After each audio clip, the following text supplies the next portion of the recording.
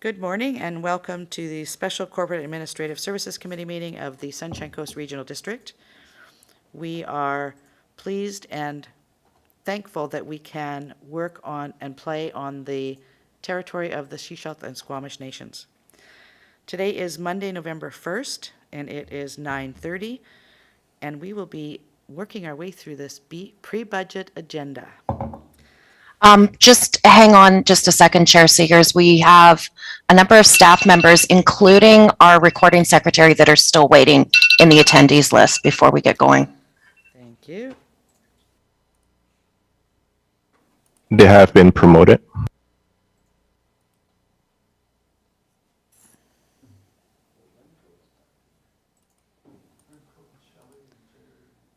Okay, they're on their way in. It takes a minute.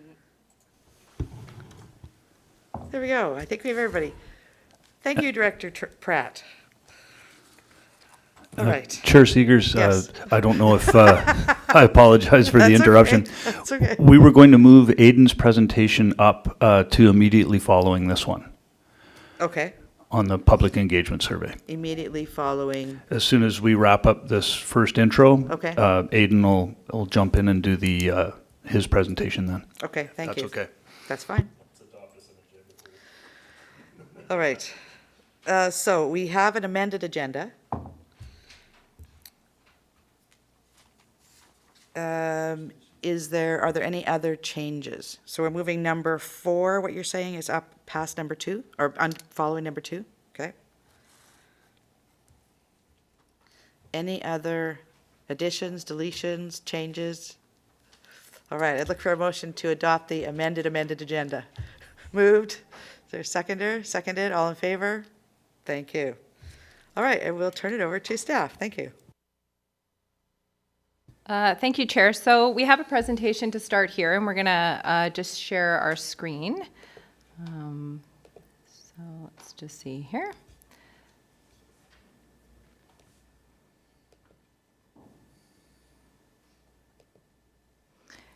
Wait for this to go away.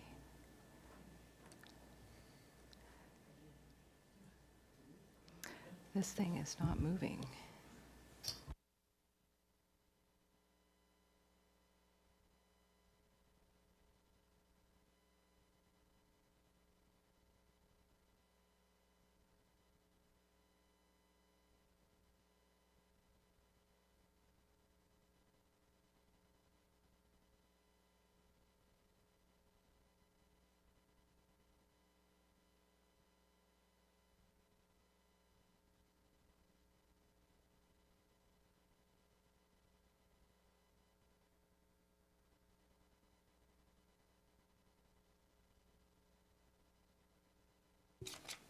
All right, good morning, everybody, and thank you for being here. And to anyone that might be watching or will be watching later on YouTube, welcome. I'll just go through a quick overview of this morning's presentation. And if you could go to the next slide there, please, Tina.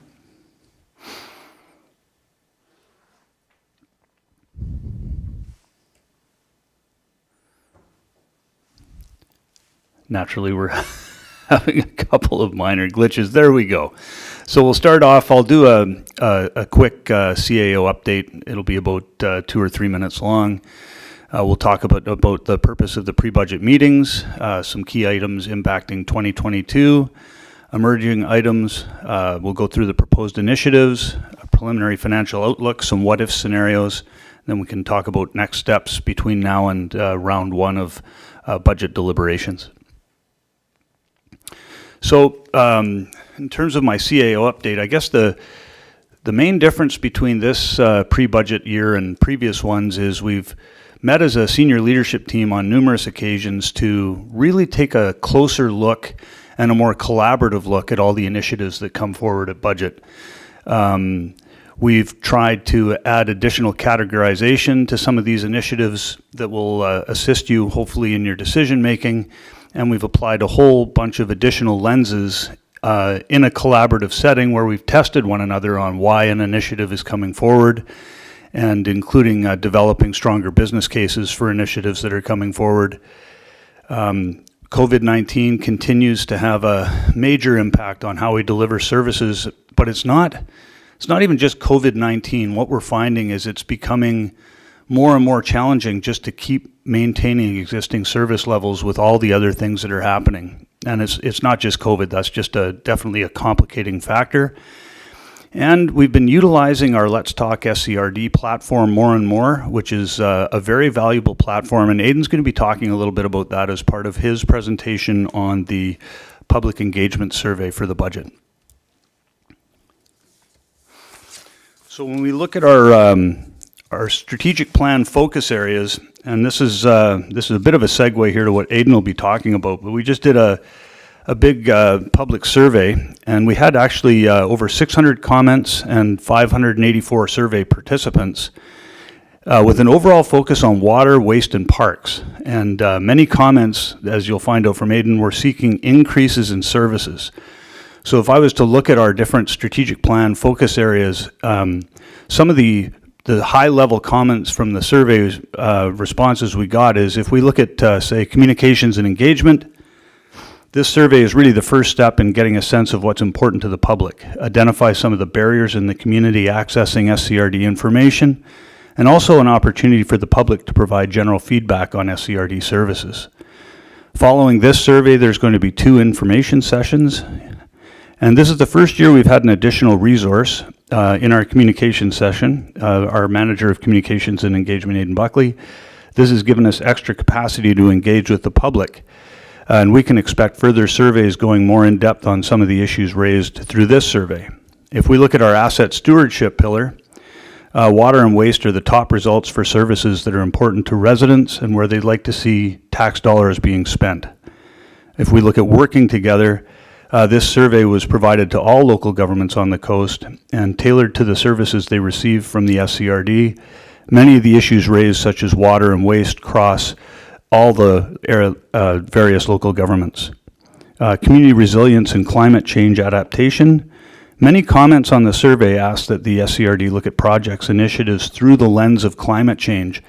And I think the changes that were made to the board's strategic plan and focus areas in 2020, and the new way that the logo is even presented, is at least trying to illustrate that the board puts a lot of focus on climate change as a lens to look through everything at. And finally, for advocacy, apparent in the survey results is there's a lot of dissatisfaction with roads, levels of development, housing availability on the Sunshine Coast. Some of these are not areas that the SCRD has a lot of control over. However, our advocacy voice is an important voice at the table in advancing the views of the Sunshine Coast residents when it comes to some of these areas.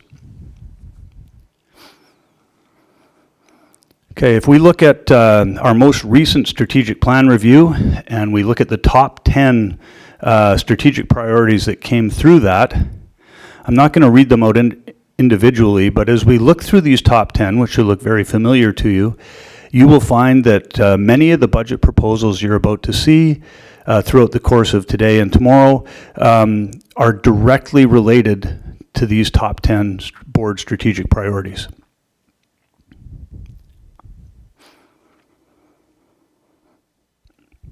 And finally, for me, I think it was during June's first strategic plan session, I talked a little bit about how much additional work has been put in by many members of the SCRD team. And I focused only on the senior leadership team. I looked at 2019. If we take all the senior leadership team members and we average out how many additional hours they were working in the course of a year, we find that in 2019, on average, every member of the senior leadership team worked an additional 67 days. That was 75 days in 2020. And back in May, we were trending towards 92 additional days, and that is before we brought Shelley online, which was supposed to help take a bit of the pressure off senior leadership team members. And so I took a look as of October 16th. Right now, including Shelley, if we prorate it, everyone's worked an additional 52 days. It's trending towards 63, which is down from 92, but still, that means that on average, every member of the senior leadership team is going to work an additional 12.6 weeks in 2021. And while that, I guess, is somewhat troubling in terms of long-term carrying capacity, what's not on this slide, and I might put a bit more information as the year ends and I can go through it better, but if we go down even 3 or 4 management layers from the senior leadership team, there are several junior managers within this organization that have already put well in excess of 300 additional hours in 2021. Just trying to keep things running, that is not a sustainable level of effort. And I think what you'll see is some of the, even though we took a really long, hard look at additional FTE requests and additional projects, you will see that some of these are going to be directly tied to trying to continue to provide the services that we provide in a way that is aligned with public expectation.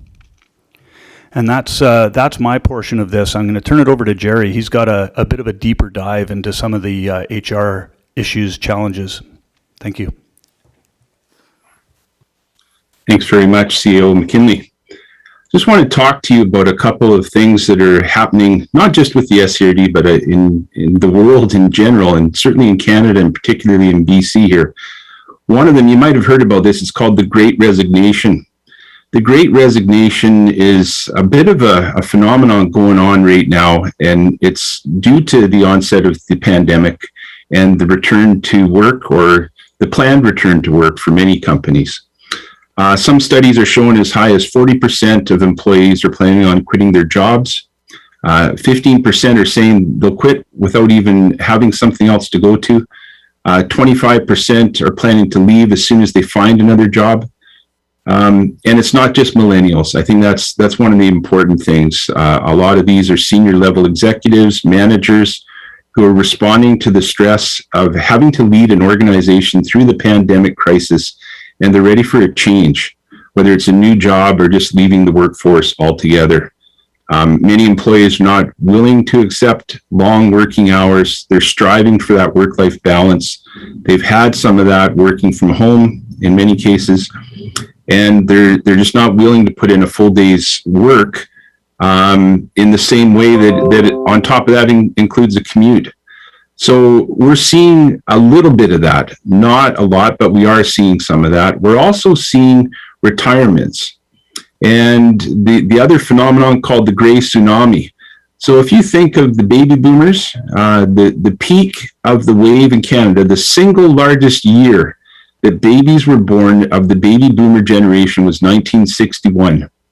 That means that the peak wave of boomers hits 60. And that's when you get the added Canada pension, and a lot of people are looking at retirement.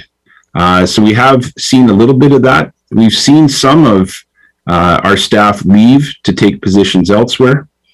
People are making lifestyle choices. In some ways, though, this may also be beneficial to the Sunshine Coast because we're a very attractive place to live. The challenge that we seem to find, and we'll talk about that a little bit later, is the cost of living impacts. So we do have some hard to fill positions. We're looking for skilled employees in certain categories. We're not able to fill some of our particularly difficult roles. We do have a hybrid work model. We've got people that must work in person, and we also have people that can work in a remote structure. So we have been doing a very in-depth organizational structure review. We've given a lot of considerations. We've been revising jobs. Our org chart has changed, and I think, as our CEO mentioned, we have our new GM, Shelley Gagnon, has started in community services. But the other thing that's going on is we have a lot of staff that have been with the SCRD for quite a while, and the longer they stay with their length of service, it means that they get increased vacation. And that's another factor going into productivity. With the vacancies and things that we have had, it also means that to fill these jobs, sometimes you need to fill them at overtime. And if you're coming in on your day off, that's double time, and you can bank it, and that means more time off down the road. So these are all the things that we've been looking at over this past year, actually year and a half, even longer. And we're making some strides in a lot of areas, There's still more work to do. And just to give you a sense of our current state, maybe we can look at our next slide here. This just talks about the postings that are year to date. And I've broken them down into different categories. We have our casual staff, part-time, full-time, had some students and some temporary, and also by our various functions. And the one I just really want to focus on here, it's our regional water services. We've been talking a lot about, the projects and everything that are going on. We've had 26 different full-time regular postings year to date in our water services. Many of those are difficult to fill positions. It's actually resulted in 35 postings because we've reposted these jobs over and over again. We're making some progress. There's still more work to do, and we're looking at things like training opportunities, partnering with schools, things along that line. But year to date, we've had 60 regular full-time jobs posted, and we've had to repost a number of them for a total of 93 jobs so far. It's a record year for the SCRD, and it speaks a little bit to what I was talking about with both the Great Resignation and the Great Tsunami and the need to keep working on work-life balance. So we're trying to get this organization right-sized, and that's taken a lot of work, but I think with the team that we have here, I'm very pleased with the work that has occurred to date, and there's more to come. Thanks very much. Thank you. So we're going to kind of pivot more to the financial side of today and sort of process orientation for the next couple days meetings. So for the next session or part of the session here, the reports included today include existing work plans, so carry forward reports, and that is to give an idea of what's already on the work plan for the staff and in consideration of new proposals coming forward.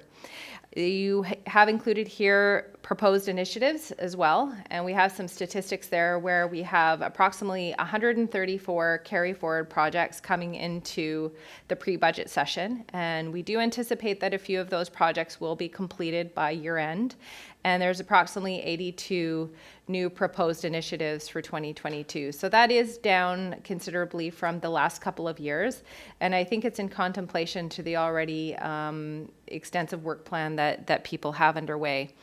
Again, it's to assess the financial and resourcing implications needed to execute some of these new initiatives. So what's already been discussed and outlined here is there are some requests for some new staff to accommodate or be able to resource some of the new proposed initiatives. And it's to provide direction to set priorities for the round one budget. So again, some of the process we'll outline later in the presentation here. So some of the key impacts for the 2022 budget are outlined in the financial outlook, and I just wanted to highlight a few of those in our presentation.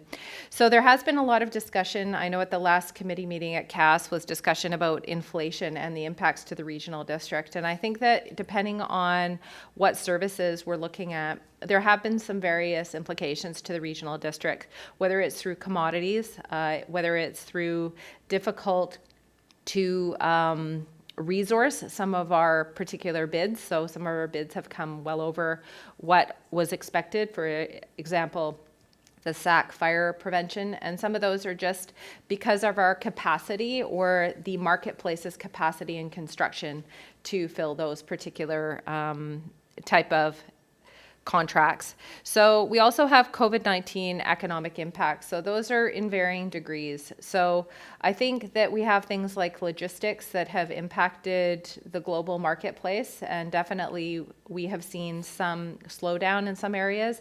Things like microchip shortages have also impacted the regional district, either through our, potentially through our IT and our ability to get some of the goods and services that we typically get in a quick turnaround, and so we've had delay shipments.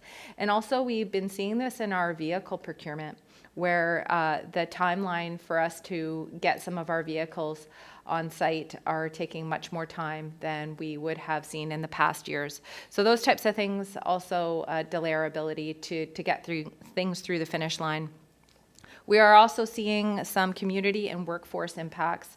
So although, the whole Sunshine Coast is seeing work wanted ads, and you'll see in the 2 slides prior, definitely the regional district is seeing some of those impacts as well, and various impacts, whether it's cost of living here on the Sunshine Coast, housing costs, etc. It's definitely impacting the regional district as well.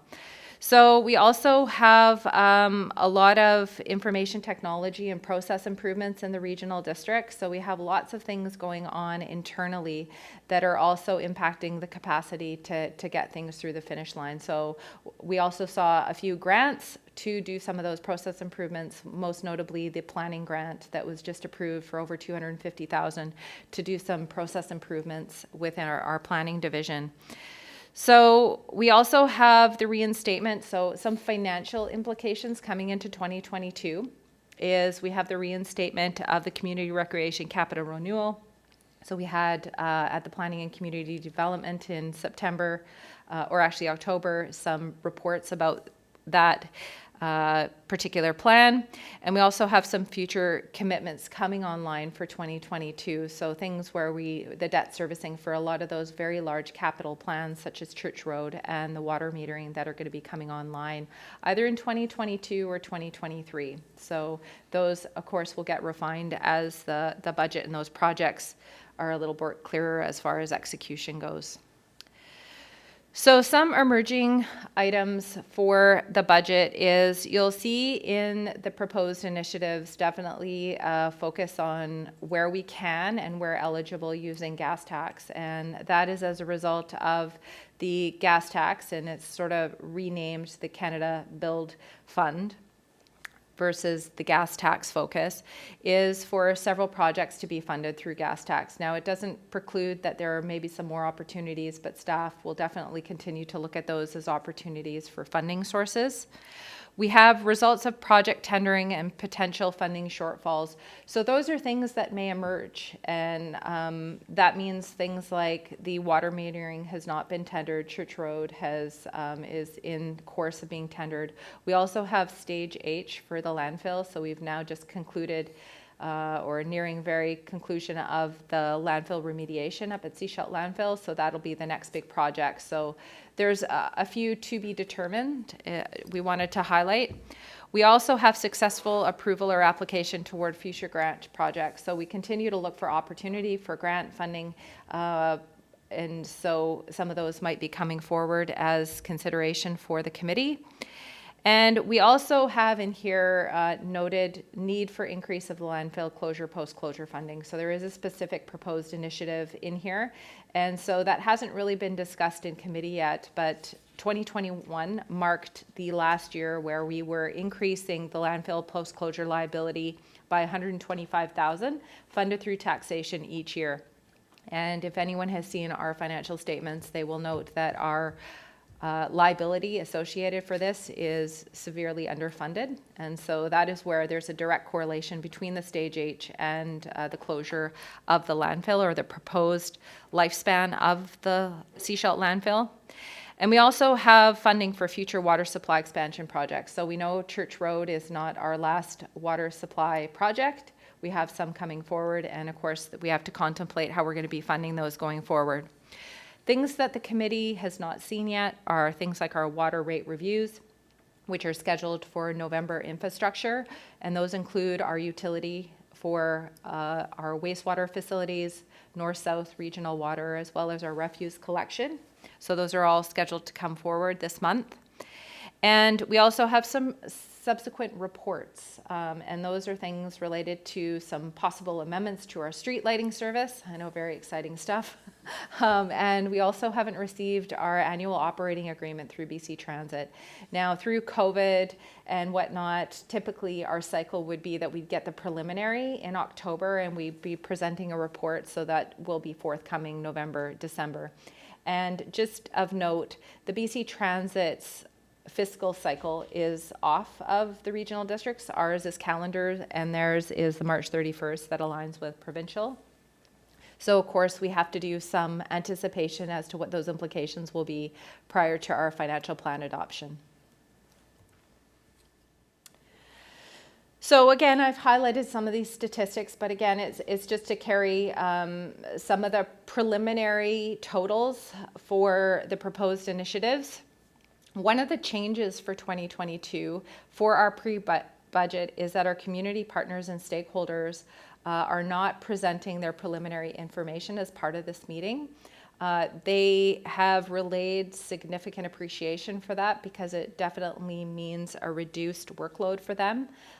Again, our processes that our round one budget is in about a month's time. So again, that definitely gives them an opportunity for capacity, more time to present their preliminary information, and they're all scheduled to present for us in December. So again, we have many, over $1.6 million of tax funded projects and over $8 million worth of new projects here through various sources of funding. So the preliminary tax by area, again, we've kind of covered some of these, but these definitely are for some of the electoral areas, and included in the agenda here is included in Annex C some of the what-if scenarios included in the budget. So some of the things that are not included in here are things related to BC assessment, haven't been factored in because, of course, we don't get those preliminary numbers until January. We will get some of the non-marked changes in November, but we'll provide some more information as it comes during the round one deliberations. So some of the what-if tax scenarios, like I said, have been provided, and these are segregated based on the baseline status quo. And what that means is last year there was quite a significant increase to baseline operational levels. So we kind of went from one floor up to the next. So essentially our starting point for round one budget is quite low. We actually have a negative overall tax implication. So if nothing was approved and nothing changed right now, we'd actually have a possible reduction to property taxation. And why I say possible is because we don't know the implications of assessments. So as we layer on some of the proposed initiatives, so our mandatory initiatives, and those are things related to regulatory compliance, safety, or imminent asset failure. One of the changes that was approved for 2022 is that those will not come forward as budget proposals for round one. They'll just be rolled in, but they're in front of you today to ask any questions or any details. These are definitely something, as CAO McKinley was noting, there was a lot of scrutiny related to, ensuring that these were indeed regulatory, they were safety, and it did mean that there was some sort of imminent asset failure looming there. So again, statistically, those particular proposals have always been approved to move forward because there's really not typically a choice associated with them. They're to maintain core service delivery, so the only choice would be to actually reduce service levels. So that still remains as a choice. We also have business continuity, so those are things to maintain existing service levels.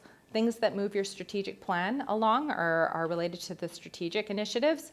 Low cost, high value are, again, some of the historical classifications, and it really just means that, it's a relatively inexpensive proposal that definitely has a lot of value to either a service, customer service efficiencies for the organization. And then we have the community partners and stakeholders that are blank, so we'll fill that in for next year. And other are where there's really no classification that staff felt would apply. So as far as timelines, here is a very high level of timelines. And again, the regional district is moving toward having our timelines move ahead of the statutory deadlines. Our statutory requirements to adopt our financial plan are March 31st, and we're scheduled to approve our financial plan bylaw on February 24th. And again, the calendar was just proposed to the committee last Thursday. So we're working towards moving up a month, where hopefully we're going to have our preliminary budget done by the end of December. And that's really to allow staff and divisions to be able to execute their projects sooner rather than later. So it gives us more time.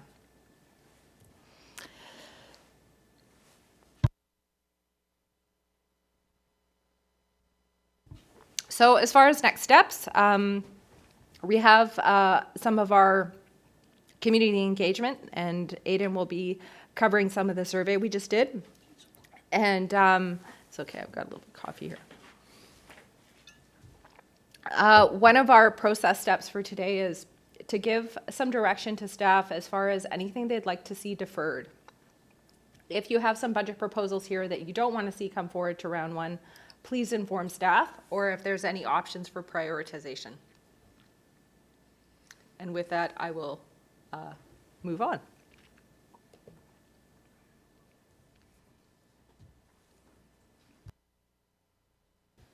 Thank you. Before we move over to Mr. Buckley, I'd like a motion from the board to appoint Director McMahon as vice chair. Moved and seconded, all in favor? Thank you. And we'll turn it over to Mr. Buckley. Should we receive all reports? We could receive, do you want to receive all reports and And are we? presentations? Questions before we go? I think we'll get that into that when we get to number 3. Number 3 is actually, this was an overview of what is going to be talked about in number 3, and then we'll come back to that. All right, motion to adopt all the, adopt all the reports, receive all reports. Moved, seconded, all in favor? Thank you. All right, sorry, Mr. Buckley, over to you.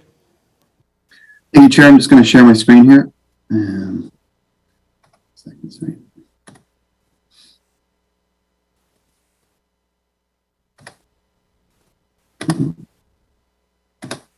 Yeah. Can everybody see my screen okay?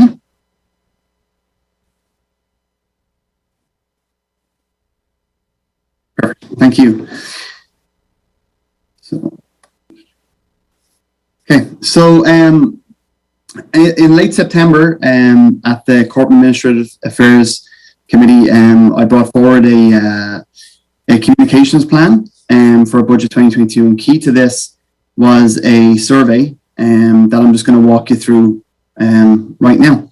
So the intent of the survey itself was to get a sense from residents, very high level, of what services were important to them, where they feel tax dollars are best spent, and the level of interest they have in the SCRD's budget process, and also important to identify any barriers that may exist for residents who want to learn more. And then finally was to find out where residents are getting their information from to really assist us in communicating more effectively and to broaden our reach. And to CEO McKinley's point a little bit earlier, this is the first time that we've really done a survey of this kind, and it is a very very preliminary step in continuing engagement through the budget process itself. So to speak then to participation in the survey. So the survey itself, we got a total of 583 responses to the survey. In the report, my apologies, the figure is wrong. In the report, I believe it says less than that. It says 564. We got a couple of late ones in through the post, and also through one or two of the libraries. So the breakdown of these then were 534 of these surveys were received online, and 49 of them we received paper copies of. The paper copies were made available at the front desk here at Field Road, at the Seashell Aquatic Centre, at the Gibsons and Area Community Centre, Penda Harbour Aquatic and Fitness Centre, Gibsons Library, and the Seashell Library. So a big thank you to Heather at the Gibsons Library, Leanne at the Seashell Library, and to all of our recreation and fun counter staff for helping us promote the survey here. The survey itself then ran from September 27th up until October 22nd. So question one was fairly straightforward, just a demographic question to get a sense of where people are from who are answering the survey itself. The majority of participation came from the District of Seychelles. We had 166 survey participants, followed by Roberts Creek with 104, and then Elphinstone then, so Area E Elphinstone with 103. But you can see in the chart there, a decent range of submissions across the coast. So next up, we wanted to delve into services. So the two, again, very high level questions, the first one being, what services are most important? And then the second one being, how much investment did the public want to see being provided to each of these individual services? So the next slides may look a little busy, but essentially I just wanted to put them side by side so that you could see that there's definite trending and there's definite correlation between what services are most important and the level of investment as well. Each of these questions were tailored towards the services that each individual area accesses and gets from the SCRD. So they're broken down via either area grouping or by municipality or local government. So we'll start off with Area B, Half Moon Bay, Area D, Roberts Creek, Area E, Elphinstone, and Area F, West House Sound, including islands. So when we look through what we asked, what services were most important, from water to solid waste to wastewater, recreation, development, transit, emergency services, and parks. On the what services are most important to you, the answer is you could choose very important, important, less important, or not applicable to me, with very important being what you're seeing in green. On the other side then, question 3, how much investment do you think the SCRD should be providing to each of these individual services? The key here is more investment in green, maintain the current level of investment, which is in orange, and less investment in blue, and then pink, then not applicable to me. And what you're seeing is very much, water and waste coming out on top. And as well as that, there's certainly a correlation between, the services that are most important to people, and also where they would like to see tax dollars being spent as well.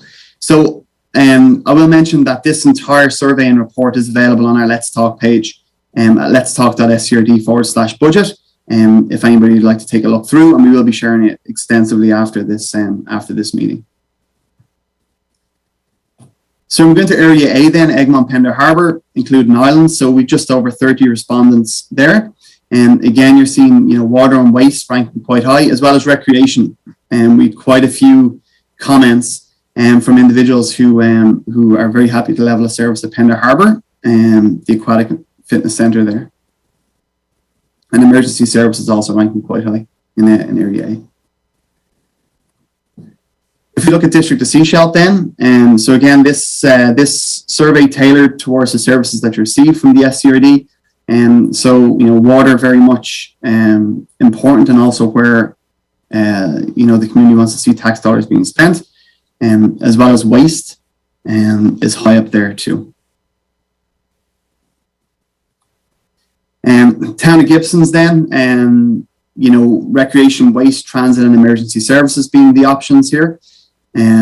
Recreation, very high, as well as waste. And when we gave the options on waste, we spoke to, the Sechelt landfill. It wasn't just curbside, which obviously, the town of Gibson's provide to their residents. That doesn't come from the SCRD. And when the community went on to fill out this survey online and also in the paper copies, we ensured that there was information on there that made them aware that there are certain services they do not receive from the SCRD, to try to ensure that the data here was as accurate as it could be. In this instance with waste, referring to the Sechelt landfill and green waste facilities too. And Sechelt Indian Government District, so again, water, waste, ranking very high. As well, you're seeing correlation there between recreation. So some of the key takeaways on this section of the survey, water and waste were top of mind. Emergency services and parks also rank quite high. And, the rankings do align with our strategic plan, particularly around asset stewardship, in that, when we take a look at the asset strategic plan, and the topic of asset stewardship, it is water and waste, which are high up there. Also as part of this survey, we invited comments on the services too. And we received a couple of hundred comments in this instance, mostly focused right across the board on improvements to water supply, Sports fields in Dakota Ridge were very popular topics. I do know that some community groups and some interest groups, did share this survey broadly with their members, which is great. So we absolutely did see, a spike at one point, where an association or a community group may have shared the survey, and we saw, more responses towards Dakota Ridge or sports field or the topic of water meters as well. The other, main comment was, the issue of having infrastructure to support development. That's absolutely a concern. And then finally, roads were mentioned a number of times, and I'll get into this a little bit later when I speak about communications. But absolutely, there is still that level of confusion around, what the SCRD manages and what the SCRD does not manage. And that's something that we'll be aiming to assist with more information to the community moving forward. So next up, we're looking at budget participation, and this was intended to get a sense of, of a level of interest from the community in the budget, and also to try to identify any potential barriers that may exist in the community accessing information. So, we 3 questions here. How do you rate your knowledge of the SCRD's budget process? Have you ever taken part in a meeting about the SCRD's budget process? And if they answered no to that, ask them why they've never taken part in a public budget meeting. So the first one, how do you rate your knowledge of the SCRD's budget process? Just under 10% rated it as good or great. The majority of participants said they know a little, or that they had awareness of the budget but didn't know a lot about it.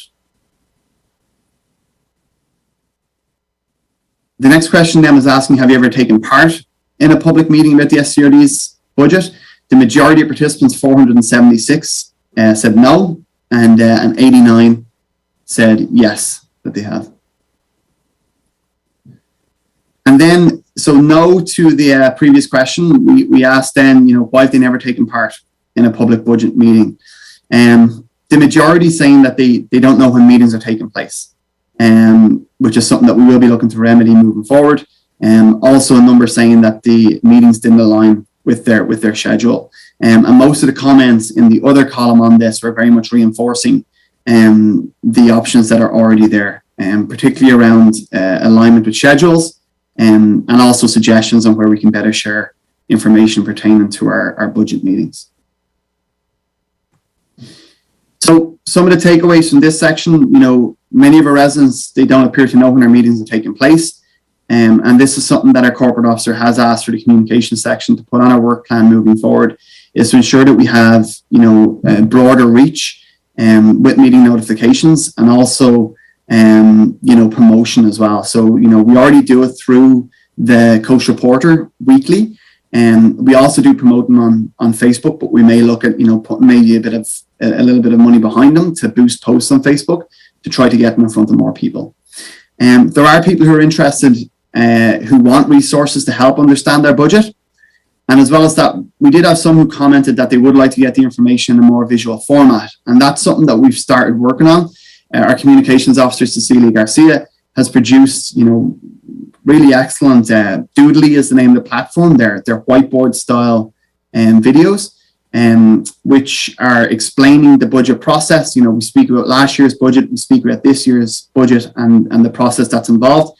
And again, they're all available on the Let's Talk page. So the next section pertains to communications. So we're asking, where do you receive your information with the SCRD? And then an open question asking, how can the SCRD provide better communications and opportunities for you to share your feedback? And this is to really help us along a little bit in the communication side, and to try to broaden our reach and make sure we're, that we have information out there that is accessible to the community. So when we take a look at, where you're receiving your information about the SCRD, the majority of people are receiving it from the Coast Reporter. On this section, you could select multiple.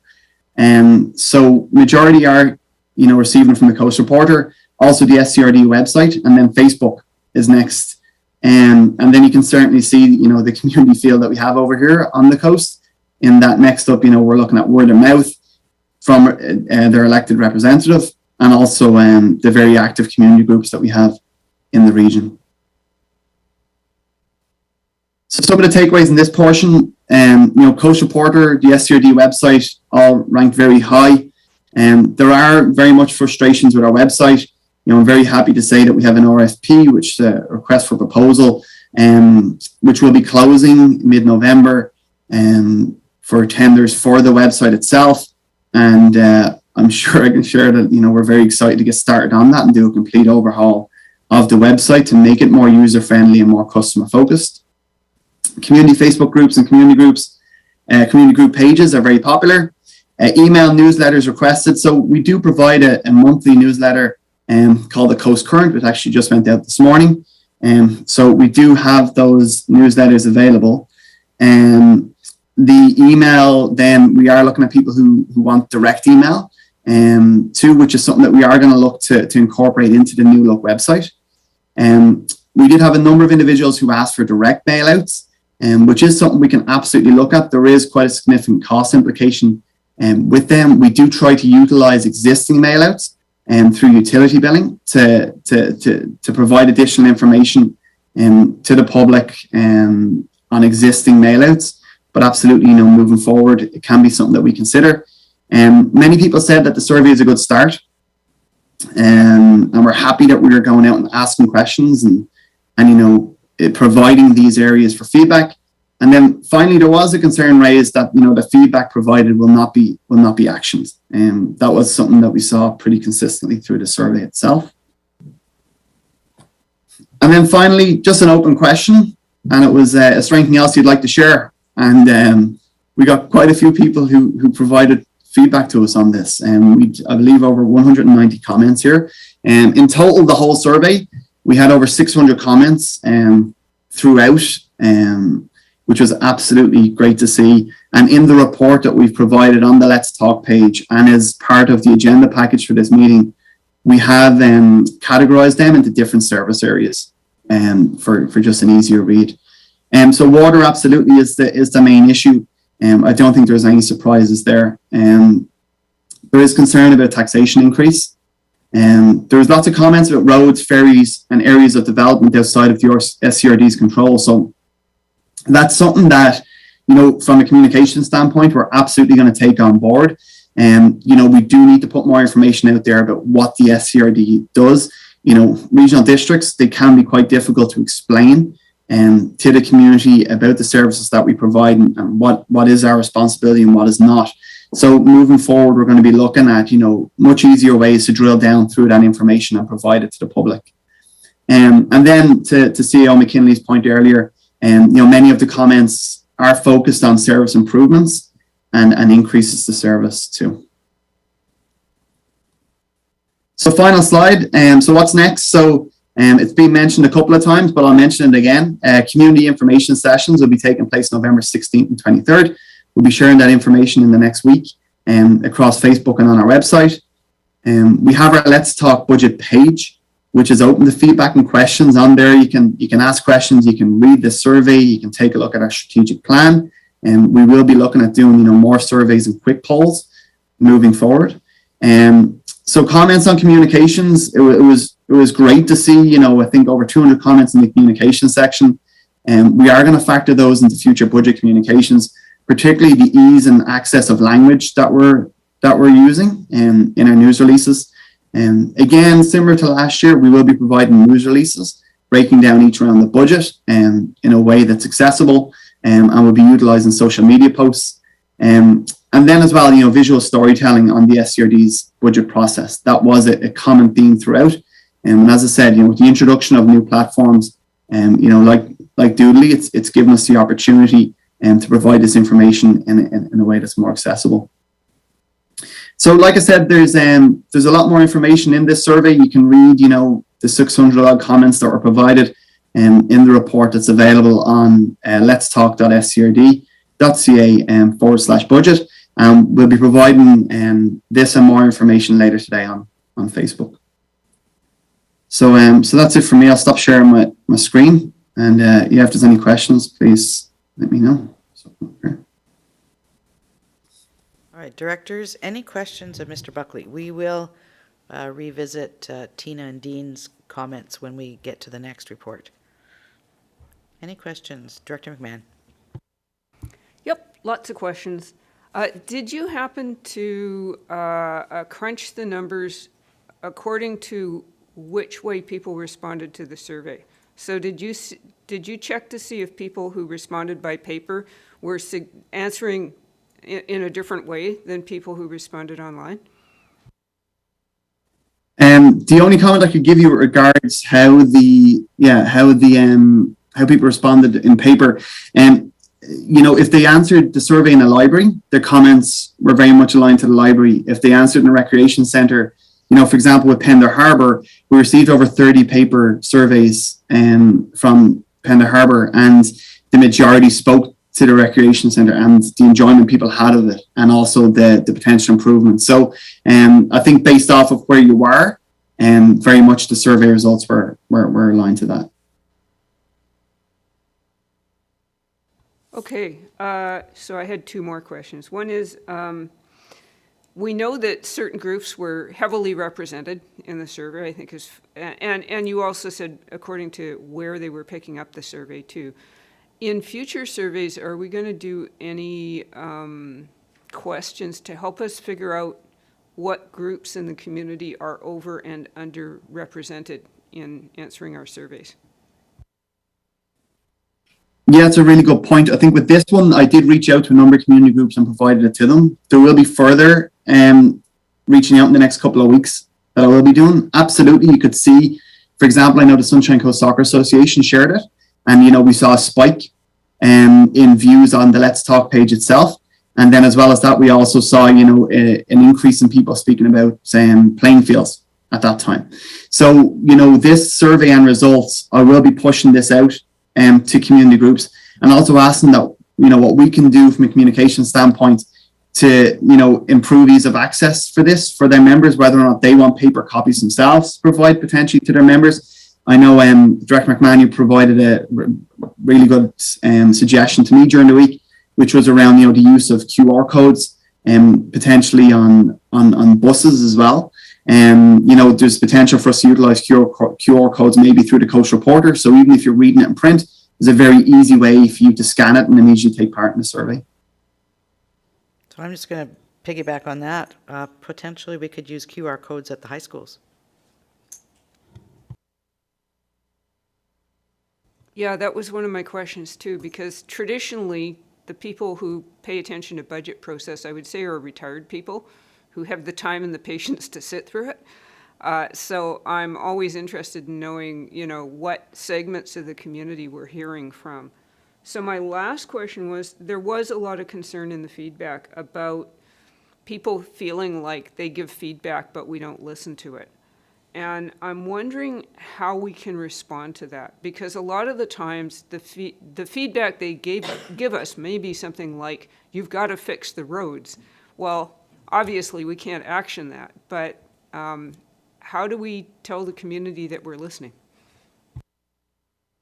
Yeah, thank you for that. I think from the communication standpoint, I think in the coming weeks, based off of how we're doing our communications and the suggestions that we're going to take on board from the community will be apparent. I think with regard to services, it's my intention that as we move forward and we go through round one, round two, is to refer back to this survey and to show where the community have been heard potentially in the projects that are being approved or projects that are being deferred. As well as that, when you speak to areas like roads, again, that's from an educational standpoint for us to ensure that they know what's in our purview. And then the other side of it then is obviously the advocacy piece, because there are, a number of comments here which don't necessarily come under SCRD jurisdiction. But to CEO McKinley's point earlier, they do give an opportunity for further board advocacy potentially. Okay, I seem to be dominating this, but what the heck. The last time I'm aware of that the SCRD did a public survey that was, rigorous in terms of its accuracy was a telephone survey, I believe, about recreation like 8 or 10 years ago. It was quite a while ago. And I realized that those kind of surveys give you very accurate results, but they're also really expensive. So I'm wondering at what point would we, take out that kind of tool from our toolbox? What would be important enough to do that for? And are we thinking about using that kind of survey in the future? I think that's absolutely something we can consider. I think it'd really need to align with a specific service or a specific question, I think, that we're going to the community with. So yeah, that's absolutely on the table. The Let's Talk platform, this is a great opportunity to get a high level overview.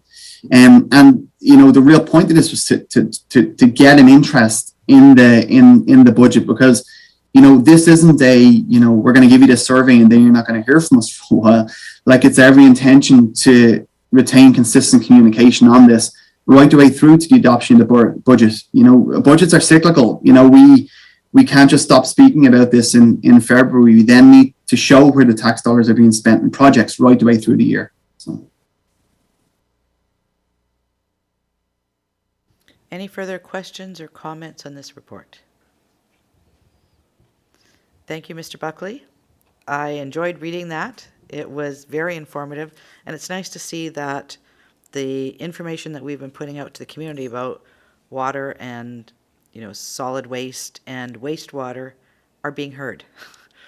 Because, I know we still get emails saying you guys aren't doing anything about water, but the information's starting to percolate through. So thank you for the work you're doing. Thank you. All right, let us move into some of these reports. So Annex A. This is the information that was presented during the presentation by Ms. Perot and Mr. McKinley. Are there any questions, comments, concerns in this report?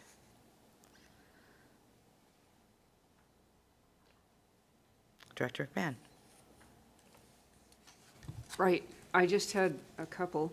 One was CAO said that we are challenged to deliver our existing services. And I'd be really interested in just a point form summary of our challenges. I know it was covered in the whole presentation, but when I'm trying to communicate this to the public, if there were like 3 to 6 points of what are our challenges in delivering existing services, that would be really helpful.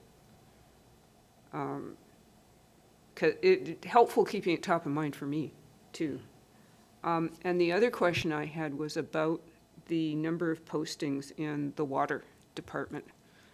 How many FTEs do we have normally when we're fully staffed up in the water department?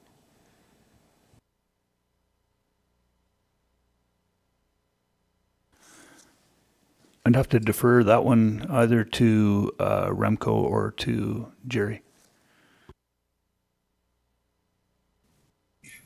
Thank you. And I will look it up and get the exact number. What I can comment on is part of it is because we have made changes to the structure. We have some vacancies or new positions that were created over the past while that have not yet been filled. So I'll find the number as quick as I can and get it back to you. Unless Remco, if you have it off the top of your head. I don't. No, I don't. I will have to look it up as well. Okay.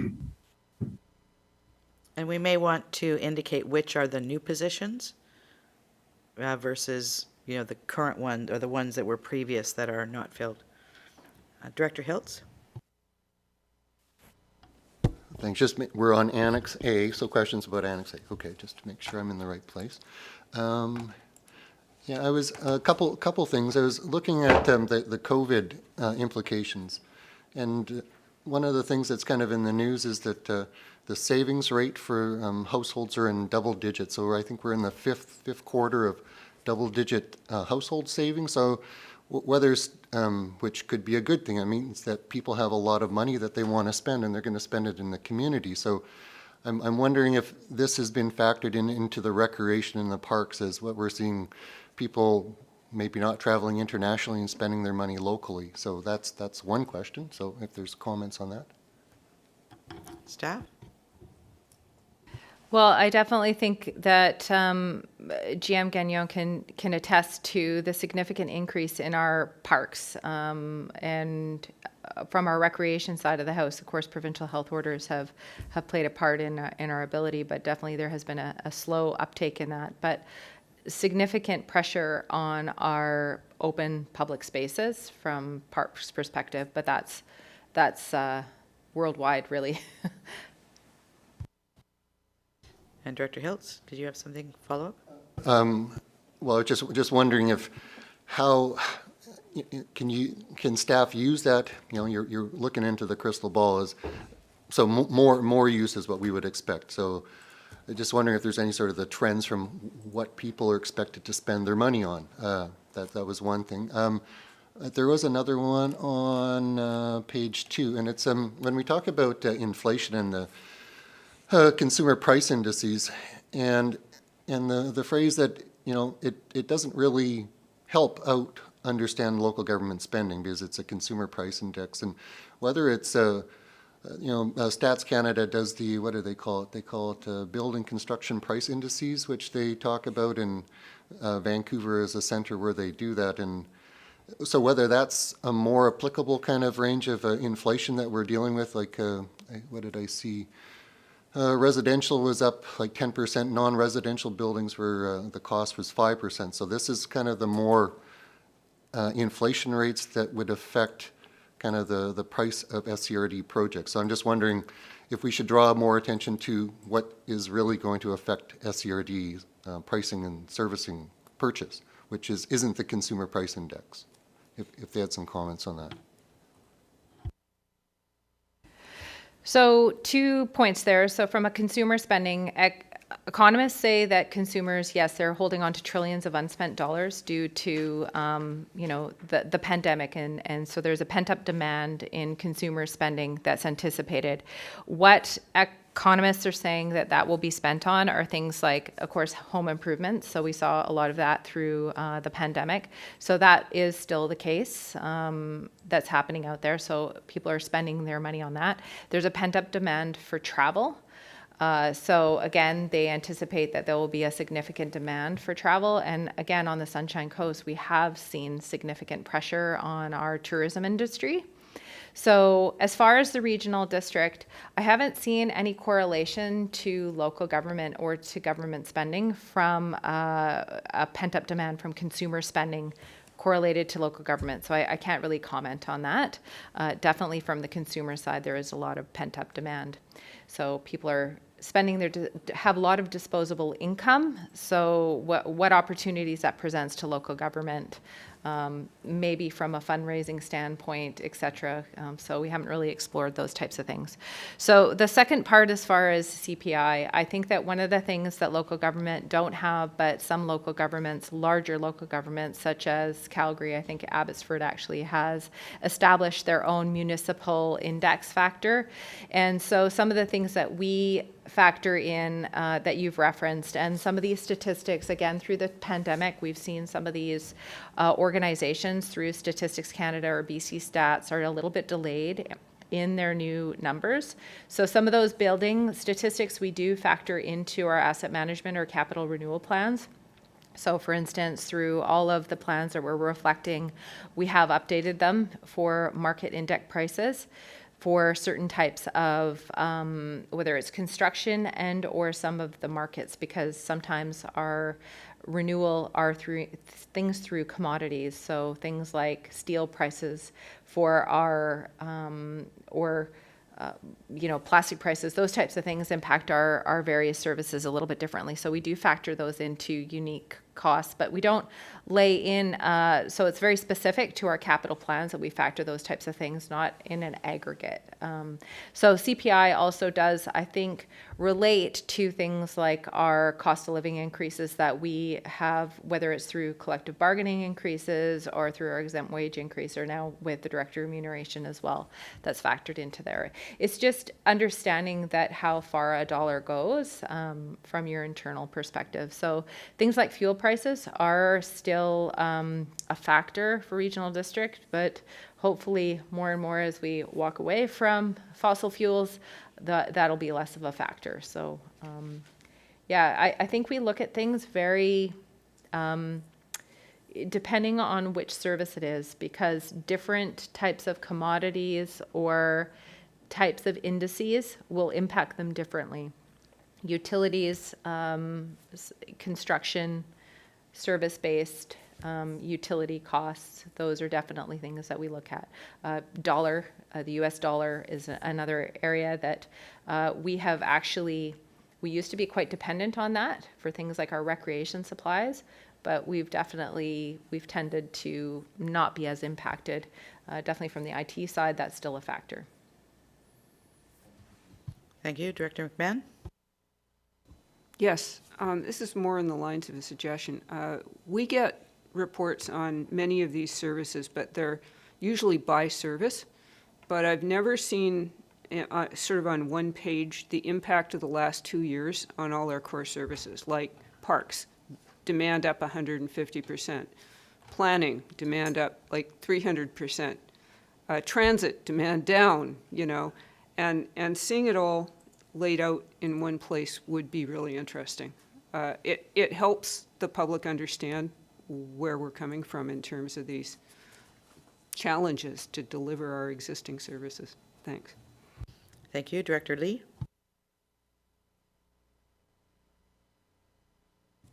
Working all the buttons here. Thank you, Chair.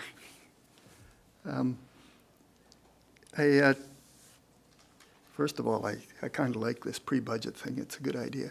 But I like the tax by area and service. To me, it lets me focus on the projects. So is there such a thing as like a tax by area and service that would line up with the budget we got, or with all the projects we got here? Or is this way too early for that kind of a I would say it's way summary? too early for that. At Yeah. this point, what staff are looking for, they're looking for, what do we want to see come forward to that budget, to those budget deliberations?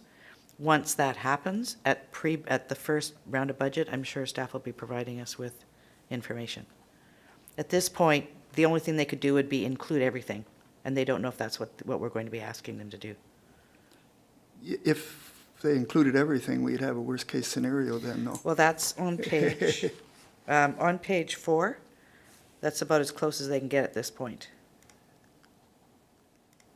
Page 4. Page 4 has the current, right, with the mandatory in it. We don't have anything with the others, do we, at this point? So I think we're some not of the there yet. type of information that you received during the budget deliberations was a very detailed tax by area. So those will be provided at round 1. I think at this point, without some of the assessments and not knowing what some of the proposed initiatives are, I mean, that's not something we provide at this particular time. The only other type of information would be on page 11 of the agenda, which it was in the initial presentation, which is the what if scenario. And so what we've done is provided sort of a high level estimate as to if certain types of classifications of budget were approved. But I think the focus, as you've mentioned, is really focused on the projects. Are there any projects there that you really don't want to see information coming forward to the budget deliberations for round 1? Follow up? Yes. I was looking at that table, and that's what prompted the question, because I was trying to figure out what was in each one of those categories that rolled up. And I guess I could do it by going through the spreadsheets. I could get it that way.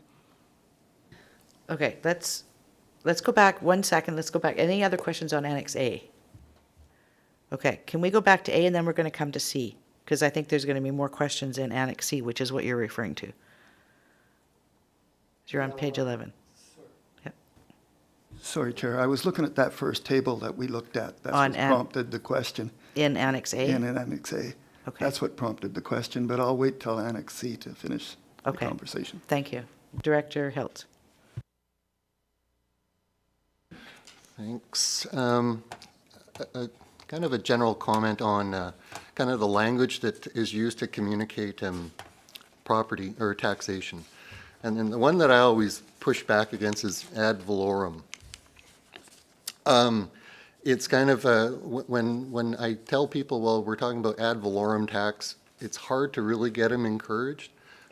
And it really means property value. And the SCRD uses it, you know, I did my Google search, and property value tax occurs 271 times. Ad valorem occurs 120 times. So maybe we could just standardize on like property value tax, because that's what the Latin means. And I think it would make it more approachable. It's plain language. It's the kind of a important aspect of it, and I think it leads to more fair process and inclusion, so people can understand. I don't need to learn Latin to understand the SCRD's budget. So it's just kind of something I've been watching, and I think property value is a nice stand-in for ad valorem.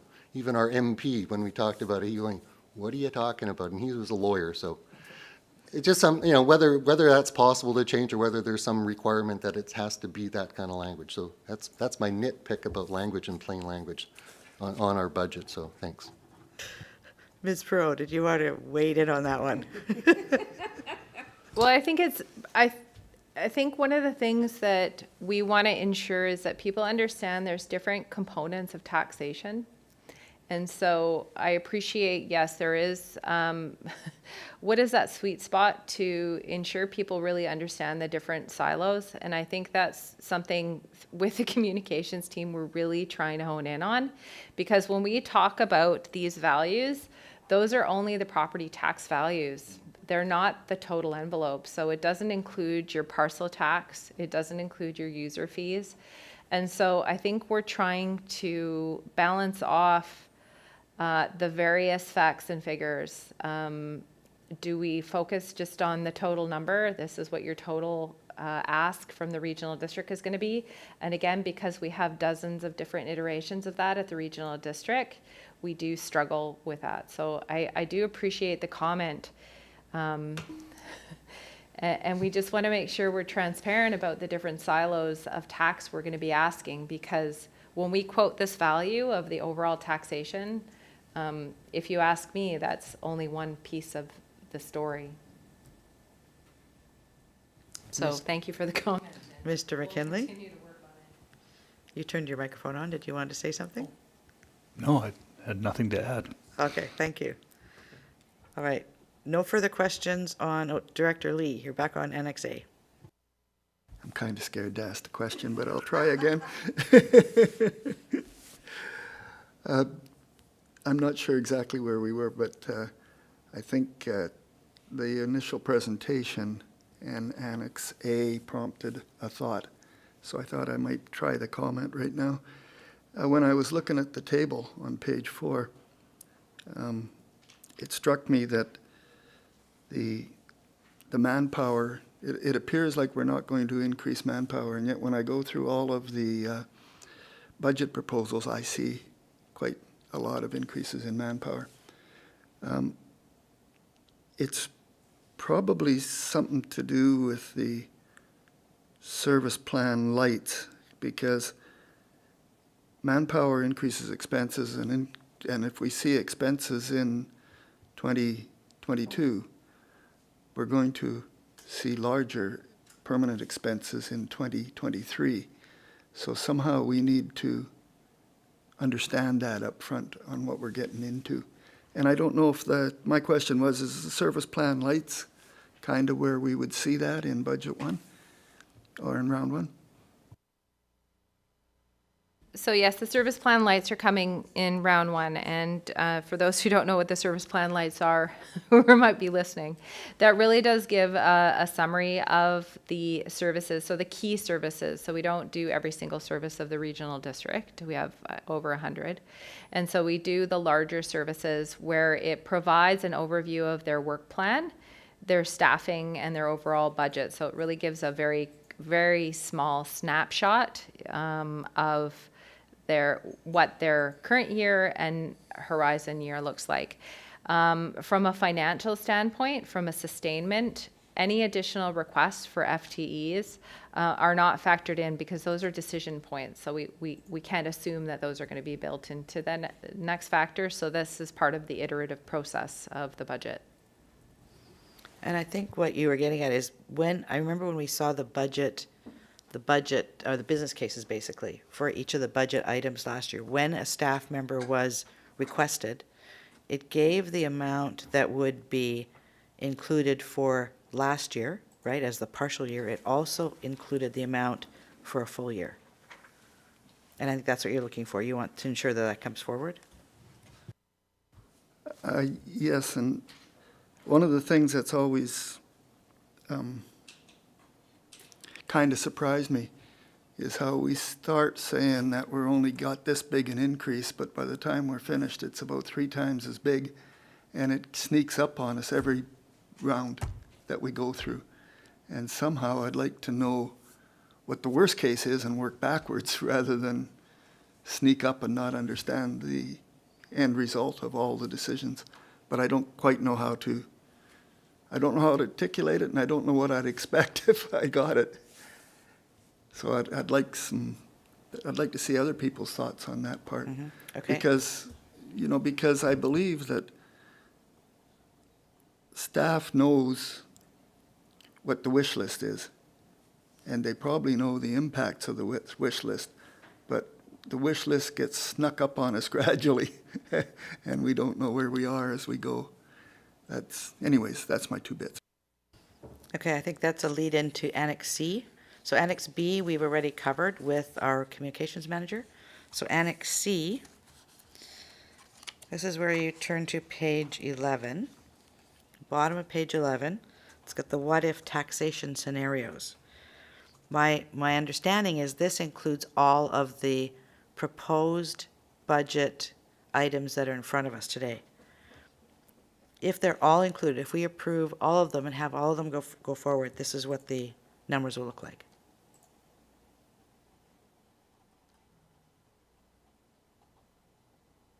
Now, it's not broken down by, within your area, right, within your electoral area because of all the different functions, but this is the general number.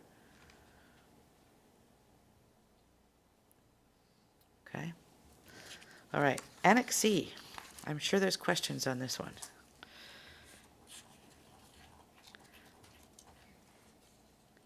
Hey, Director Lee, your hand is up. Did you want to take it down? I'm going to take it down. I'm just Okay, trying to manage thank all you. these buttons. Okay. All right, on page 9, Tina, go ahead. Perhaps you were leading into this. So I just wanted, because there's, I think, a few points that for this particular report that we wanted to bring to the committee's attention, because there is a few recommendations in there that we need some direction on. So in this particular report, again, we are providing a little bit of overview of carry forward. One of the reports you're not seeing in this pre-budget session, as you would have in the past, would have been approval to carry forward the reports and have approval to continue. Because our round 1 is in December, that report will come there. So it gives approval for us to continue on with those projects ahead of the financial plan adoption.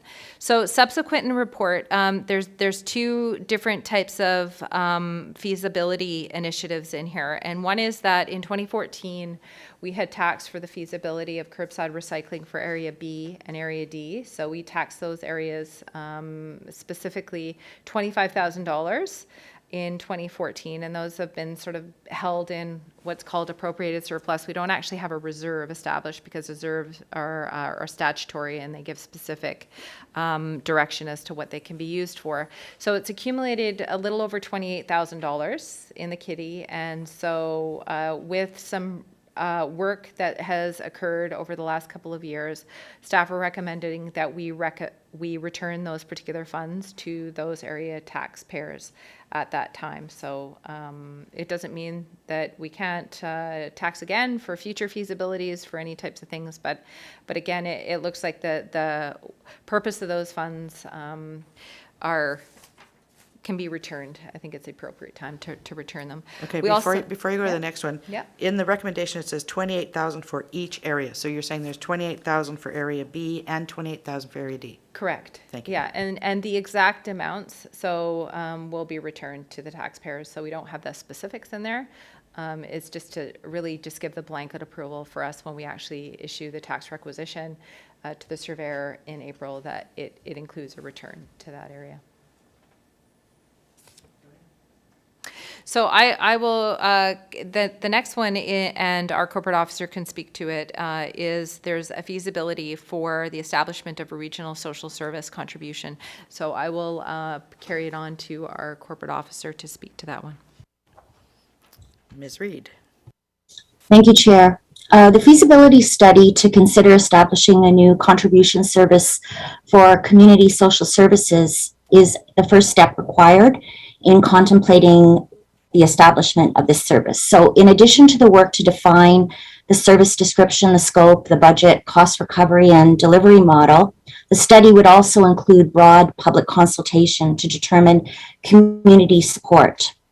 After preliminary discussions with the province, it was determined that our initial path to establish this through a social planning function could not be achieved, and that we would have to take an alternate path to establish a contribution service, which likely would be regional in scope, and the service being delivered would be broad enough that it would require very significant outreach and engagement with the community. So given our current capacity, staff would be challenged to meet the timeline to conduct the necessary engagement to have a fully defined service and then move that forward for elector approval on the upcoming election ballot in 2022.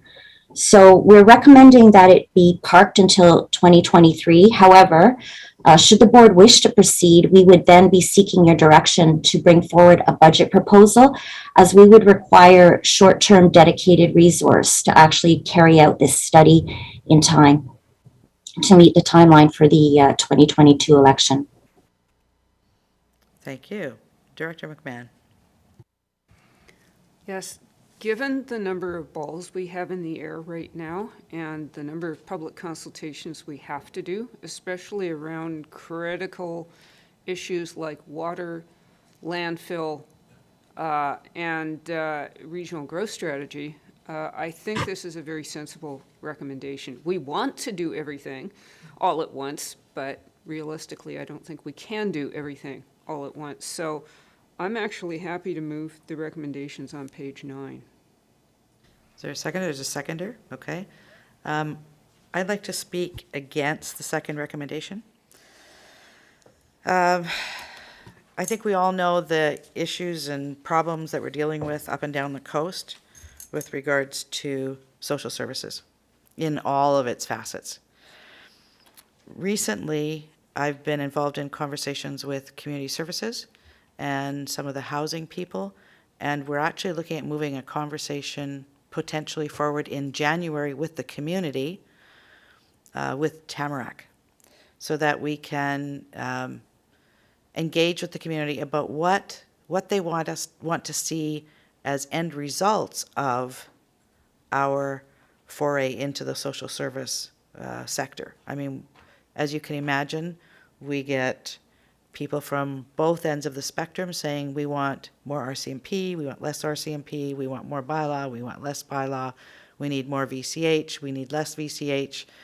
And if we push this back to following the election, we're probably looking at 2024 before we actually see anything coming forward. I don't know if we can wait that long. That's my concern.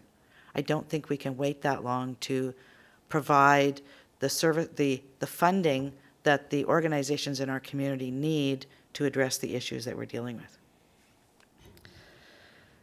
So I've got Director Toth, then Ties, then McMahon, and Beamish. Thank you, Chair. I struggle with this one because I recognize the urgency of some of the things we've got going on in our community. When we first started this conversation about doing the social services function, it was primarily to provide stable funding to police-based victim services.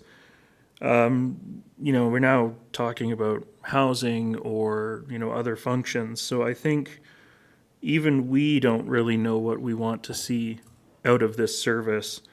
And I think that until we know what we want to see out of it, I don't think we should be trying to get staff to put anything together for us that we can go to the electorate with. One concern I do have with us vastly expanding the scope of it is that it's just going to further accelerate downloading of costs from the province, from the federal government. And I think while, yes, we do need to help those vulnerable populations in our community, we need to make sure that the province and the feds know that it's not okay to just pass it on to the regional district because they'll create a service for it. Thank you. Director Ties? Yeah, thank you. That one's a hard one to deal with for me as well. I guess my question is if we're going to prioritize this, then what needs to slip down? Because there's only so much capacity staff has, and what are we willing to let go of in order to prioritize this? And I also appreciate Director Toth's comments, and I do think that we need to wrap our heads around what it is we actually want to see in the service.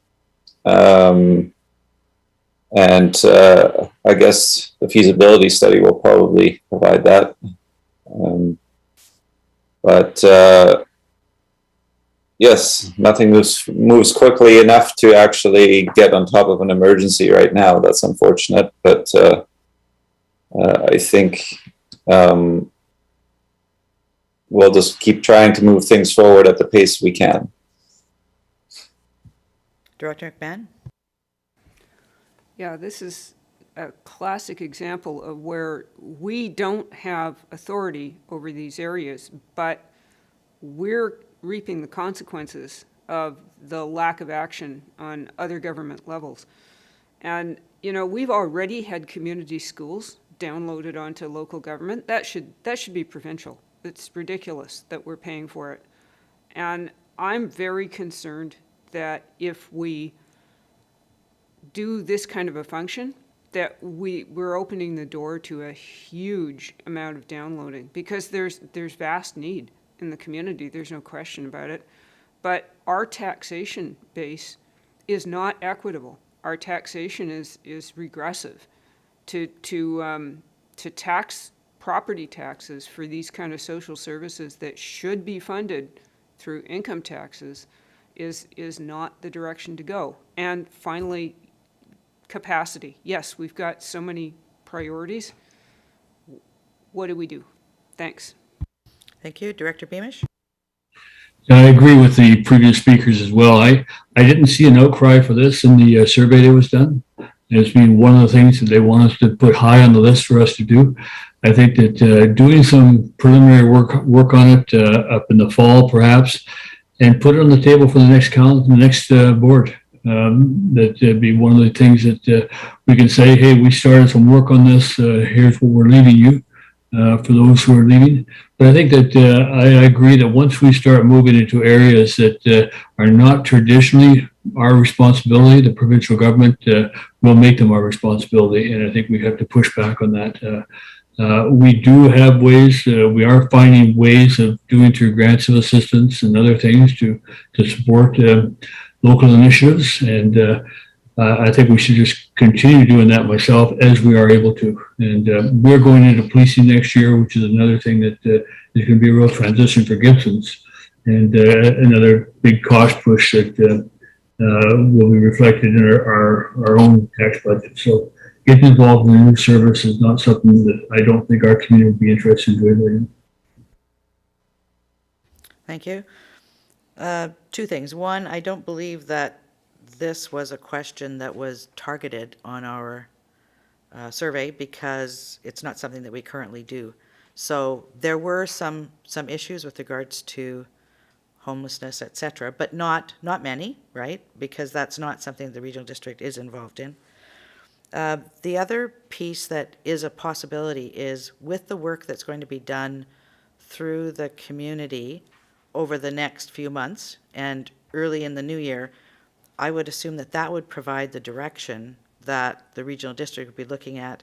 And it's not that we would be getting into the services, we would be supporting those who are actually providing those services now in our community. Go ahead, Director McMahon. Yeah, just a last comment on things like housing affordability. In the rural areas, at least, bylaw 310 is going to be critical. The way we go with our zoning and the rules around density and things like that. So, to me, that's a higher priority, and we need to get that done first. Thank you. Thank you. Any other questions or comments on the recommendations? Director Pratt and then Director Hiltz. Thank you. I would agree that while this is definitely, it is something we need to look at, I don't think we have the capacity at this point, and I don't think we are clear enough on what we want this service to be.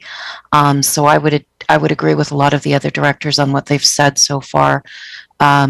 I do think as a community, we do need to look at this more as a whole if we do want this to be a regional service. But without it having, with the restrictions that a regional district has within the legislation, the current legislation, I don't think we can have I'm pretty clear that we cannot have a service as flexible as we need it to be for the coast to meet the needs of the coast within the legislation that we have as a regional district. The service needs to be too clearly defined, and what we need is something that's a little bit more flexible. For things like, I know it puts an additional strain on the municipalities, and this is something definitely that we need to take back as an advocacy item to the province and to the feds, and that downloading of services, especially those social services that a regional district does see the need and see the requests for in the community, but we just do not have the equipment and the way of dealing with it in a flexible manner as other levels of government do. Thank you. Director Hiltz. Thanks, Chair. Yeah, I just want to get a little more clarification from staff on it, particularly about the feedback from the province. It's when we were first thinking of this, the scope seemed to be kind of maybe more straightforward, and then as they consulted with the province, it seemed to get larger and more complicated, and that's kind of why staff are saying what was contemplated maybe 6 months ago or a year ago is looking larger. Is that kind of what they're seeing? Are you referring to the comments on page 11? Yes. Around this, yes? Yes, that was the... Yeah, that first, the bottom of the first big paragraph there, yeah. Yeah. Sherry? Thank you, Chair. I think it's more to do with the structure of a contribution service and having to come up with a funding model that allocates to different defined service areas that are, so it's not just one. A lot of regional districts, they may have one service for housing, for example, but we're talking about putting multitude of services into one established community social service. And then we're also looking at a model for how we allocate funding and to whom. So it's complex in its structure. So just follow up on that. So what it says in here is that the purpose could be fairly broad, Yes. right? So that we could make contributions to organizations working in those areas, as long as the issues are clearly identified. Are you saying we would have to, within the function, also say, we're going to contribute 20% to housing, for example, or 30% to homelessness? How did, that doesn't seem to indicate that in what you've written here. It basically says we would have to identify the issues we're going to be addressing. Yes, within the bylaw, we would set out what issue areas would be funded. But then further to that, in the background, in terms of the service delivery model, there's a lot of work, I think, that would be done through finance to determine how we would cost recover for that and how we would allocate the funding out. So it's more about the service delivery to multiple issue areas. Thank you. Any other questions or comments on the recommendations on the floor? Seeing no further questions or comments, all those in favor? All those opposed?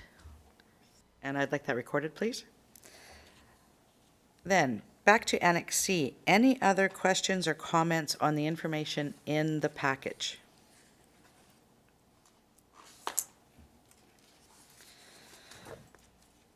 Director Beamish. Chair, I'd just like to go back to the table in the page 11, at the bottom of page 11. And if I heard you right in your interpretation, is this table anticipates all inclusive of all requests, and that we work back from this Yes. so that and these are all known requests right now. So this is what Director Lee was referring to then. We work back from this number. The number then could be considerably lower than this if we don't approve the requests and their recommendations. Yes and no. This is what is included on the spreadsheet. Yeah. But then in Annex A, staff indicated that there were some items that are not known yet, and those will be coming forward. That's on page 5. So on page 5, the result of project tendering and potential funding shortfalls. Okay. Successful approval or application toward future grant projects. The need to increase landfill closure, post-closure funding. Funding for future water supply expansion projects, utility rate reviews, and the transit annual operating agreement we have not seen. Well, it also doesn't include the requests we get from other That's right, other community organizations partners. that we support. That's right. So at this point, the numbers that are showing on page 11 include what's in our spreadsheet that we have in front of us. Yeah, okay. One thing I will bring up again this year that I brought up the last couple of years is there any way that we can set what is the cost of living that we allow or we approve for organizations that come to us for requests for budget so that we have a consistency in that number? Last year we saw 2%, right up to 3.5% people put in cost of living, which had no relationship to the actual cost of living. And it's compounded every year so that I just wonder if there's something when we go out to those organizations, we can say, this is the cost of living increase for the Sunshine Coast that we are factoring into our budgets and that we expect at a maximum would be in other budgets if they're coming forward. Thank you, and we'll turn that over to our Chief Financial Officer. Tina? Thank you, Chair. So if I was just going to clarify as far as what is loaded into the table in page 11, the staffing positions that are being put forward are prorated in some cases, depending on what people see as a realistic recruitment timeframe. So again, to Director Lee's earlier point, just understanding what the full implication in 2023, and again, we can provide some of the information at round one budget. No, we don't have our community partners and stakeholders. Now to Director Beamish's comment, this is something that we used to provide, is some direction both to staff and to our community partners and stakeholders and communicate out to them what we would feel would be appropriate as a request to the regional district. That has been something that through our budget deliberations, we haven't heard something the committee wanted to really put forward as far as our debrief, but we could put that forward as part of consideration for next year. We have sent some communications out to our community partners and stakeholders.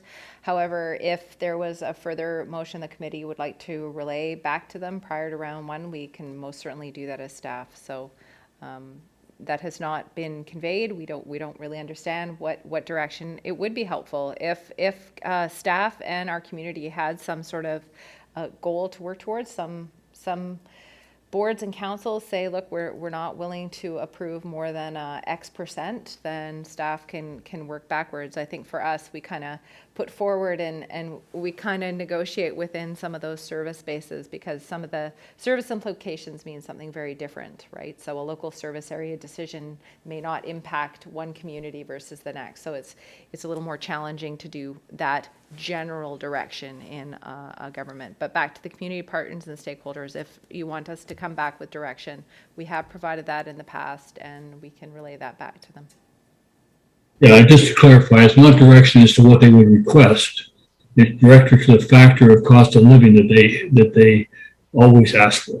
You know, regardless of whether they have a specific budget request, they request a 2% increase over year based on cost of living. But some of those increases were requested to be up to 3.5%. And I did raise it a number of times. I think some will recall during last year's budget process.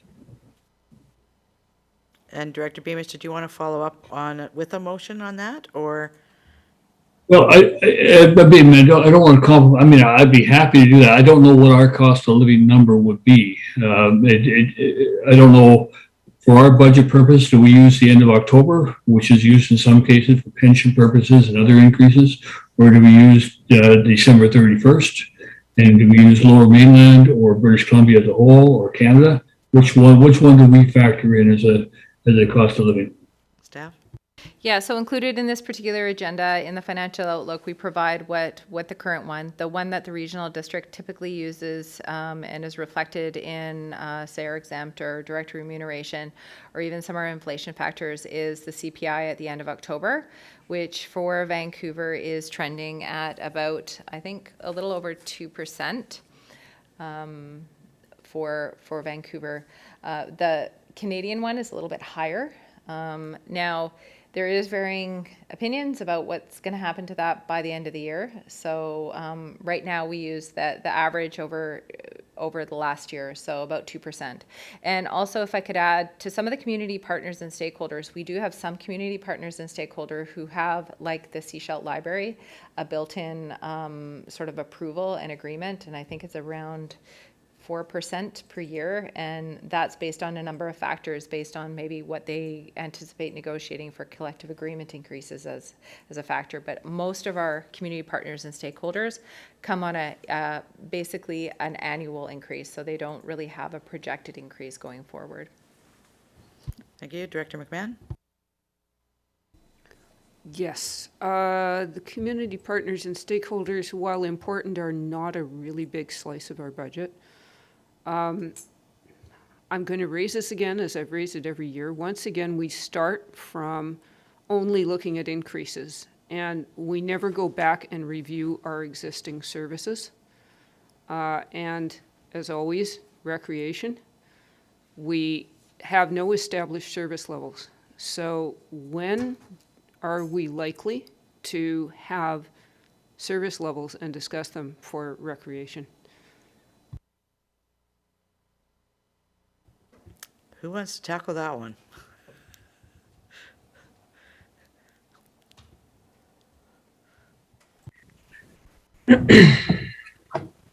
Ms. Gagnon.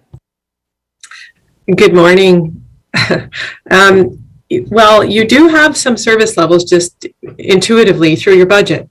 So through your budget, you have a budget that's approved, which then dictates the hours of service for recreation. It dictates the levels of maintenance. It dictates custodial. All of that is intuitive through your budget.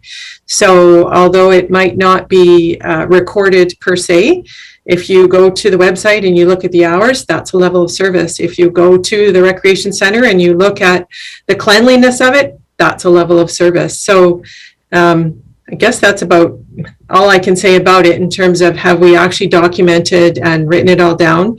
No. Is it something I've noticed? Yes. Is there capacity to do so? Is it on my radar in the next year and a half? Probably not. I think I have some bigger fish to fry over that year and a half. But intuitively through your budget is where you set your service levels. Just saying, we never decrease anything. We always add. And I have an issue with that because I've never seen an analysis of how much recreation services we offer, what our cost recovery is on them. I've never seen the expense sheets for each of the recreation facilities to see which ones are more expensive. We have nothing. Cost per open hour to operate recreation facilities, there's no metrics. It's $9 million every year, and it inflates every year. And that's a heck of a lot of money, especially considering that other services that we offer have been under a lot more pressure for increased demand. Thank you. Thank you. Director Toth and then Director Hilt. Thank you. I certainly understand and agree with Director McMahon's sentiments around recreation. You know, with some of it, it's a lot more intuitive to find through this process. Page 11 of the Untitled spreadsheet package that we have, one of the items in here is addition of park laborers to assist in maintaining current service levels in parks. So that's 0.62 of an FTE. If we don't approve that FTE, we've basically agreed to a service reduction, which is easy when there's increases being proposed because we can turn those down. But, you know, yeah, I certainly see Director McMahon's point. Thank you. Director Hiltz. Thanks, Chair. Yeah, just clarify. Page 11, that table, I think it's the first time we've kind of seen that. So I just want to make sure it's the what if taxation scenario. So if I may, you know, I'm going back to ad valorem.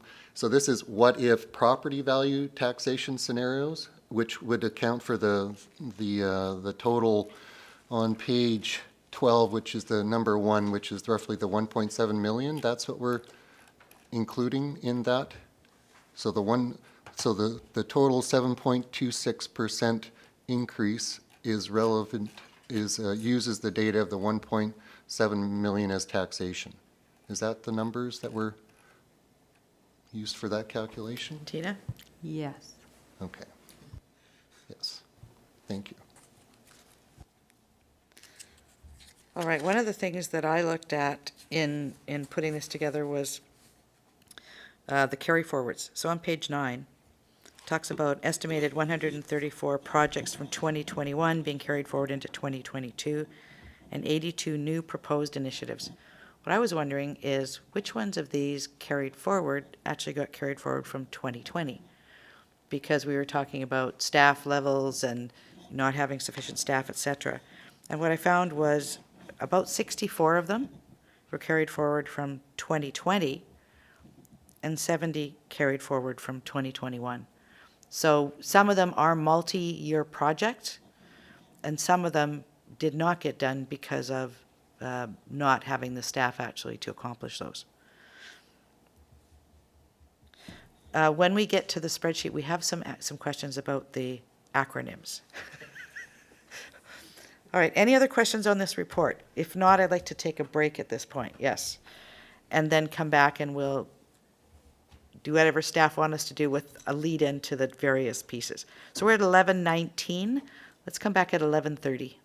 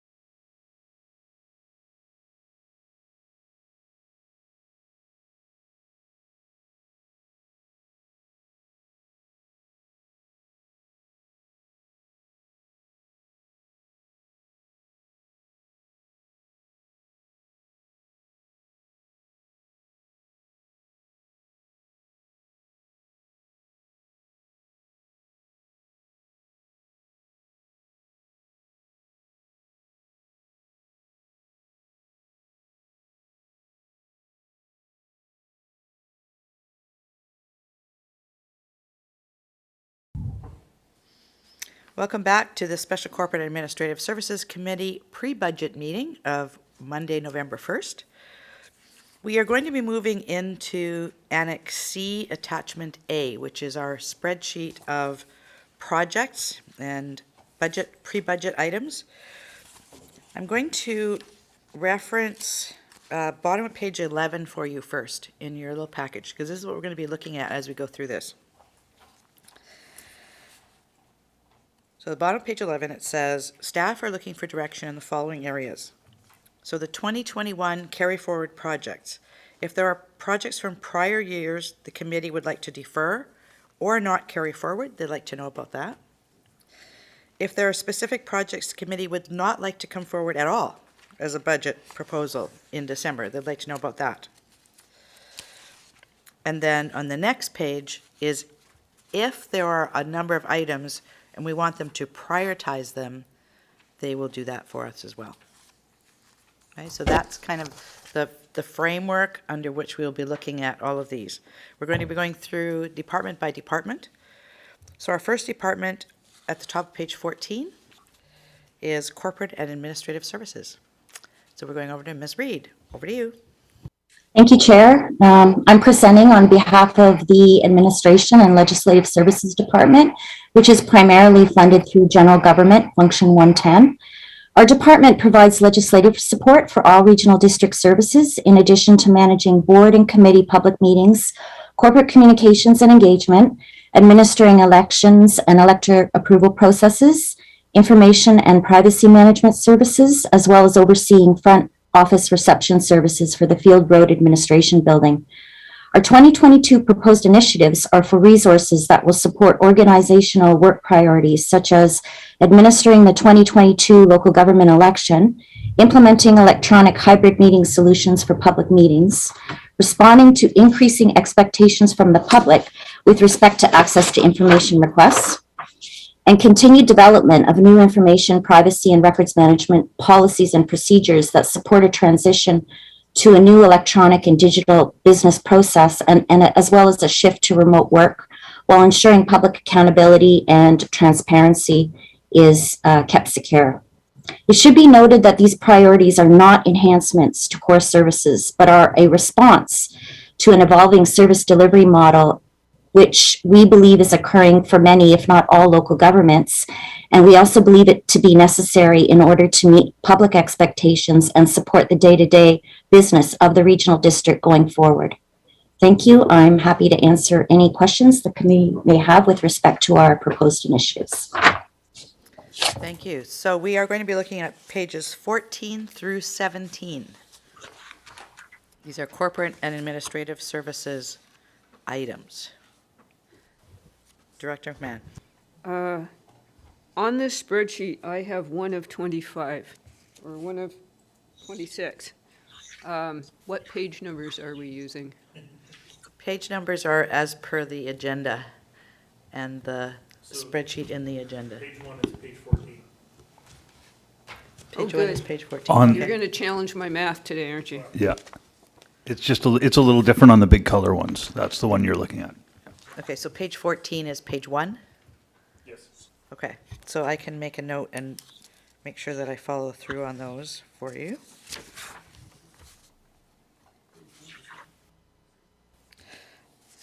Pages 14 through 17, or pages 1 through 4 on the big sheets?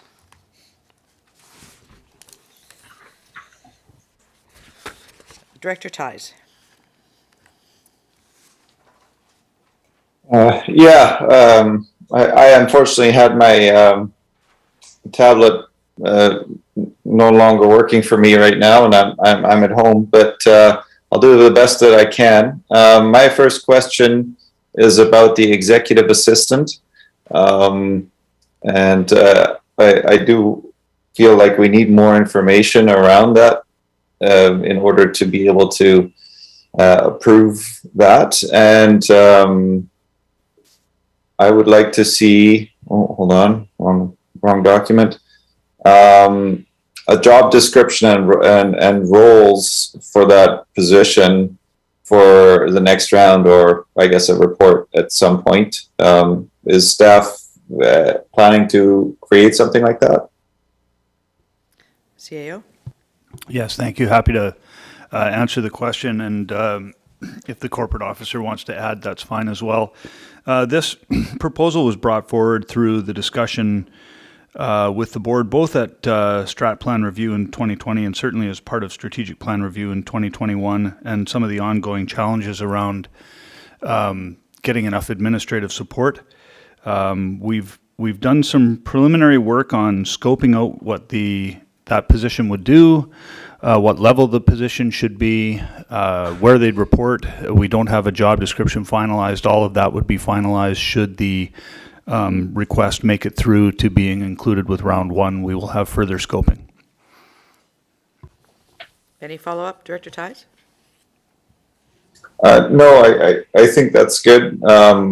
Yeah, just making sure that something will be in place to give us some idea as to what that person would be doing, and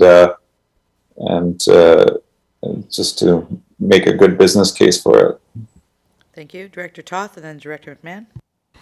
Thank you, Chair. Also on page 14, or number 1 of the spreadsheet, general government hybrid meeting solutions. Noticing that the source of the $50,000 is taxation, I'm just interested to know why we're not looking at operational reserves or something like that to fund this one-time project. Tina? Yeah, thank you. And I think that at round one, and thank you for bringing that up, because I think one of the opportunities we are seeing is that we still have remaining COVID restart funds. And so this may be a really good suggestion for using those funds. We do have to commit those by the end of the year, so we are anticipating on bringing up a further report to round one, and so this is one of the ones that have been identified as potentially being used, so that could reduce the tax burden. Follow-up? Yeah, so just as a follow-up comment, this $50,000 of taxation is one of the items that goes into that table on page 11 of our agenda package. So if we are looking at alternate sources of funding, that's going to change the characteristics of that table as well. Thank you. Director McMahon? Right. Hybrid meetings, boy, we need the help. No question.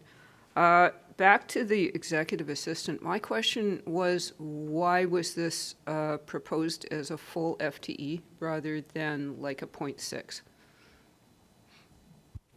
I think it's 0.75 the year one and then a full-time after that.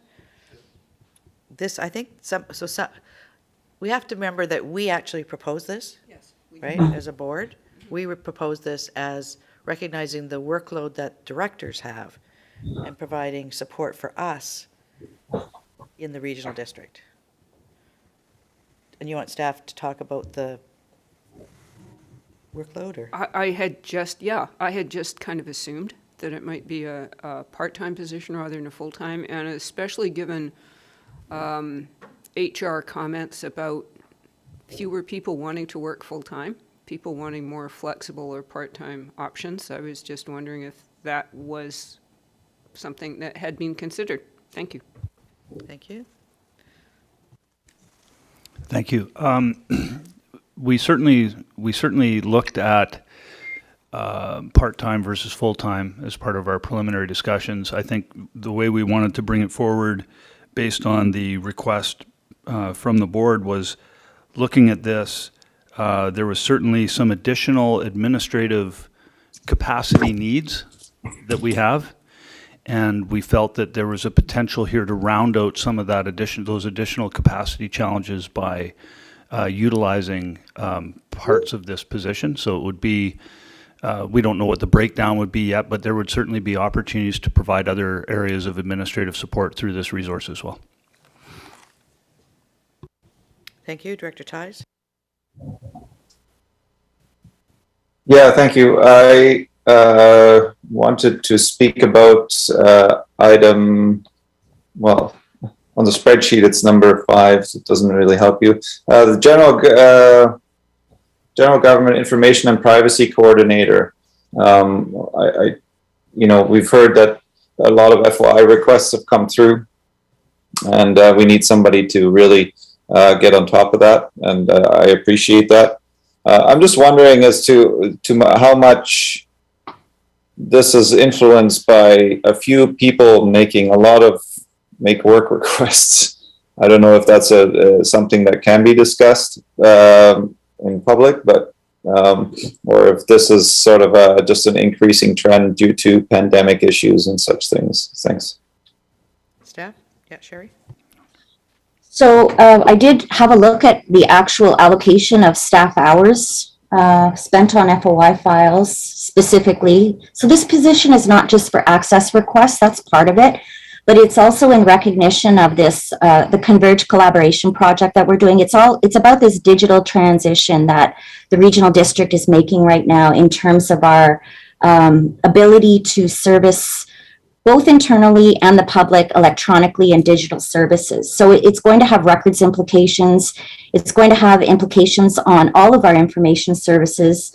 And then at the same time, we've also experienced what I perceive as not just, I mean, it was really accelerated by the pandemic, probably, but there has been a growing trend generally in FOI requests. So if I look at the hours that we spent in 2017 and 2018 versus the hours that we've spent on FOI to date, as of, I think I calculated up to September 15th, we have an approximate 300% increase in the number of hours in legislative services that have had to be specifically allocated to that. And I think it's just a general awareness of the process, that people are interested in obtaining records and information from the regional district. And further to that, I think that it also highlights an opportunity, and I think this position can assist with that.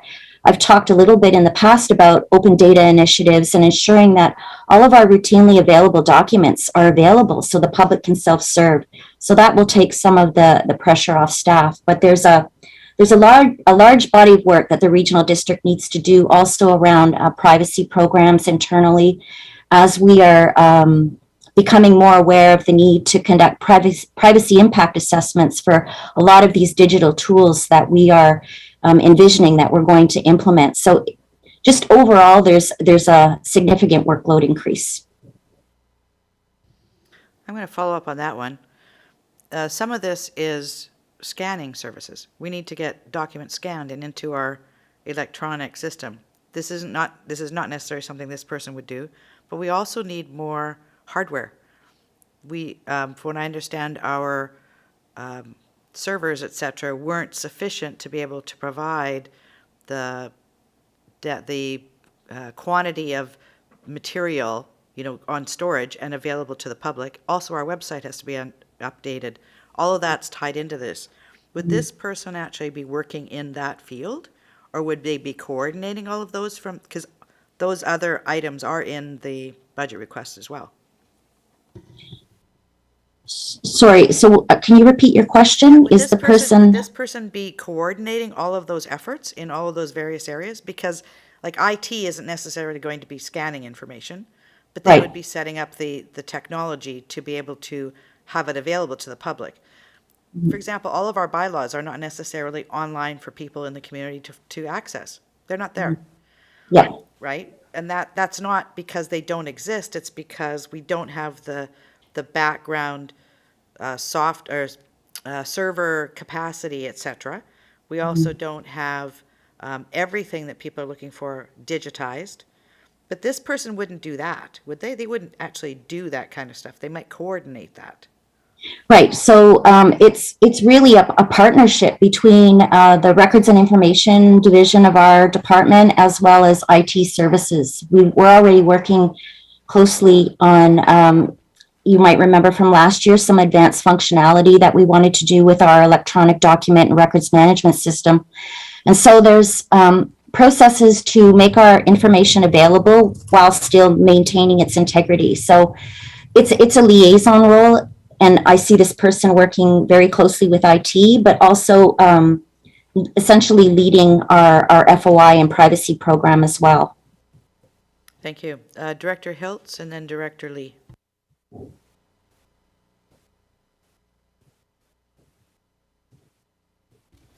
There, thanks.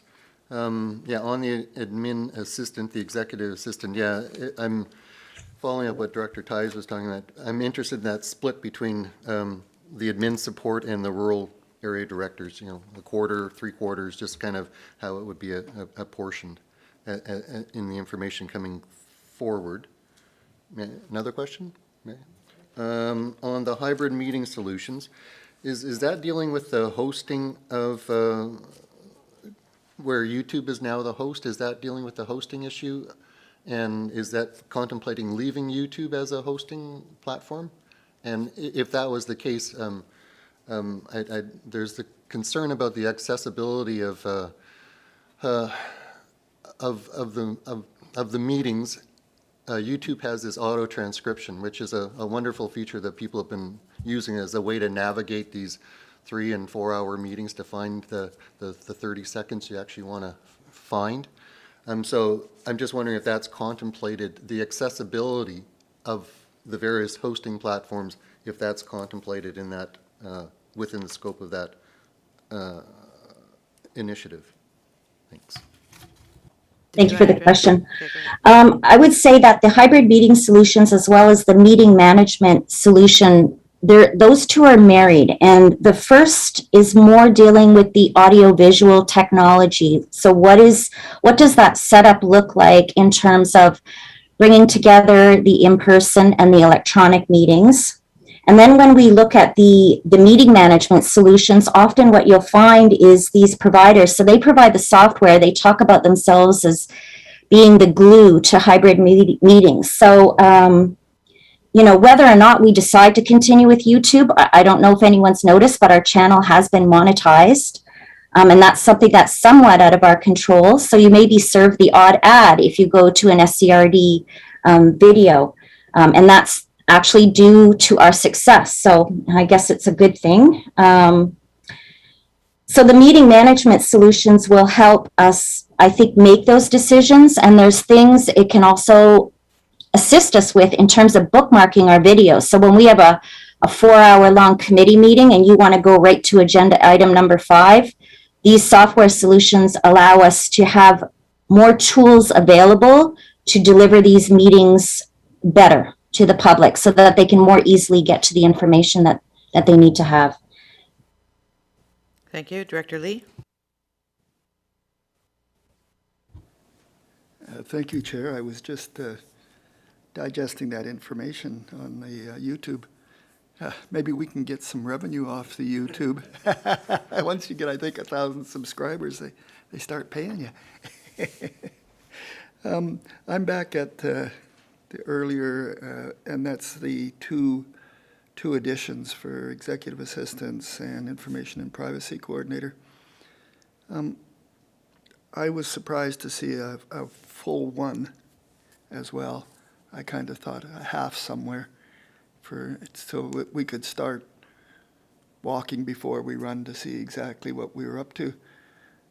But I see that there's some additional administrative support where we already have administrative support, so we must be short some. I don't understand the whole picture of the whole staffing. So I'm not, well, I desperately want to see and have support. I need a little more information. And that's pretty much the same thing for the information and privacy coordinator, because self-serve should produce efficiencies in both areas, in the FOIs and in other departments that don't have to dig out the paper and supply it. So what's the big picture look like? We're staffing up here to free somebody else up. So maybe they should be given up account to help over here is where I'm coming from on that. Okay, so what I'm hearing, at this point, we're not saying we're going to approve this or not approve this. We're just saying, do we want to see more information? Do we want to include it and see more information at round 1? And what I'm hearing is yes. Yes, that's exactly what I was Right. trying to get at. Yeah. Tina? Thank you. Yeah, thank you, Chair. And if there is specific details you want to see or something changed associated with it, if it, for example, you'd like to see the proposal change to, you know, a half-time position or to include such and such, then, you know, making a recommendation to that effect, I think would be helpful. for us to ensure that's incorporated in the full budget proposal at round one. Thank you. Thank you. Director Lee? I do agree with that, and I think it's got a tentacle into the self-serve and the business case for self-serve as to where we get our benefits. But I don't, do you tie that into the staff edition, or do you take a leap in faith? I don't know the answer to that. In other words, they're questioning the full-time position and don't know what the breakdown would look like, and that's stuff that staff have discussed and can bring back at round one, is what I'm hearing.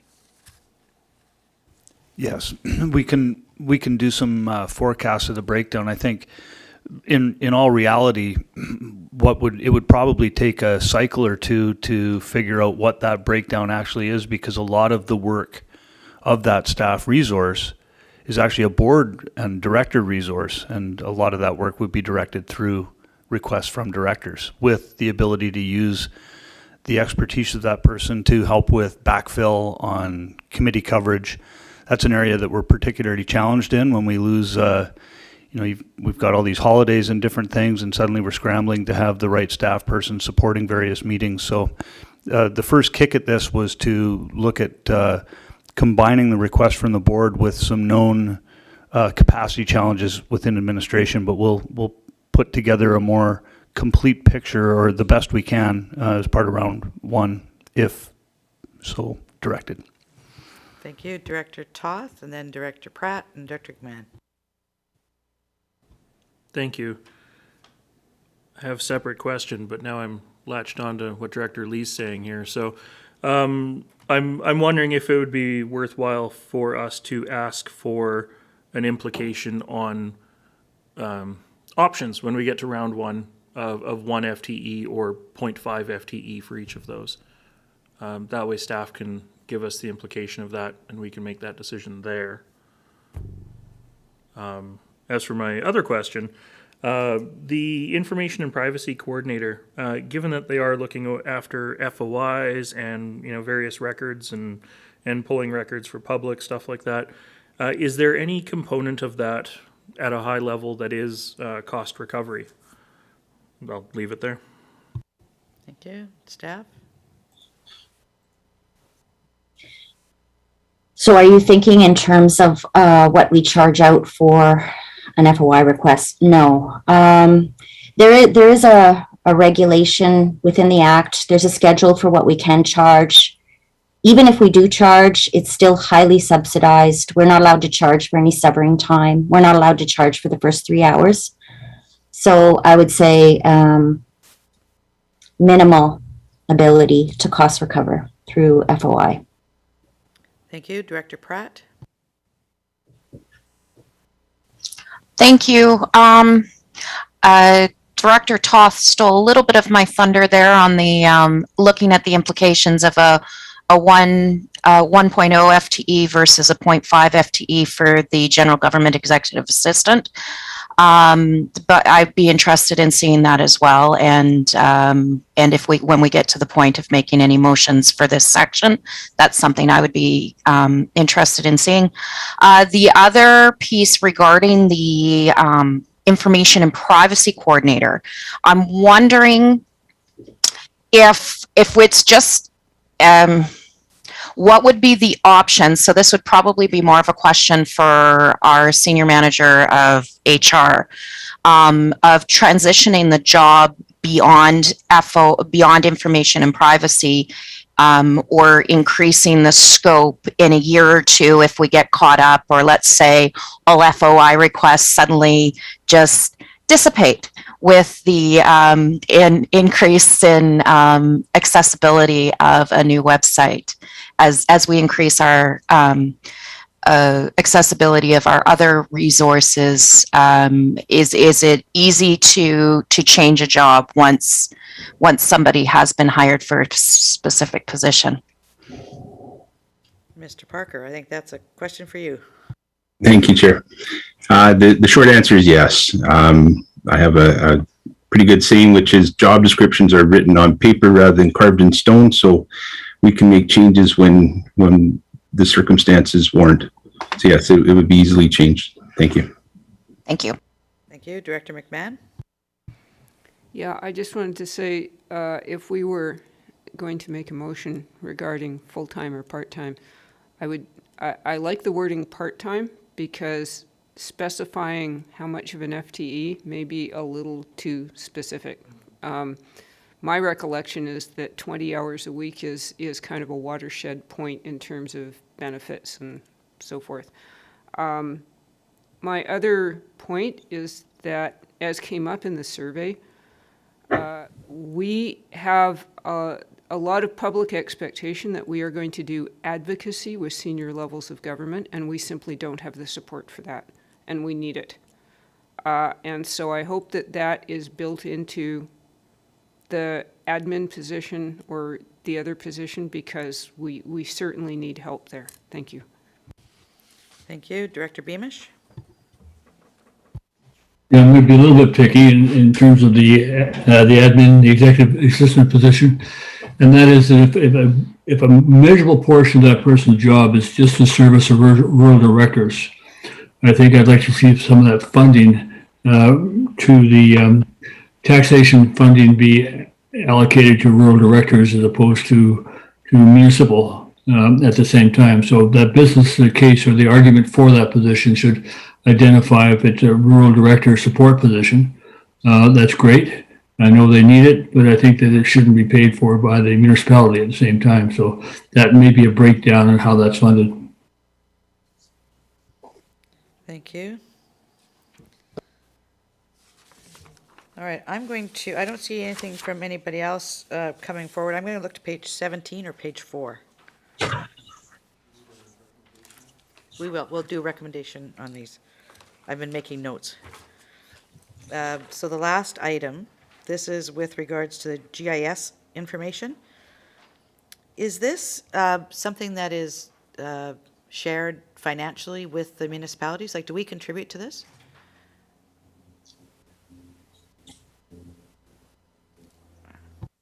Yeah, so on that particular, you're speaking to the carry forward for the ortho imagery. Yes, that is shared, and sometimes what happens is we get cost recovery from other organizations. So I believe that project is being uploaded currently, so hopefully by year end it'll be completed. So yes. So in other words, this would have been in our last year's budget of the District of Sechelt and the Town of Gibsons. We shouldn't see it coming forward this year, because it's a carry forward, and it was I believe it was in ours last year as well. Okay, thank you. All right, any other items on here? Director Beamish, you still got your hand up. Did you want something else? Director Lee? Sorry. Before you go ahead, Director Lee, I'm going to go to Tina.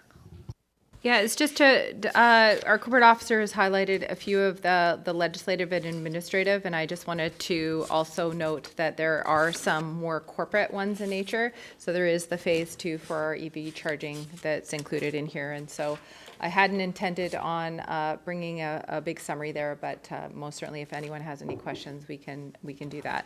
As well, there is an item corporate officer can also mention, but our communication and engagement software, when we submitted a proposal for that, we didn't know what the product was going to be, so this is ongoing sustainment for that. So.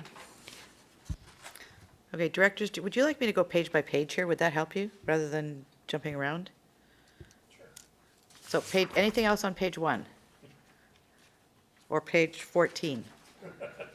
Page 14 or page 1? Director Lee, your hand is up. Okay, I can do that for you if you'd like. Okay, I've got you. And Tina, your hand's still up? It's okay, I got it. Perfect. So nothing further on that. We will come back to the 2 items with regards to the assistant and the privacy information piece. Page 15 or 2? Anything on here?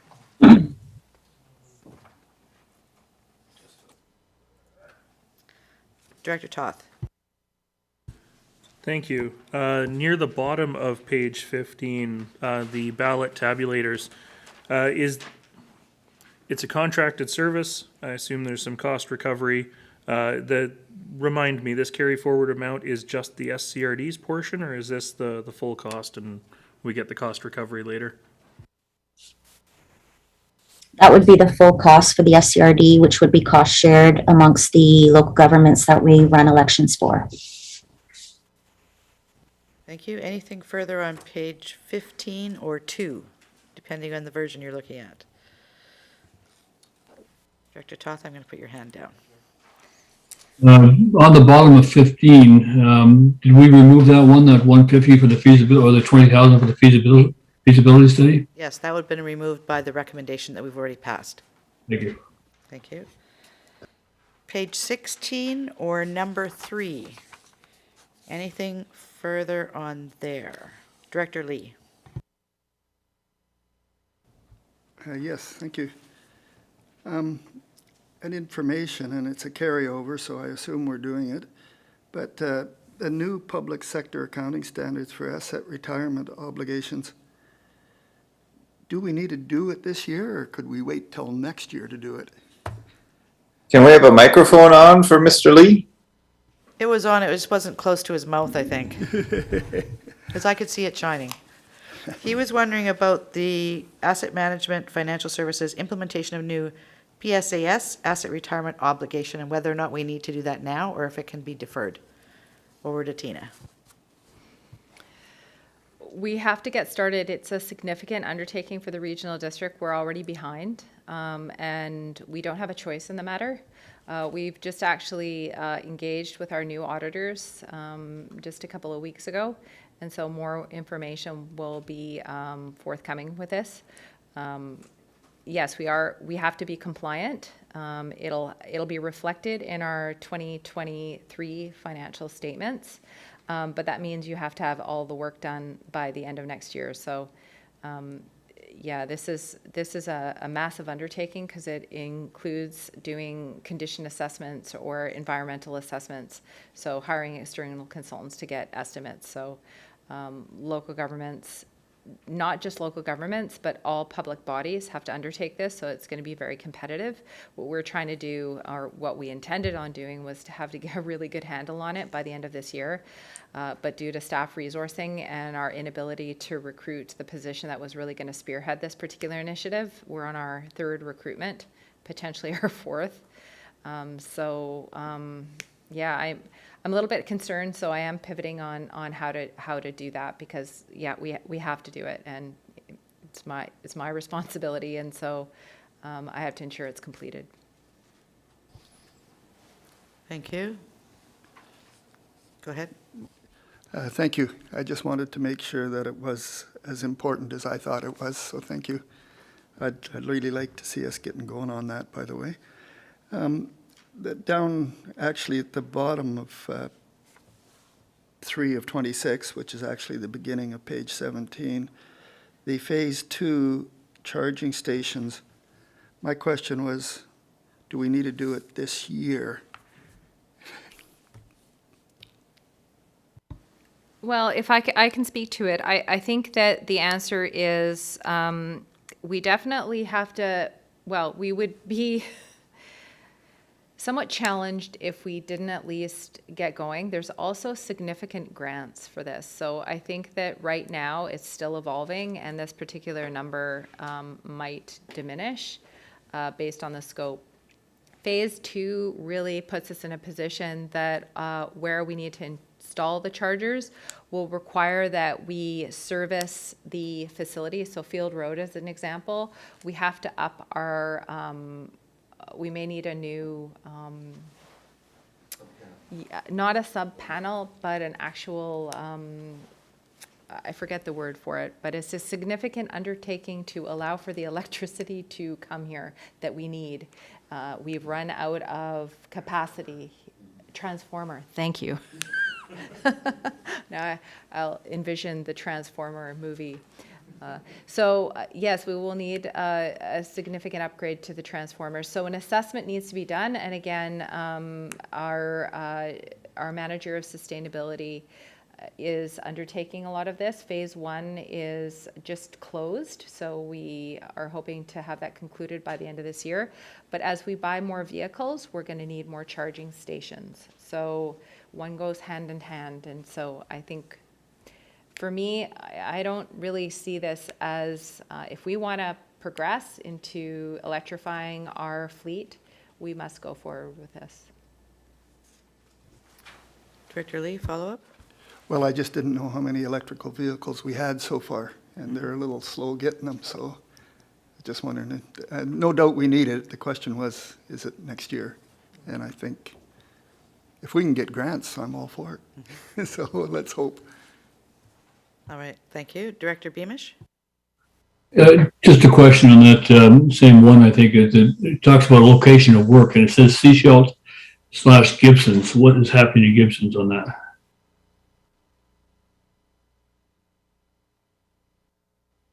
On page 3. I think some of the exploration too is whether or not there's some opportunities at some of our recreation facilities. So that's, we're not closing the door on that. So I think we haven't fully scoped where the locations are going to be. But I think it definitely we want to look to opportunities where we have larger facilities where there's both many corporate vehicles that are parked or several vehicles and ones that are being replaced, whether or not there's an opportunity to then put an electrical charging station there. Thank you. I see no other hands up. So I'm going to assume there are no other items that are being addressed in this section.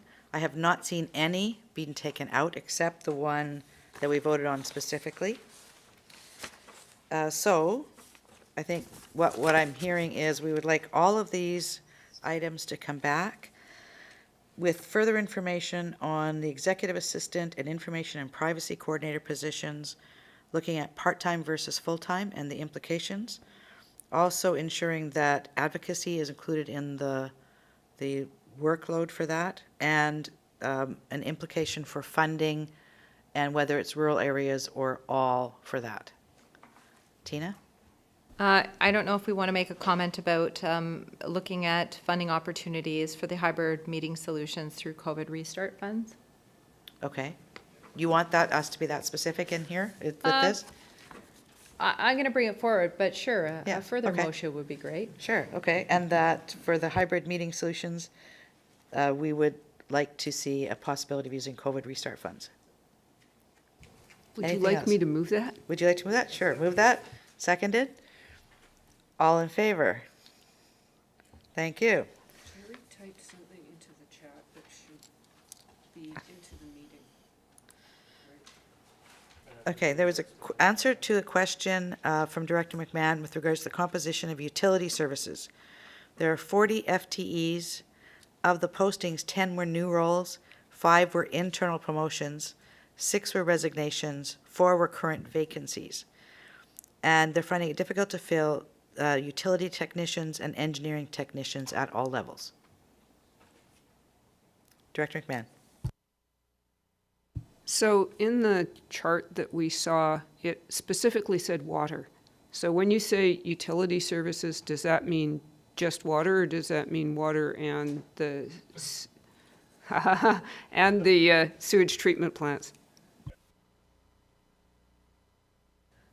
And do you need to go get that information? Maybe I can clarify that. Thank you, Chair. It's all the staff that are currently working on water and wastewater. So that includes strategic initiatives and capital projects. Thank you. Okay, it is 12:10. Do we want to break for lunch at this point? Is lunch here for us before we go into community services? Community services will be a fairly big. Yes, I think we will break for lunch. How much time do you want for lunch? It is 12:10. Do we want to be back for 1 o'clock? All right.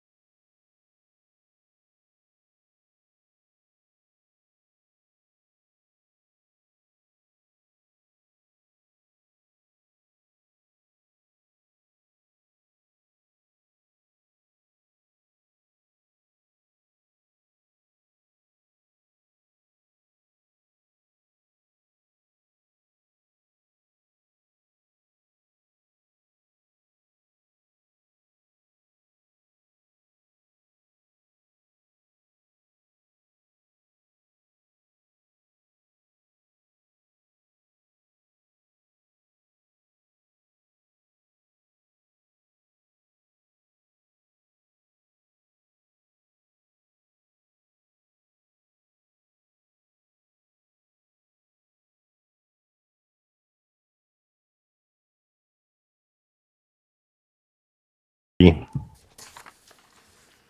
afternoon and welcome back to the Special Corporate and Administrative Services Committee meeting of Monday, November 1st. This is pre-budget, and we are looking at community services next, starting on page 18, going through to page 27. And we'll turn it over to Ms. Gagnon for an introduction. Good afternoon, members of the board. Thank you for providing the opportunity to give you an overview of the 2022 Community Services Priorities and Budget Considerations in my first SCRD budget cycle. I'd like to take this opportunity to thank the Community Services Leadership Team, who are also relatively new to the process, in contributing to the planning and budget considerations that are before you today. I wasn't entirely sure of what to expect, so I present the following summary for community services. The 2022 priorities and budget considerations are reflective of two main themes. The first is a response to the board's 2019-20 to 2023 strategic plan priorities, as well as various resolutions throughout the year. And the second theme is really our response, our continued response to the impact that the global pandemic continues to have on our community and our services. The pandemic has resulted in changes in patterns and behaviors that may never return to what they were pre-pandemic. In our pathway to recovery, we need to continue to provide physical and built environments that support health, recreation and well-being, safety, social interaction, easy mobility, accessibility, and a sense of pride and cultural identity. Neither transit ridership nor patronage of recreation facilities has recovered to pre-pandemic levels. And although the 2022 budget does not include considerations for potential revenue shortages, it is an area that will need to be closely monitored throughout the year. There are also no proposed user fee increases for community services in 2022. Taking care of our employees is important, as the prolonged exposure to the stress of the pandemic has resulted in burnout, fatigue, and recruitment and retention challenges.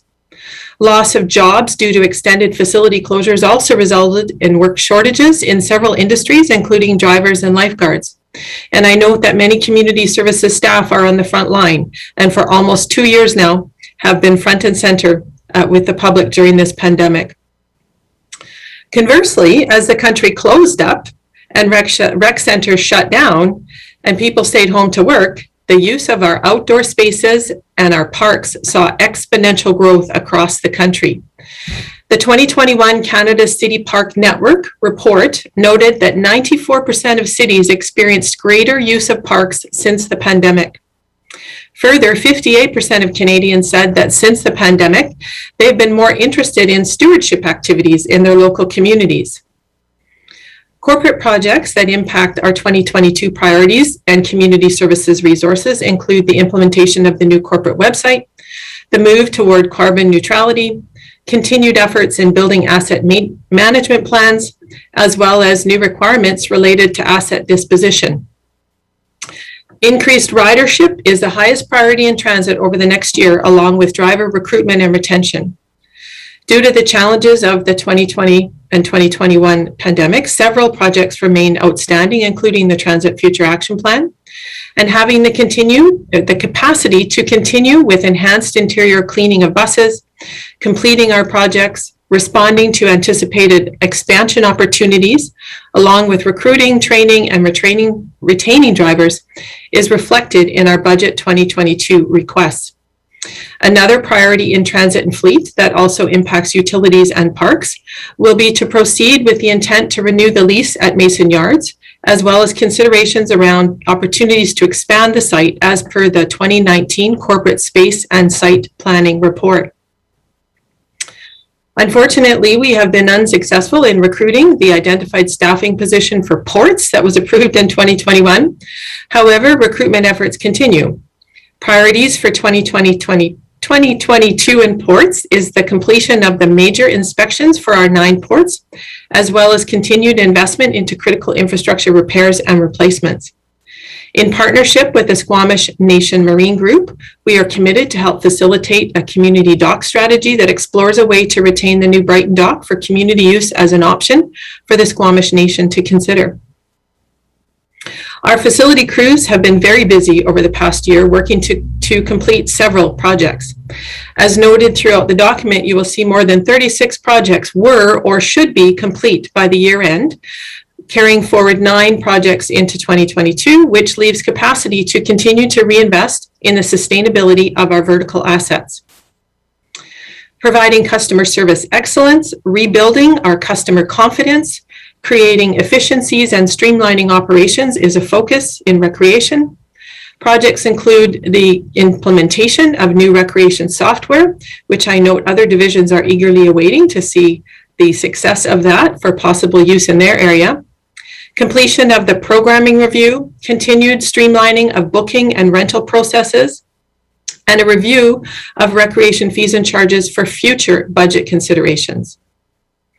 As mentioned previously, community parks and open spaces have experienced extreme pressure and high usage, and this is not expected to change.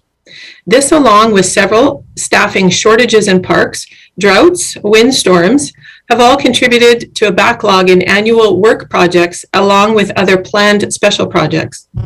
Although we don't have quantitative data on the use of our parks, I can give an example, and this is an increased garbage collection. Previously to the pandemic, we had 1 staff for about 3 mornings a week that would clean up garbage in our parks. In the past summer, this was extended to 5 days a week and oftentimes more than 1 staff.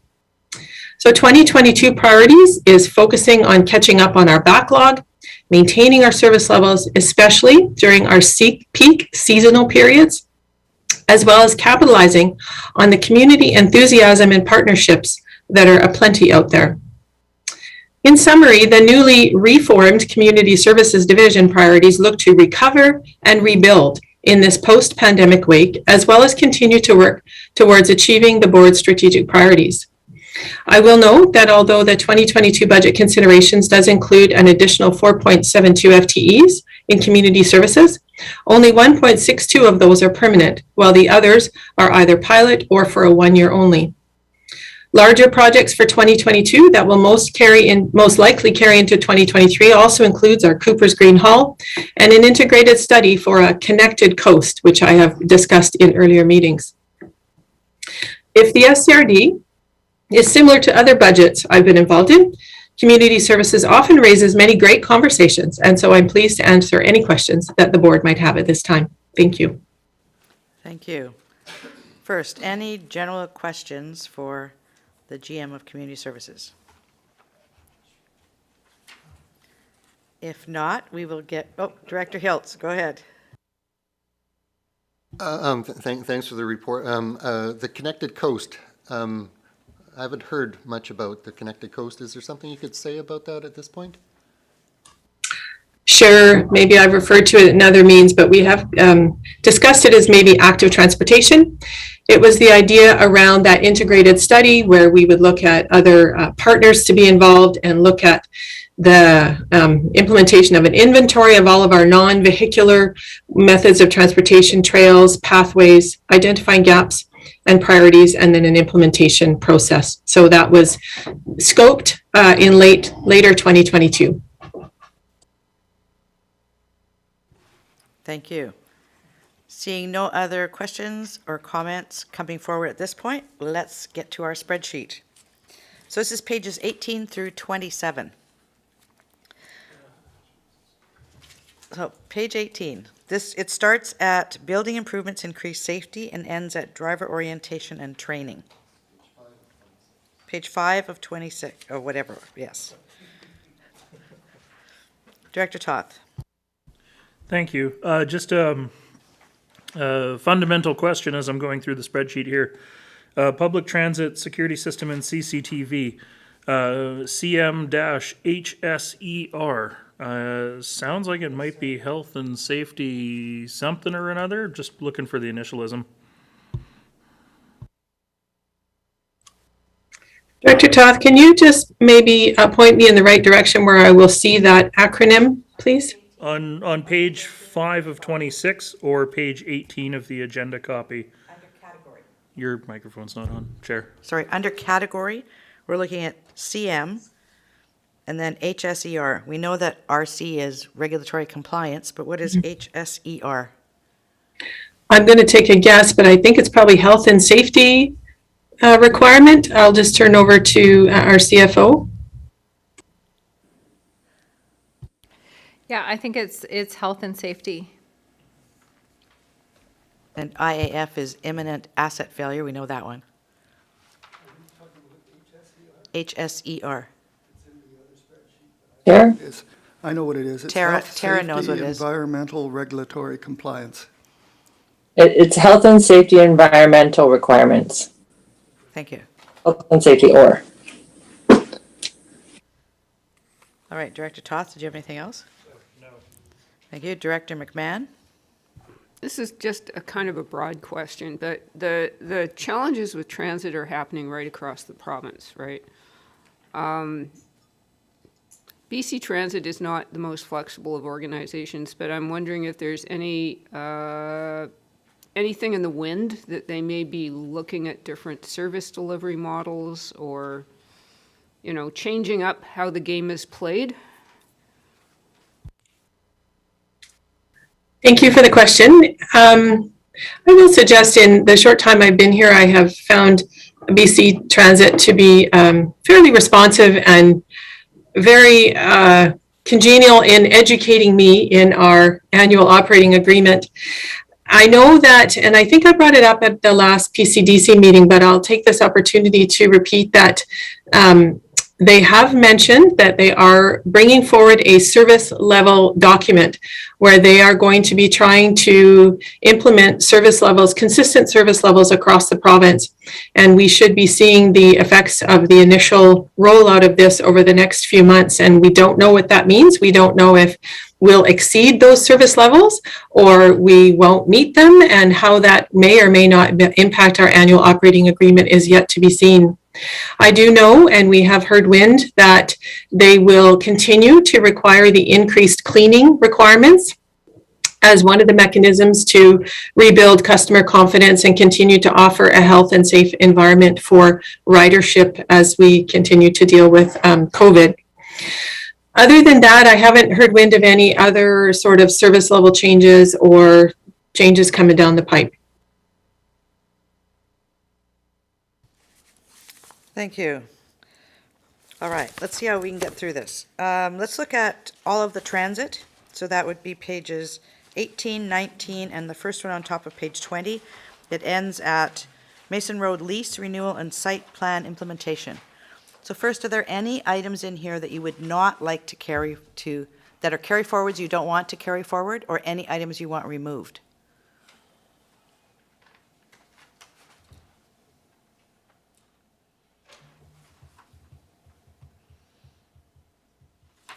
Okay, so that's up to Mason Road lease renewal and site plan implementation.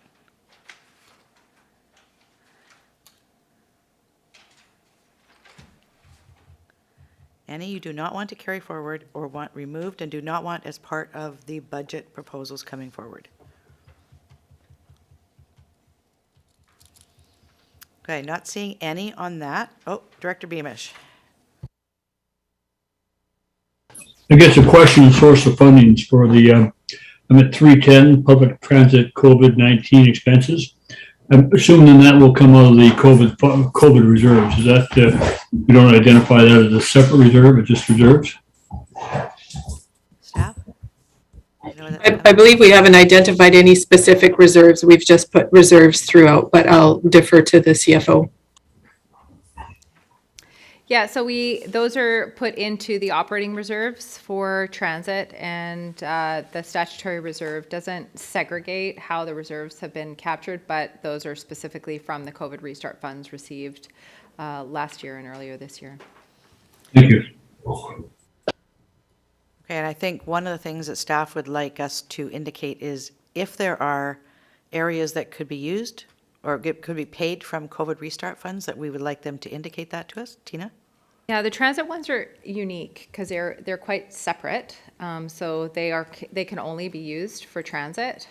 So in this case, it's somewhat implied.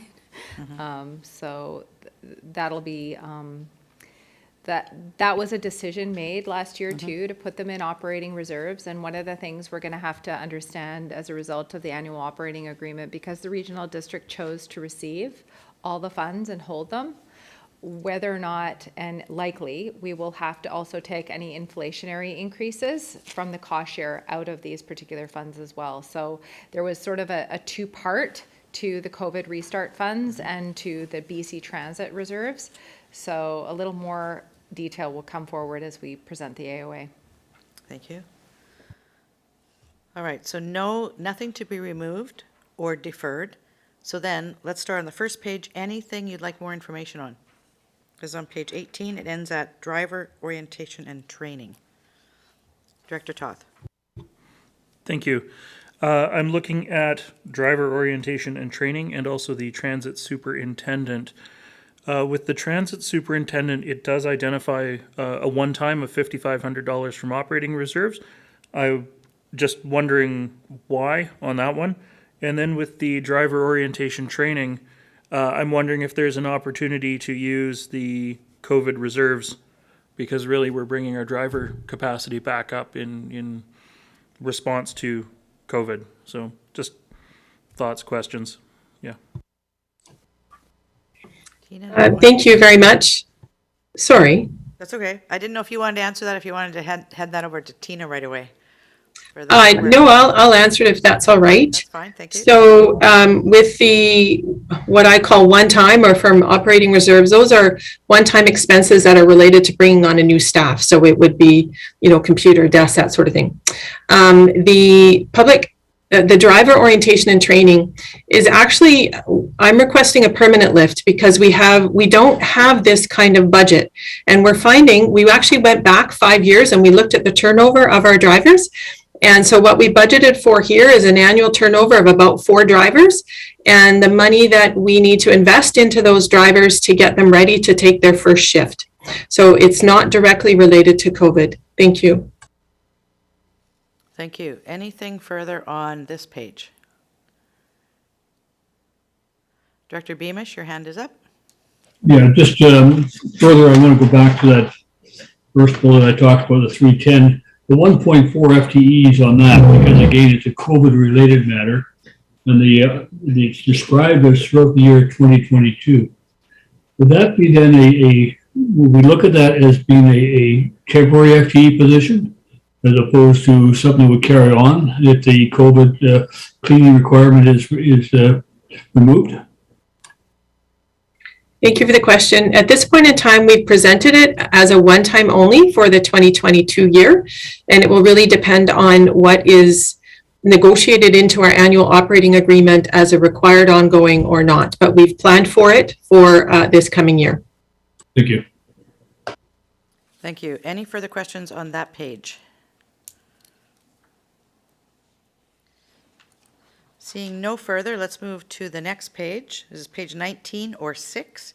Starts as COVID-19 backfill and overtime and ends at maintenance facility fleet, security system, and CCTV.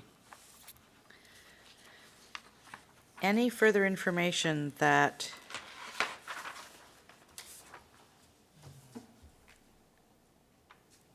Director Toth?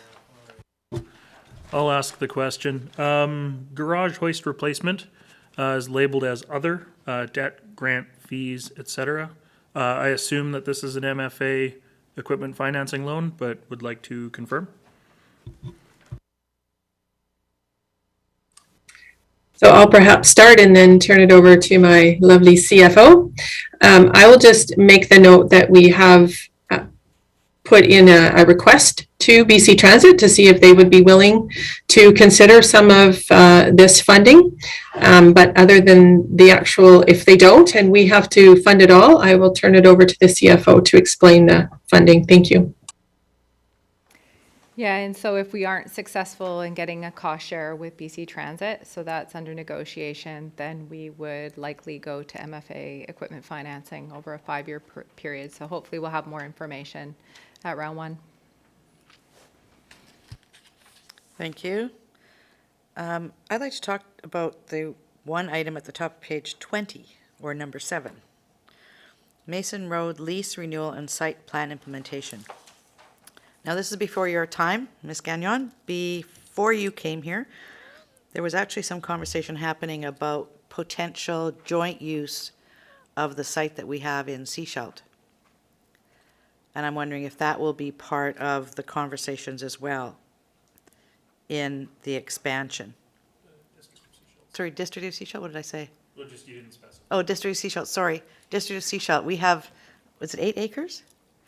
About 8 acres we have, and we're just building our new Public Works building there. And I know we've been having on and off conversations about potential joint use of that site. Thank you for the question. So the first piece of the Mason Yards is, of course, to consider the renewal of the lease for the existing land that we have. And then the second piece would be to scope out the options. And so that does, of course, there are some options outlined in the study that was done a couple of years ago, and as well as other existing opportunities that might be out there, i.e. Shared yards with the districts of Seashelt. So those would be all options that we would want to consider, scope out, have pros, cons, and some costing around as part of this study. Thank you. Thank you. Any further questions, further clarification on any of the transit items? Director McMahon. Just following up on Director Toth's question about the hoist, I believe that's used by the fire departments too, right? So is that charged back, the part of the cost of that? So as far as the cost recovery, this would be funded through the fleet, which is a recovering service of the regional districts, not actually an established service. So the charge out rate would be charged to those other departments. And so, yes, it is based on those larger vehicles that it's required. So fire trucks would fit in that category. So no, we wouldn't directly recover it back. It would be part of the recovery, but I think that's also part of what we need to assess with fleet ongoing. So yeah, we have to pay for it all up front. Thank you. Director Lee. Thank you, Chair. I think I'm just starting to catch up to an earlier question, but 312 is a charge back to everybody, whoever uses the fleet service. So how can it be reserves? I'm confused about that. So what happens is it does have a reserve, an operating and capital reserve for that charge out service. So essentially, if they have any capital requirements for that service, it is recovered through that particular service. So they do have reserves for future capital replacements to provide that service internally. It's almost like having our own little SCRD shop. But it's not an actual function of the regional district. It's essentially almost under general government per se from a legislative perspective. So money flows in and out of it. So from a financial standpoint, it's not like some of the others.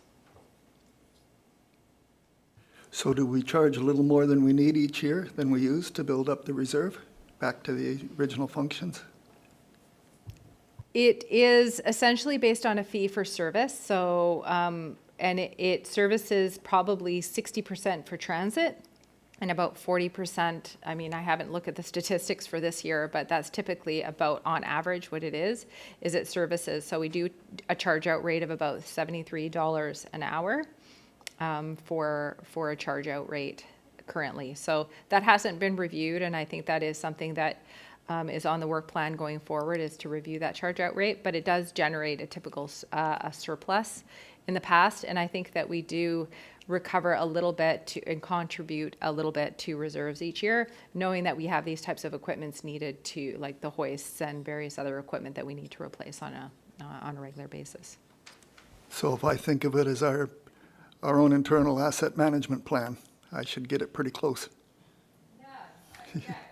I mean, the regional district could could contract some of these things out, but I think we have a pretty efficient system. Have we done an analysis? Maybe as part of the fleet review, this could be something going forward that we do an analysis on. But I think based on what we know from the transit side of the house, I think we're doing pretty well. I think we get a very good service internally for this.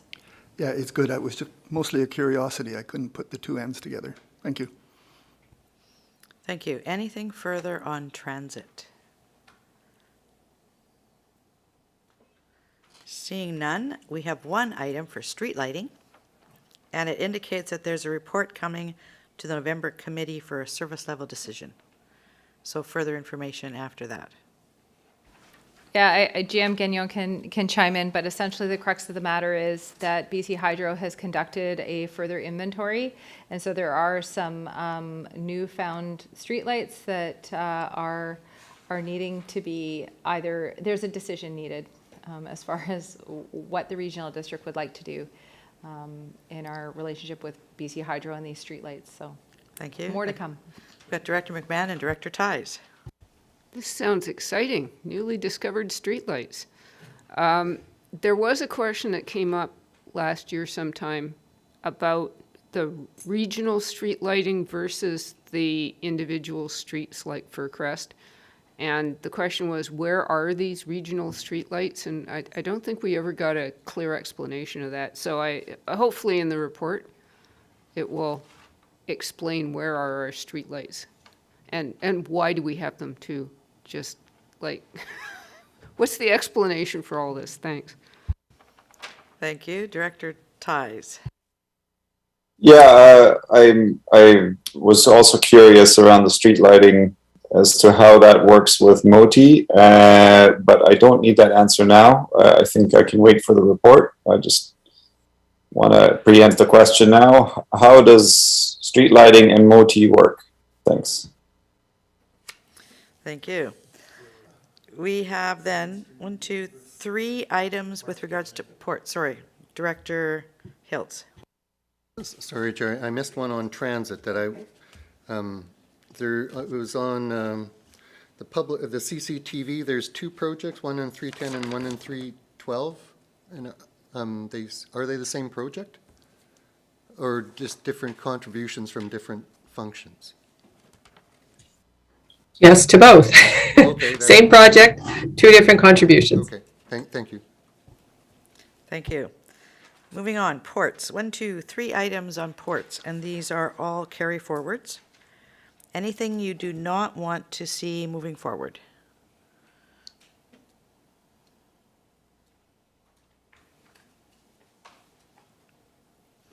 Nothing. Moving on. Cemetery, sorry. Questions? Questions, go ahead, questions.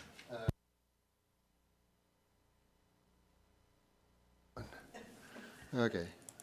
The New Brighton, in your introduction, you kind of said community dock strategy, and I'm wondering, as everyone else is over on New Brighton, they're wondering about timing of this and the scope and kind of where we are on it, and where the community from New Brighton can contribute to the scoping of the project. So I'm just wondering for those pieces.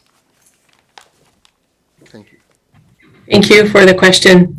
So in terms of timing, this has been impacted in the ability or the inability for us to recruit a resource for ports that we've been trying for several months. So this would be one of their priorities in addition to a couple others that you can see through the carry forwards. In terms of, discussions, we have been in communication with the Squamish Nation Marine Group around whose role is whose.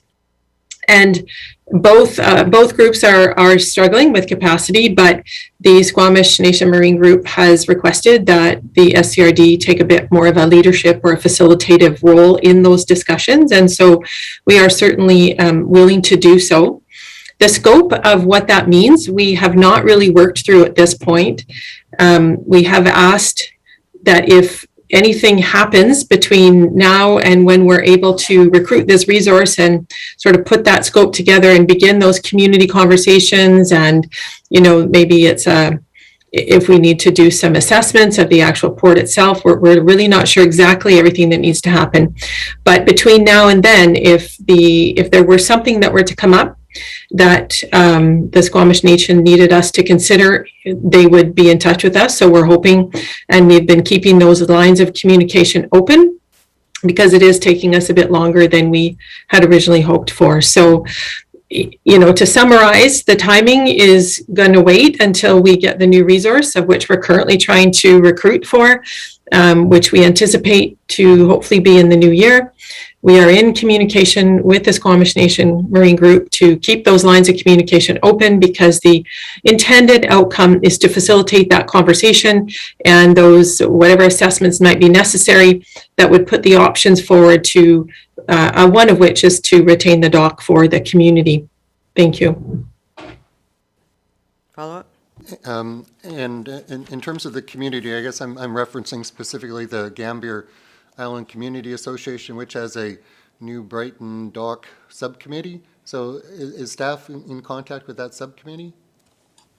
Thank you. I actually just emailed a lady last week about sort of the summary of what we were doing, and she was going to be forward that on to the Gambier Island Community Association. And I do know that GM Hall has had past conversations with that community association, so it's absolutely on the consideration for involving that group. Thank you. Thank you. Director McMahon? Yeah, I'm following up on the New Brighton too, because if things fell out that we acquired New Brighton, not that I'm suggesting it, then that would have more impacts on our budget. So I'm guessing that there might be more budget proposals in the pipeline, or it would come up next year. Thank you for the question. The timing and the answer to that question is I don't know. I think there's lots of things to consider before we bring forward any decision making or decision opportunities to the board. One of which obviously would be the dock itself. If there is a consideration around the acquisition of that dock, then we would need to understand what that meant from a long-term perspective. The timing of that, unfortunately, again, is I don't know. It really depends on how quickly we can get the resource and the capacity to move this forward. So it will be a decision point of the board. So at some point in time, it will be before you again. Thank you. Next item is cemetery business plan. This is a carry forward. Any questions on this one?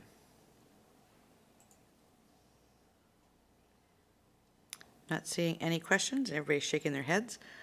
I'd like to then look at the community recreation facilities carry forwards.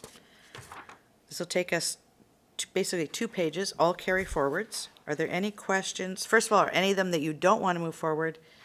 And do you have any questions on any of them then? And then we'll get to the new items.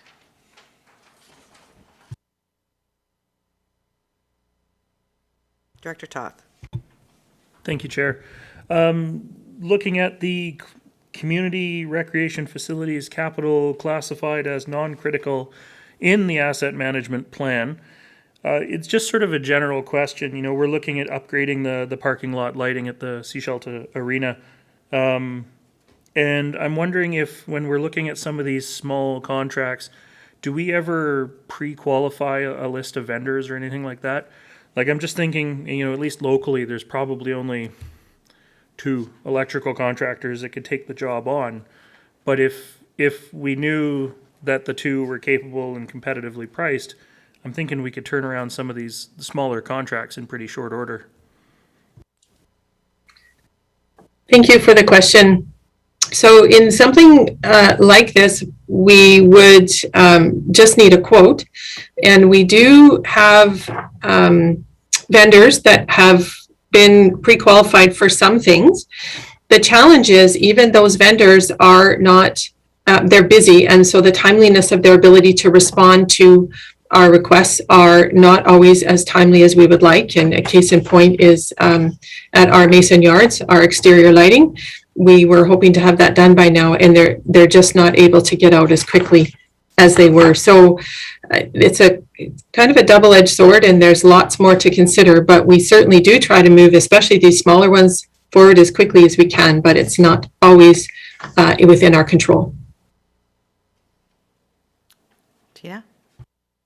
Just wanted to add, Chair, that we do have standing agreements for certain type of contracts. So landscaping, we now have one for electrical. We just finalized that with Olson Electric last year. So we can then expedite those types of things from certain types. So we are looking to do more and more master standing agreements with people. Thank you. Any further questions on any of the carry forward for community recreation?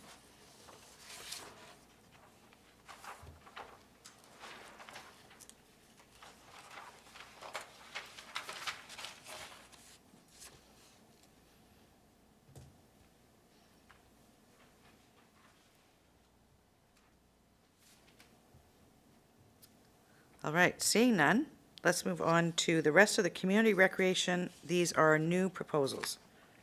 Pages 22 or 9, and one on the top of page 23, page 10.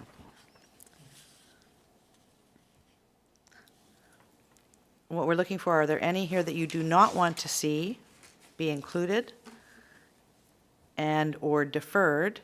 And then do you have any questions on any of them?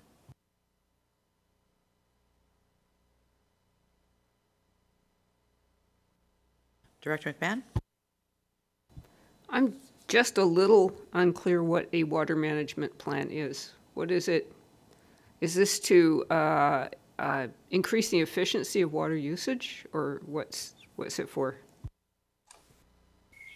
Thank you. That's a great question. So when facilities, whether they're recreation or even buildings or restaurants, shut down for an extended period of time during COVID and water sits idle, there can often be complications when you bring that water back up. And I'm not going to use any of the right technical terms, so I'm sure GM Rosenboom is just going to sit there quietly and giggle at me. But so our recreation facilities sat for quite some time. And so the Vancouver Health Authority highly recommended, if we did not already have a water management implementation plan, we needed one. And so we had, this past year, we had a company come in and do one for us. And in fact, when we started up our water in some of our facilities, there were some things that we needed to deal with, as was common throughout.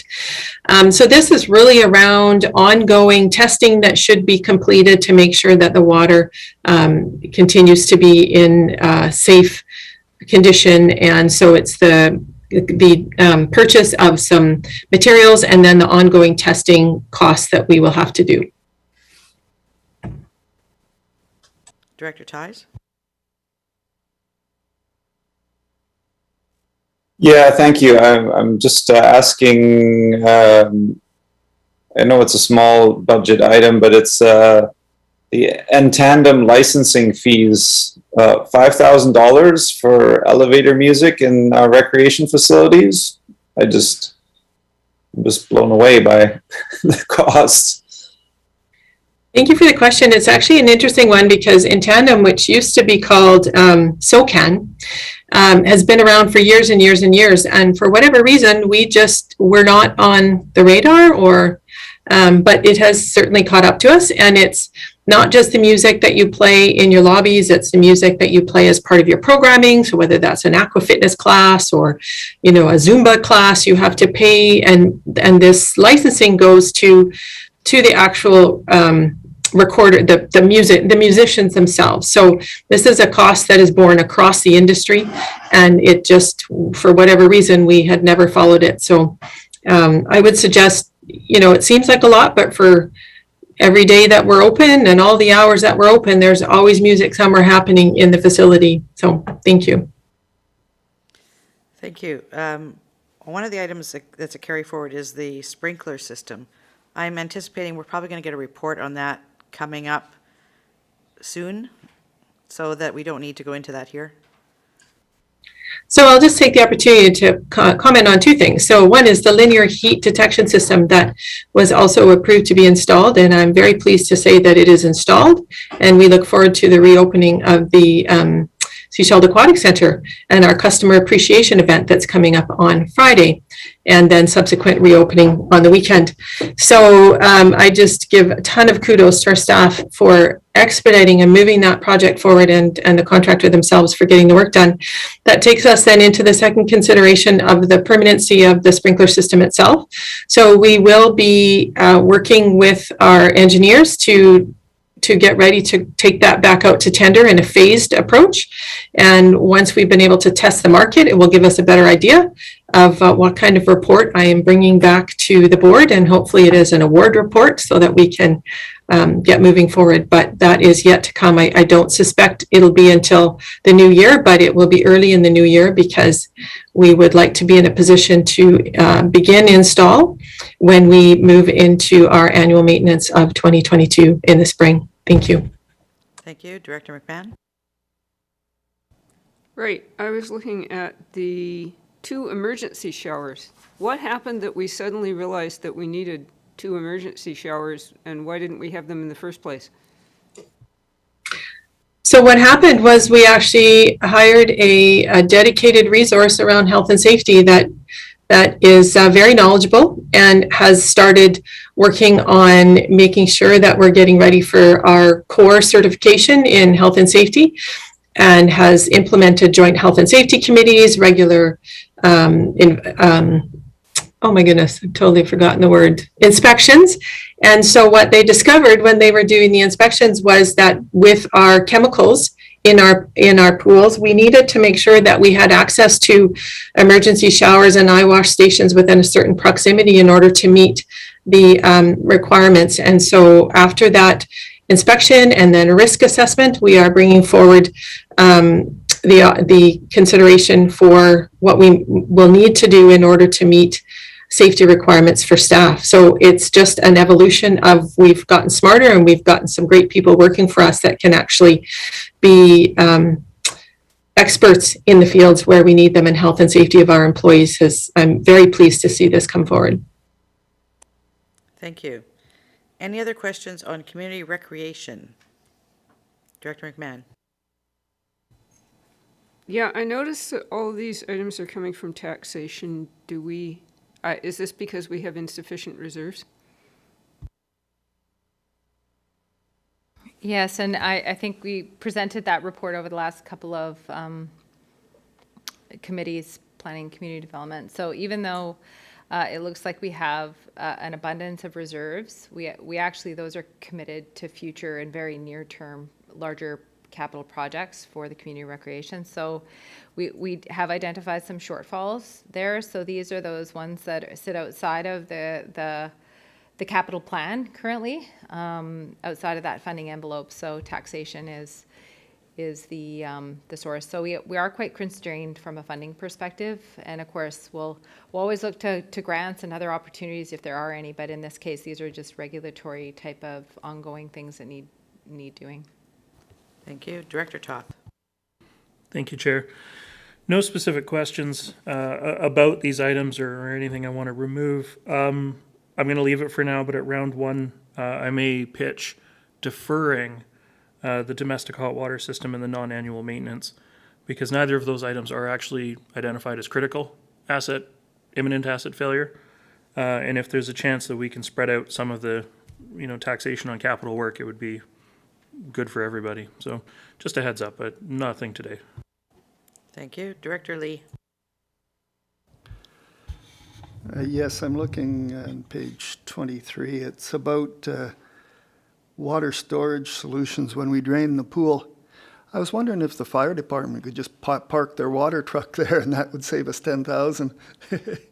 So curious what it is, and if there's another way other than spend the money. Thank you for the question. What you have before you is what I would call, I need to find a better term, but it's the worst case scenario. So this is the scenario whereby we have to supply on-site water, and the costs that it would be similar to what we did 2 years ago when we bore the cost of that. But please know that there are ongoing communications with both the fire department as well as the school district in terms of what is our requirement to provide water the water for the pool when we drain it. So we're not 100% sure what that looks like right now, but if it is exactly what was required of us in 2019, this was the cost very similar in 2019 as well when we drained the pool. Thank you. Thank you. Director Lee, we are into Pender Harbor Pool. Go ahead. Any other questions, comments about Pender Harbor Fitness and Aquatic Center?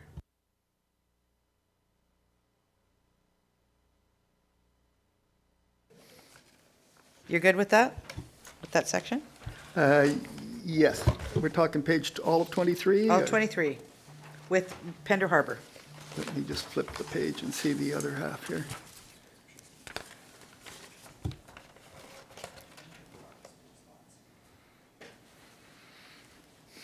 Yes, I'm good. Thank you. Thank you. So let's move on to community parks, and let's look at the carry forwards again first.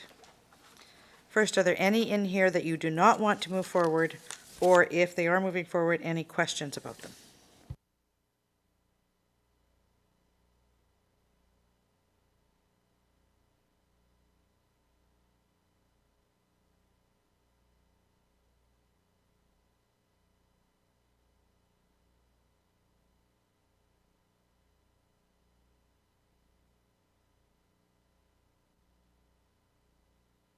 Director Ty.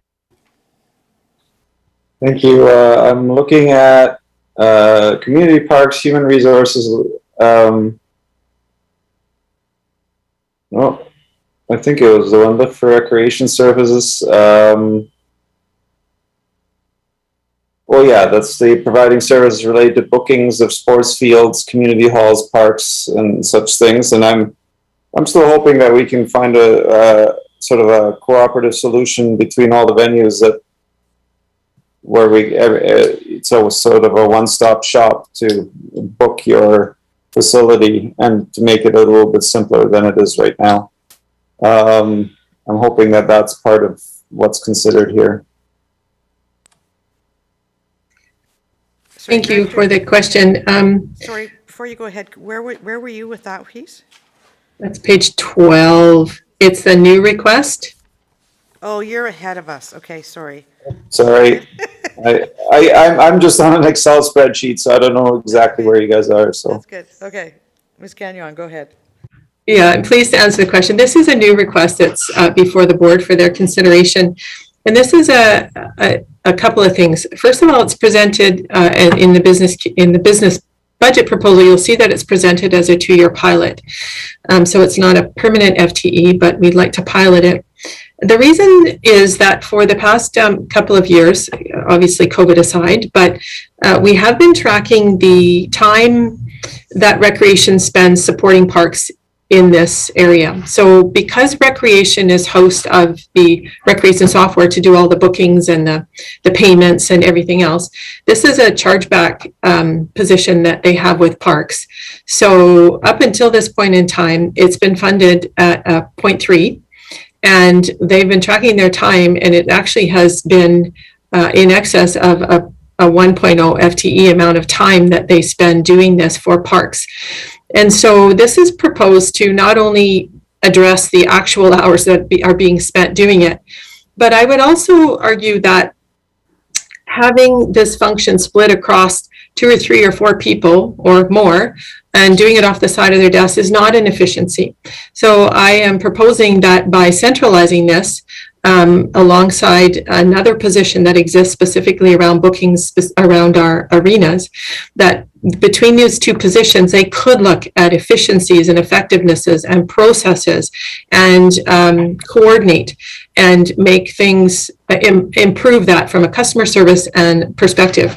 Whether or not there's capacity for them to take that to the next step, which is, could we look at shared bookings? What are the facilities that are out there that are booked independent? I believe that Director Seegers talked about the opportunity to have those conversations with, District of Sechelt, Town of Gibson's. I don't know if there will be capacity. The first priority for this is obviously getting our own house in order from that perspective.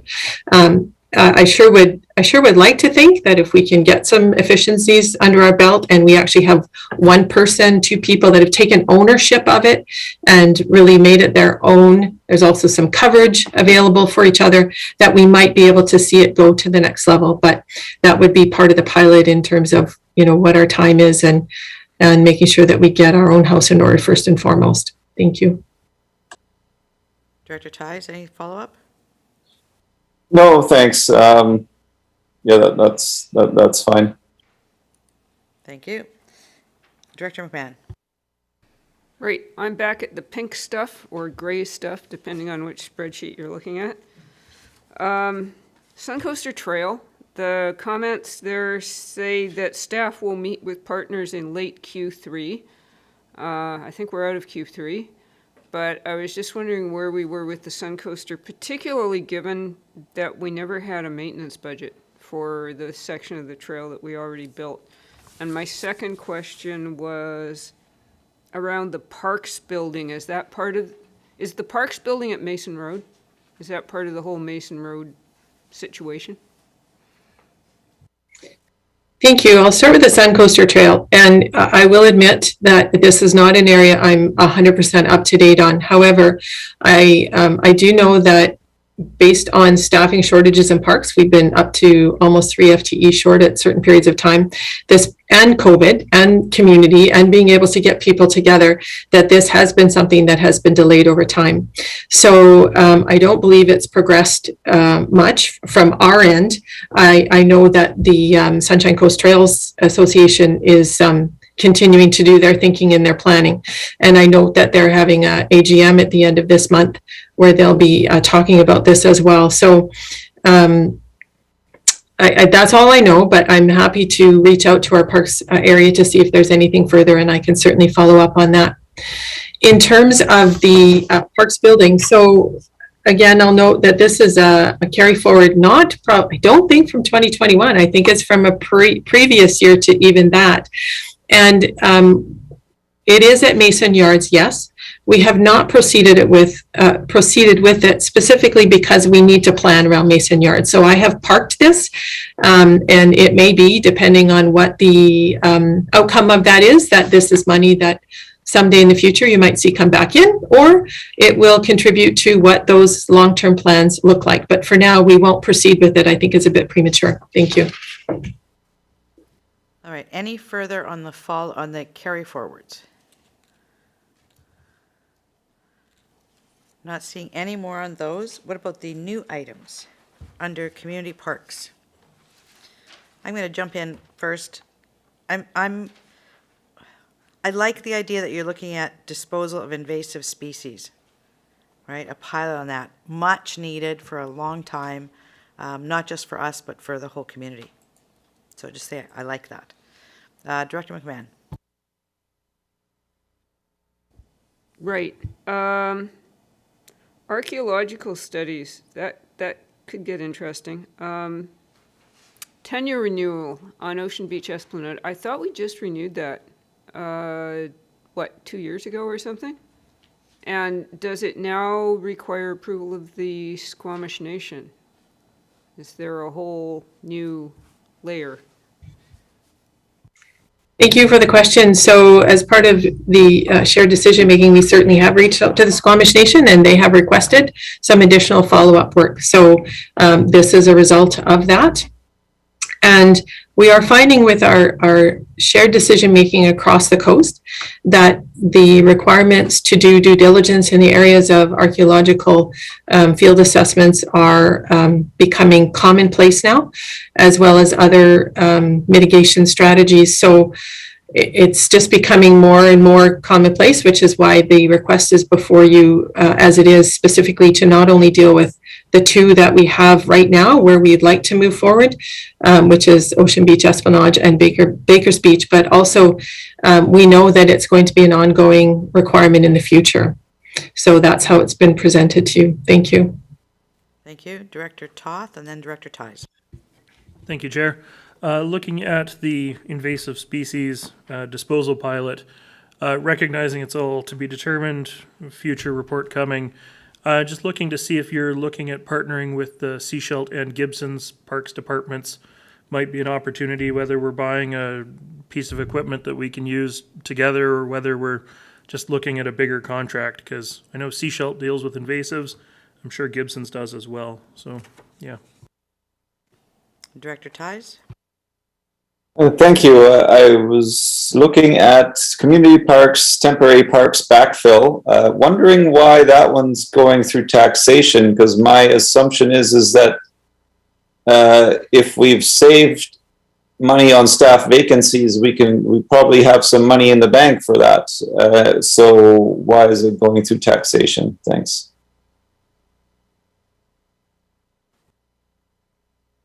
So I'll start and then I will turn it over to my CFO.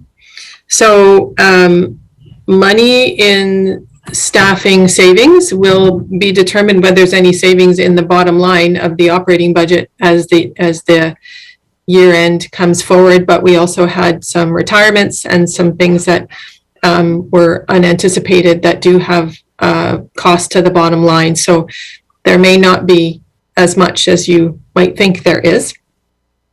I'm not sure, but without the information in front of me, but I'm sure that our CFO will be able to answer in terms of whether or not there's an operating reserve that this one time can come out of, but there might not be, which is why it's been presented as taxation. So I'll turn that over to our CFO. Yeah, okay. Thank you, Chair. So essentially, when we were looking at the proposed initiatives, we definitely took a look at the uncommitted reserves for the various functions. And again, we'll do that during round one.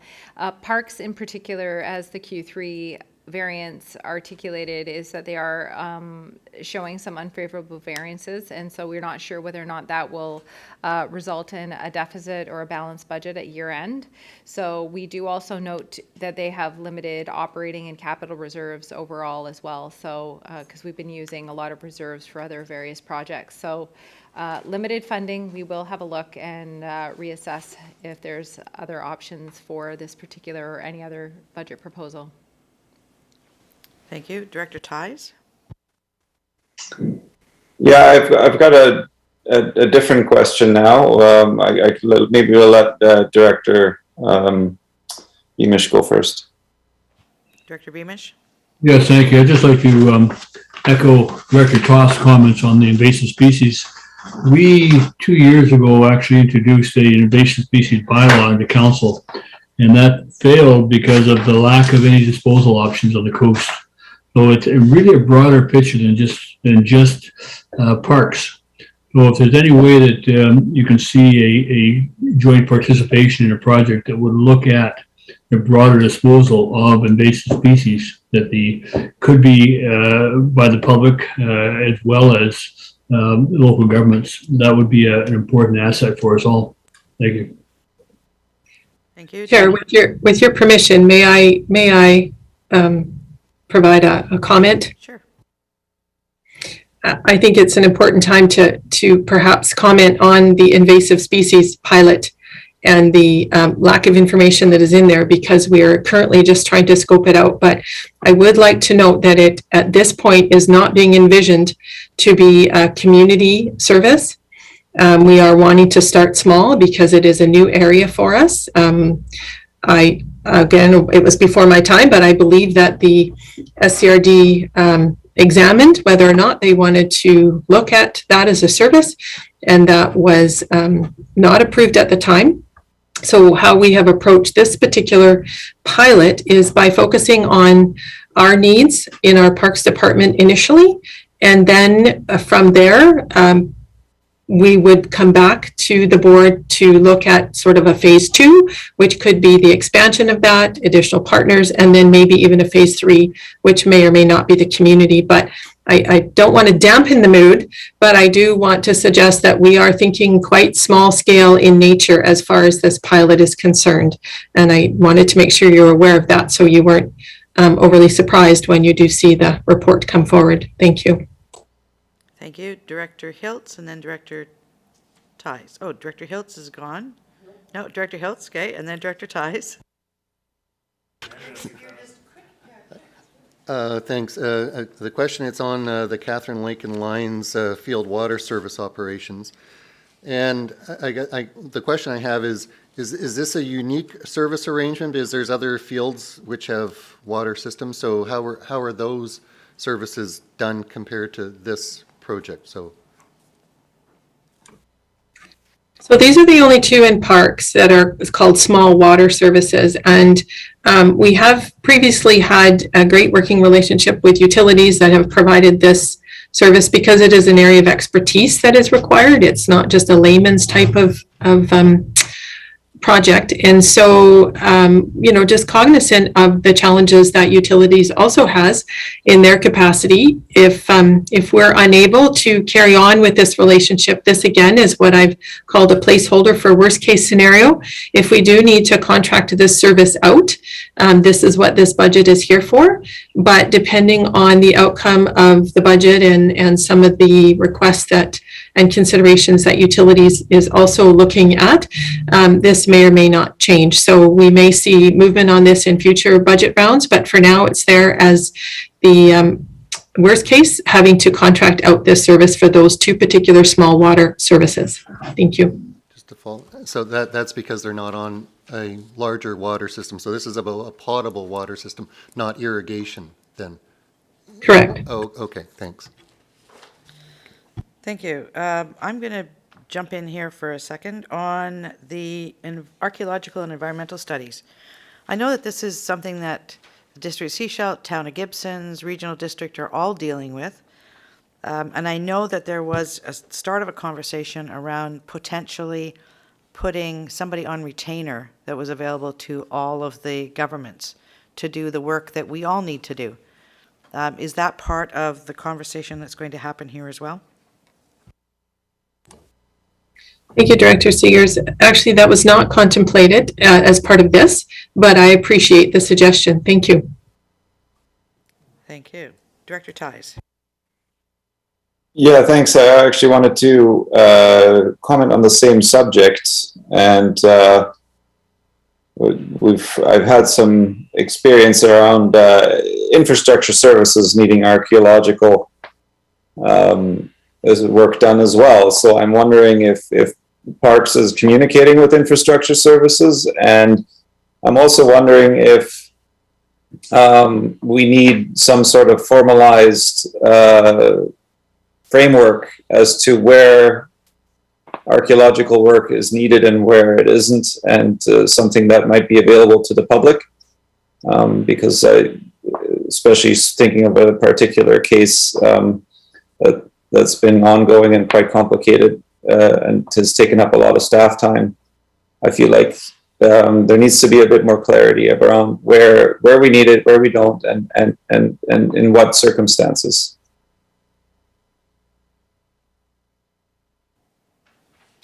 Does anybody want to comment on that?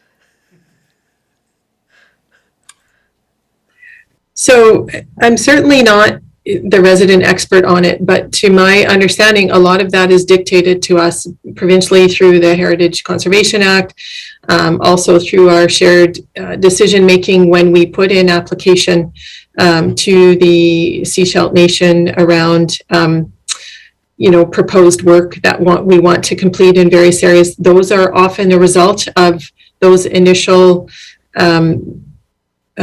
applications that are put in. And so different circumstances, different sites require different studies and assessments to be done. So it is challenging, and I know I understand what you're saying when you say, well, what has to be done where and when, but oftentimes it is exactly that. It depends on where and when. So appreciate the comment. We'll certainly, as SLT works together, because we're all experiencing these sort of considerations in our shared decision making, we'll certainly have conversations about any efficiencies that can be found. Thank you. Thank you. Any further on community parks?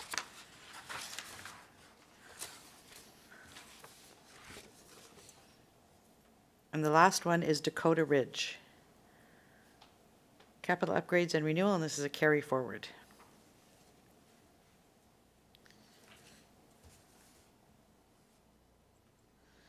All right, seeing none, I don't see any additional questions, comments, information requested, and all the items would be included in the budget for December.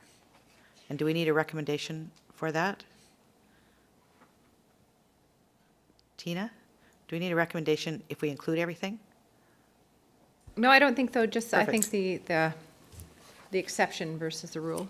All right, thank you. Let's move on to planning and development, and then after planning and development, we'll take a short break before we move into infrastructure services.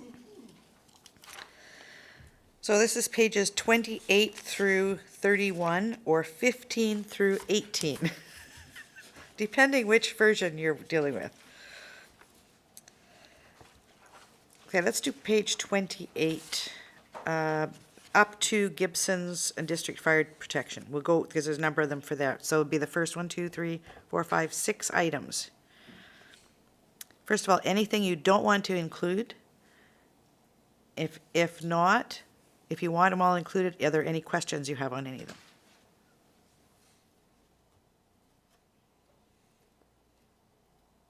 So up to Gibson's and District Fire Protection.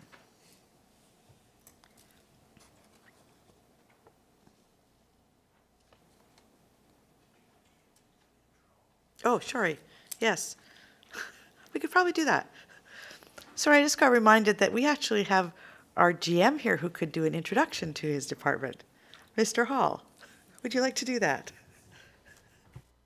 Sure, Chair. That'd be my pleasure. Although I hope that what is on the page is relatively clear, but planning and development is the new old department. Now includes planning, building inspection, sustainable development, and SCRD's suite of protective services. So that's fire departments, the emergency program, the E911 service, and by law enforcement.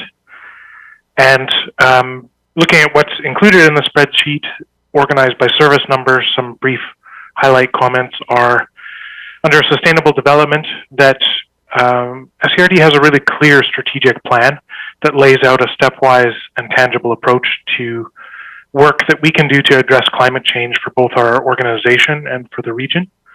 So the first steps are well underway now, those being an updated emissions inventory and model, adaptation planning, and corporate carbon neutrality framework, which the committee received at a meeting earlier this, I guess it's last month now. And as well, the Sustainable Development Division has been actively involved in long-range planning, supported drought response, and worked in the EOC, and has engaged in community partnerships that directly benefit SCRD. For 2022, the proposed plan is to pursue corporate carbon neutrality through facility decarbonization planning and greenhouse gas quantification capacity, and to continue with work on climate adaptation through the Building Adaptive and Resilient Communities program, including a key public participation phase. For the fire departments, the pre-budget package presented here was developed in a coordinated way by all of our fire chiefs and our manager of protective services. The package reflects the results of the 2018-19 service review undertaken by Dave Mitchell and Associates. All fire departments will be continuing with implementation of their 20-year capital plans to ensure that we meet insurance and certification requirements and have reliable tools to support community safety. And a capital plan update report building on the update that was provided to the committee back in June is coming to a meeting shortly. And you'll see there is a proposal to increase the 0.6 FTE deputy chief role in Gibson's to 1.0 with a matching lift to the emergency management coordinator to make it 1.0. And that's in response to required and strategic work items that will be shown in service plans that you'll see at round 1, and to items identified in the service review conducted a couple of years ago. In the 911 service and for the Sunshine Coast Emergency Program, we are making progress on the 911 tower updates, and you'll see a proposal for a small one-time project management support to see those through to the finish line. And as well, our dispatch levies are rising, so there's a mandatory base budget adjustment included to reflect this. And for SCEPs, here's where the match to that, the deputy chief position lives. And and as well, there's a grant-funded evacuation route project that was mentioned in the third quarter report, and you will see a forthcoming report on that. That's grant-funded, and we are looking at a coordinated approach with District of Sechelt. For planning, in the planning service area, we spoke earlier this year about the coast's housing emergency as we considered expert advice on major changes to SCRD land use bylaws. We've also had dialogue about the climate emergency. Seasonally, we're grappling with climate-related land development challenges, from flooding to drought and back again. We know that there are opportunities to promote complete communities that will enhance resiliency and active transportation and reduce travel distances. Last week, there was committee discussion with SCRD about employment and industrial land supply at a regional and a super regional level.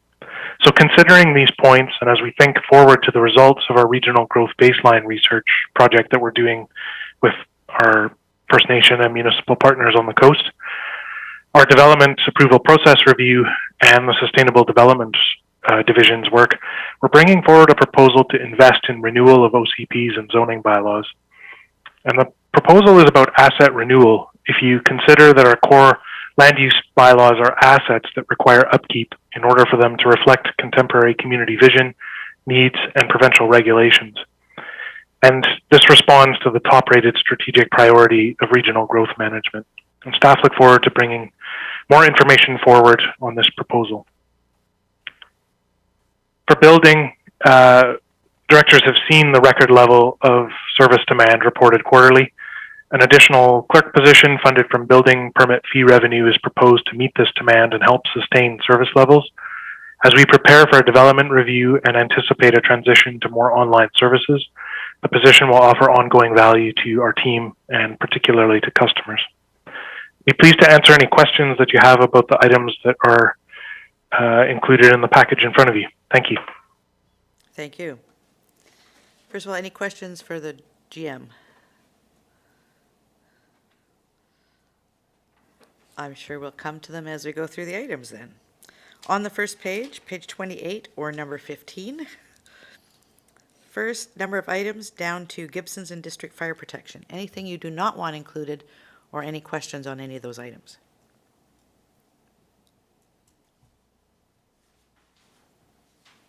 Director McMahon? Right. Looking at the decarbonizing the recreation facilities, is there some potential there in the long term for savings if we find alternate sources?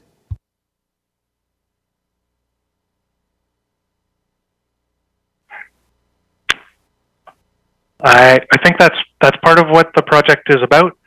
I'll cautiously say yes, and also that that in addition to efficiency, which can make fuel switching easier, not being reliant on volatile fossil fuels offers cost assurance benefits as well.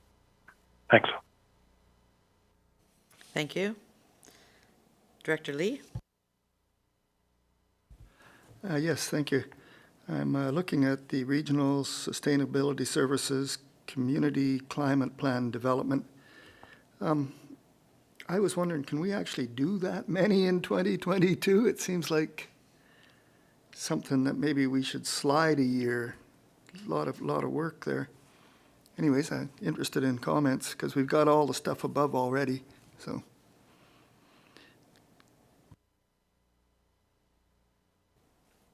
Go ahead, GM. Thank you. So this project is a continuation of work that has been started, and it is it's essentially consultant supported. It's through ICLEI, and they have a program to which we subscribe. So the initiative as framed here would continue that subscription to continue consultant support, and would move us into the phase where we are working with the community. And so we are proposing time time-bound student support to make that possible, knowing that our Sustainable Development Division is effectively one person. And a coordinated approach with other projects being proposed with infrastructure services is being applied here. So later in the package, I believe you'll see related student support. So the idea is that we would be efficient with our resources, provide high quality opportunities for students to work in a couple of areas, and go after grants to support that work. So hearing the question about doability, there is outside support and incremental support being applied here. Thanks. Thank you. Thank you. Seeing no further questions on this section, let's look at Gibson's District Fire Protection. Director McMahon. Yeah, this is about a bit of a process thing. We haven't had the Fire Commission meeting yet. It's later this week. And I do, in fact, have quite a few questions, but it seems to me it would be more appropriate to ask them in that setting. So at this point, all of these could come forward and you would have more information to inform at round one. Thank you. Director Ties and then Director Beamish. Yeah, there's both for Gibson's and District Fire Protection and for Roberts Creek Fire Protection, there's a wildfire preparedness, giving gear to firefighters, $35,000 and $30,000 respectively. I'm just wondering, knowing the amount of grant funding out there for wildfire preparedness, whether any of that could be applicable, or if that needs to come through taxation or in this case, reserves, I guess. Staff? Thank you for the question. Based on a preliminary scan, staff weren't able to identify a grant that fit at the current time, but we hear the question. Something we always are looking for grants as per our financial sustainability policy. Thanks. Thank you. Director Beamish? Yeah, no, I think as earlier mentioned, some of these things may actually be paid out by the end of this year or before the end of the season, because I think that like the fire rescue truck, I think they were taking delivery of that or planning to take delivery of that shortly. So although I'm not part of the commission, it'll be interesting to see what their priorities are and they're going forward. But all these ones, and certainly in the carry forward, should just carry forward as far as I'm concerned. Thank you. Director McMahon? yeah, I'm just thinking about, like keeping I know I'll ask this later too, but when we're looking at keeping a second fire truck for possible deployment elsewhere in the province, is there not provincial funding available to support that? And if we're buying, well, I guess the gear is for us locally, but if we're buying gear so that we're ready for deployment to the rest of the province, which is a good thing, and I'm glad we're doing it, but shouldn't we get help from the province from this? Is that a question, do you think, or is that something we'd follow up as a board?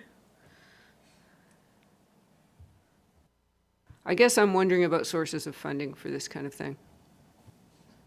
And do we do the emergency? I have some answers here by chatting from experience and chatting with Roberts Creek chief.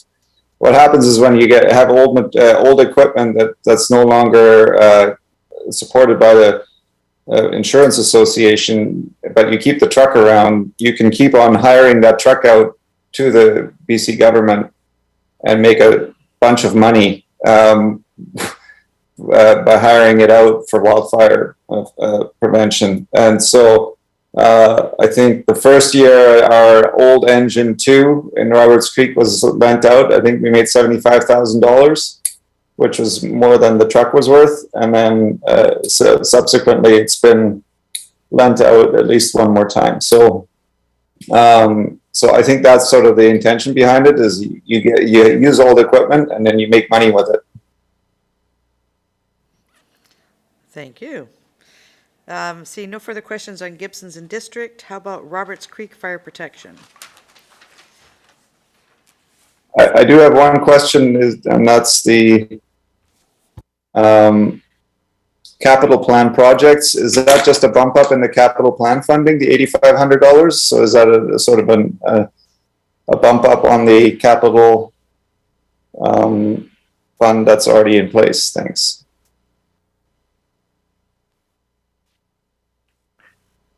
Thank you for the question. That figure reflects the planned or scheduled 2022 capital plan projects per the long-term plan that the board has supported, and there will be an update report on fire department capital plans coming shortly. Thank you. Any further questions or comments on Roberts Creek Fire Protection? All right, seeing none, we're moving over to Half Moon Bay. Any questions about any of the items that are there? There are 2 carried forward and 2 new. No questions. Thank you. Egmont. Egmont Fire Protection. Director Lee. No questions. I'm looking forward to the capital plan that GM Hall was talking about, so. All right, Perfect. so let's move forward on to emergency telephone 911. And there's a number of items there, some carry forward and some new. Any questions or comments on them? I just want to say it's nice to see them moving forward. And I'm very much looking forward to that's the next piece about the,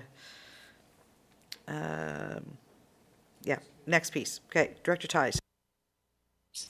Yeah, just a quick question on ecom.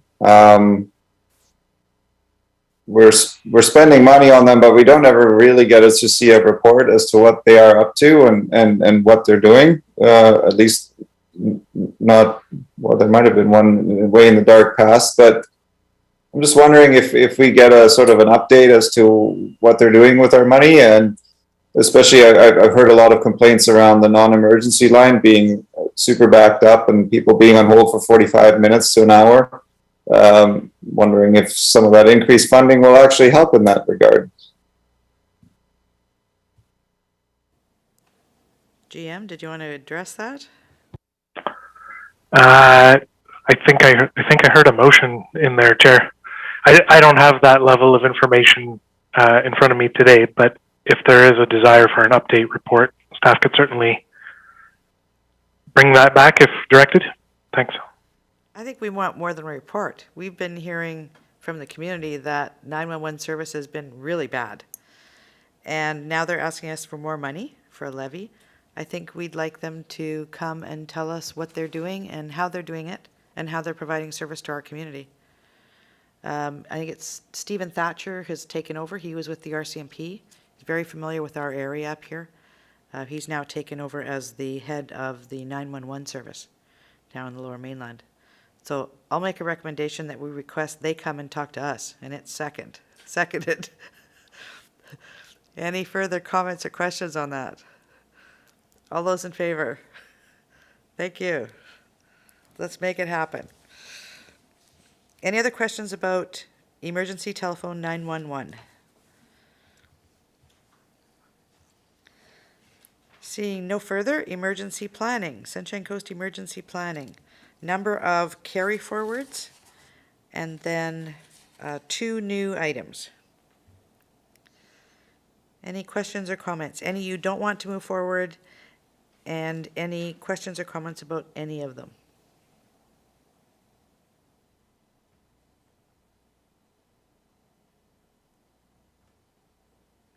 It's nice to see the mass communications project moving forward.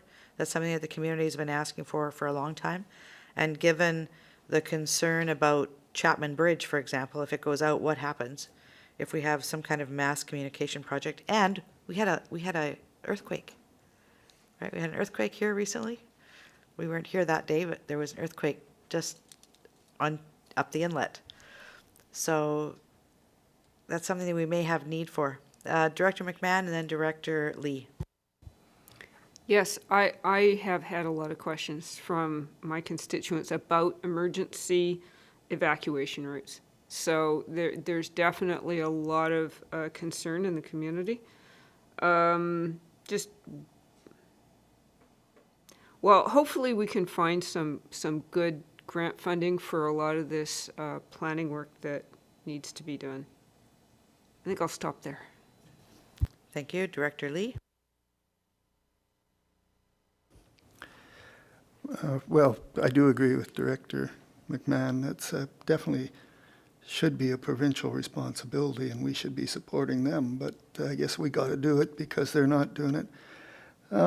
But the one I actually put my hand up for was on the bottom of page 30, and it's the Emergency Management Coordinator. I didn't quite understand the logic. Corresponds with the increase to deputy position at GDVFD. Just wondering if I could hear a little more about that one. Thank you. GM? Sure. Thank you, Chair. So currently, the deputy chief position and emergency management coordinator is a combined role with 0.4 being worked in the emergency program and 0.6 with the Gibsons and District Fire Department. And both of those services are experiencing a high demand for management support or coordination support.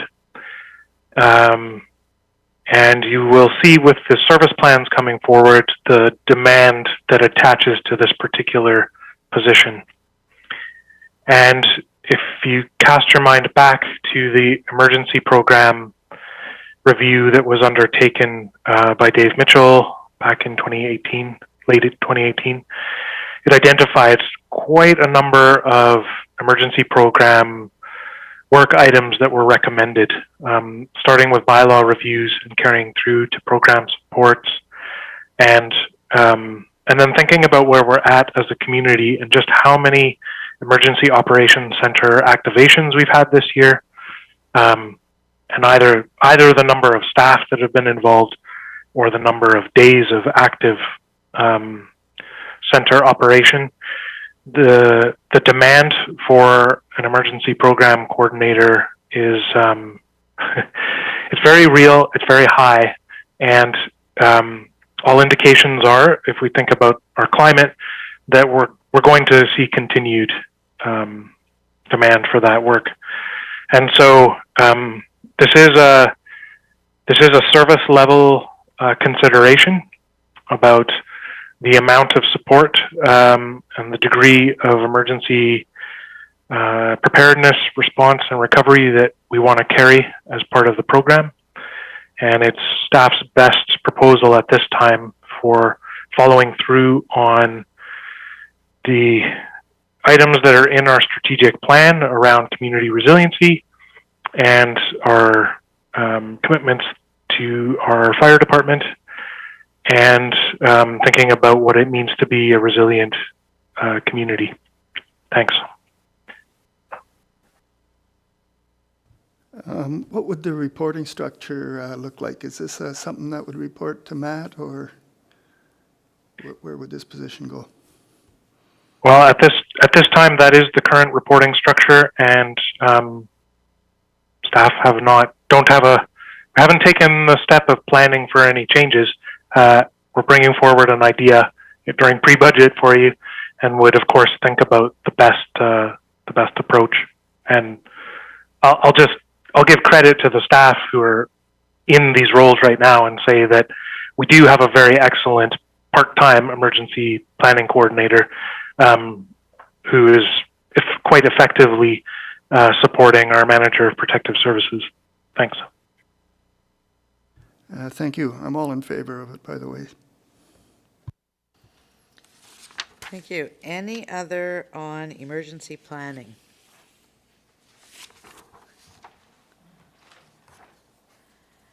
Seeing no further on there, we'll move over to regional planning, rural planning, building inspection, and fire department records management. The last, 5 items in under planning.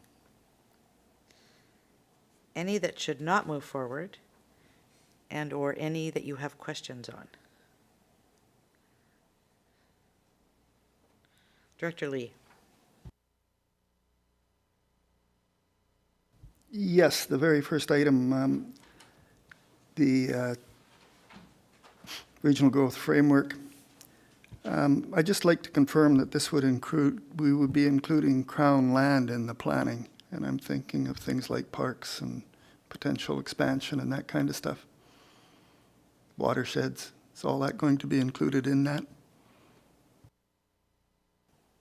Jim Hall? Thank you, Chair. Yes, indeed it is. This project is underway. We have Modus hired, and we have an intergovernmental and interagency project team working on this right now, and the geographic scope is the entire regional district. Thanks. Thank you. It might be something that we want to communicate out. If you've seen the Coast Reporter this past weekend, it was saying that, oh, the regional district should take on a regional growth strategy. So there are a number of people out there who obviously haven't heard we're doing this. With regards to that, there was a conversation we had earlier this year about City Studio. And I'm wondering if that is going to be something that's going to be coming forward as well. City Studio is a project that we would do with Capilano University, jointly funded by District of Sechelt, Town of Gibsons, and the Regional District. And we would see that the resources of the students would then be devoted to regional growth projects. So projects under this umbrella. I don't see a budget item in here for City Studio, though. Is that something that we will see coming forward?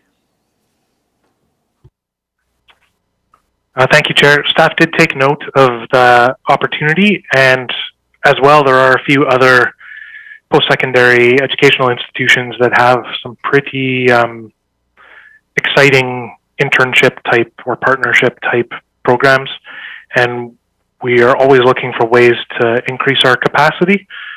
There is, at this point, no, to answer the direct question, there is not a specific budget item for that being proposed. Is that something that the committee would like to see? I think that is something that should come forward. I'd have to put it to committee around that. I don't have the dollar values in front of me of what we were asking at the regional district. I think District of Sechelt, we were looking at $5,000, something like that. It's minimal because it would be a pilot to start. And the cost, I think the cost was $15,000 divided by between the three governments or something like that. Tina? Yes, thank you, Chair. So I think what's unique is that we have a carry forward project on the docket. So perhaps this would expand the scope of the existing carry forward project, and not sure how that would interrelate with the other governments, because of course this is a regional district planted or project that is then requisitioned from the other services. So we'd have to understand a little bit more as to what's currently underway and the opportunity to leverage those resources, because it depends where the project is and what they could contribute at this particular time. So I don't know if that's been contemplated in conjunction to this, but it would either mean a new project or expanding the carry forward that's existing there. So I don't know if that's what is intended. So I think it would be a new project. Okay. So what we can do is gather some more information from Capilano University, follow through with the District of Sechelt, Town of Gibsons, and then bring some information forward. It would be a potential new item. Okay. Yeah, we can do that. The other one, I'll bring it up at the end of this. Any other questions or comments on any of these on page 31? Director Hiltz. The City Studio, is that a request for a round one budget proposal then? We'll get some more information and bring it back. We could probably bring it to one of the committee meetings coming up before round one budget. Thanks. Thank you. Director Lee. Yes, it's still on page 31. It's almost the last three. Rural Planning Services, Planning Enhancement. I thought I remember a grant to do something similar to this. I was wondering how it differs from this one, this item.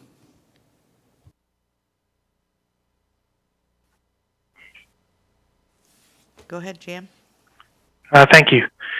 So SCRD received a UBCM grant to conduct a review of our development approval processes.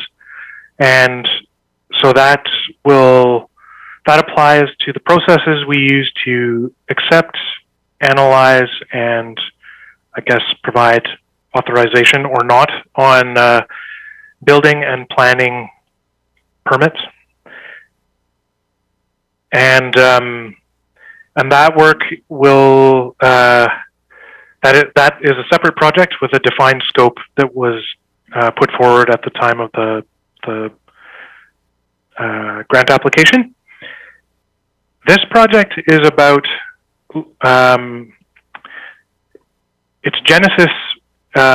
Its genesis goes back to the Housing Needs Implementation Framework, where we had a housing expert suggest something like 30 or 40 amendments or new tools to our land use bylaws.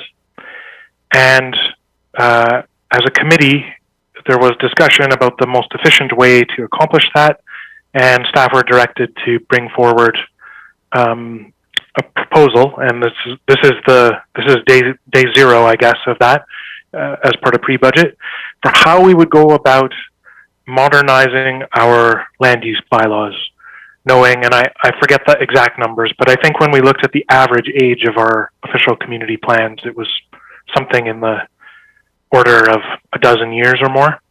And we have spoken together with you in committee about the challenges of two different zoning bylaws and the potential benefits of harmonizing some of these things, not only between different rural areas, but also even considering where there's synergy with municipalities. And to do that work is a project that will take some time. It will take rebuilding our relationship with the community and resetting on trust in planning on the coast. And we know that there's technical work that's required as well. And when we look at peers and how they have approached this type of work and the investments that are being made in long-range planning, this is staff's best advice for how to proceed to reinvest in our core planning assets, those being our land use bylaws. And this is being proposed as an ongoing initiative that's prorated for 2022. And I would note also that it does not appear as though the carry forward for that planning grant is included here. And so if that's part of the confusion, apologies for my oversight in not spotting that, but that should show up as a carry forward. Thank you. Thank you. It's only 2 OCPs. How many? Yeah, 7. Okay. 2 zoning. So there's some work to be done if there's going to be some harmonization. All right. Any other questions? Director Lee. The next one down, Building Inspection Services, Building Clerk. Just a little clarification. It says all, which to me means the municipalities as well. Is that correct for that service participants? No. I'll double down on my apologies for oversight. That's rural areas and SIGD. Apologies. Thank you. You were hoping, I could right? hope, eh? All right, I'd like to look at the last one, Fire Department Records Management Software. I seem to remember this coming forward out of that study that got done as well by Mitchell and Group. And what this was for fire departments to actually keep track of the training that their members had done so that they could ensure that they reach certain goals, certain service levels. And this is a carry forward actually from 2020. So is this going to be moving forward soon? I think we need to get it implemented.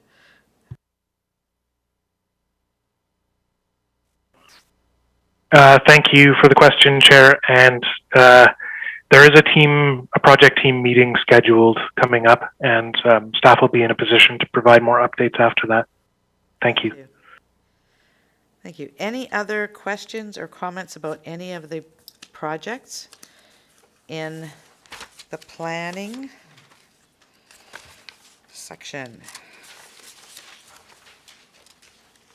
If not, we're going to take a break and come back and do, so it's planning and development. Any others in there? Seeing none, how long would you like for a break? 10 minutes. It is 2:40. We will come back at 2:50.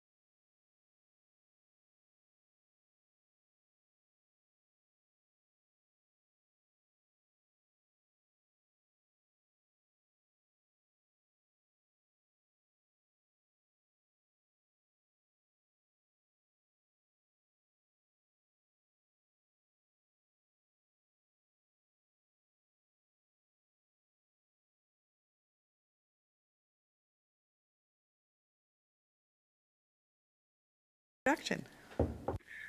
Thank you very much, Chair.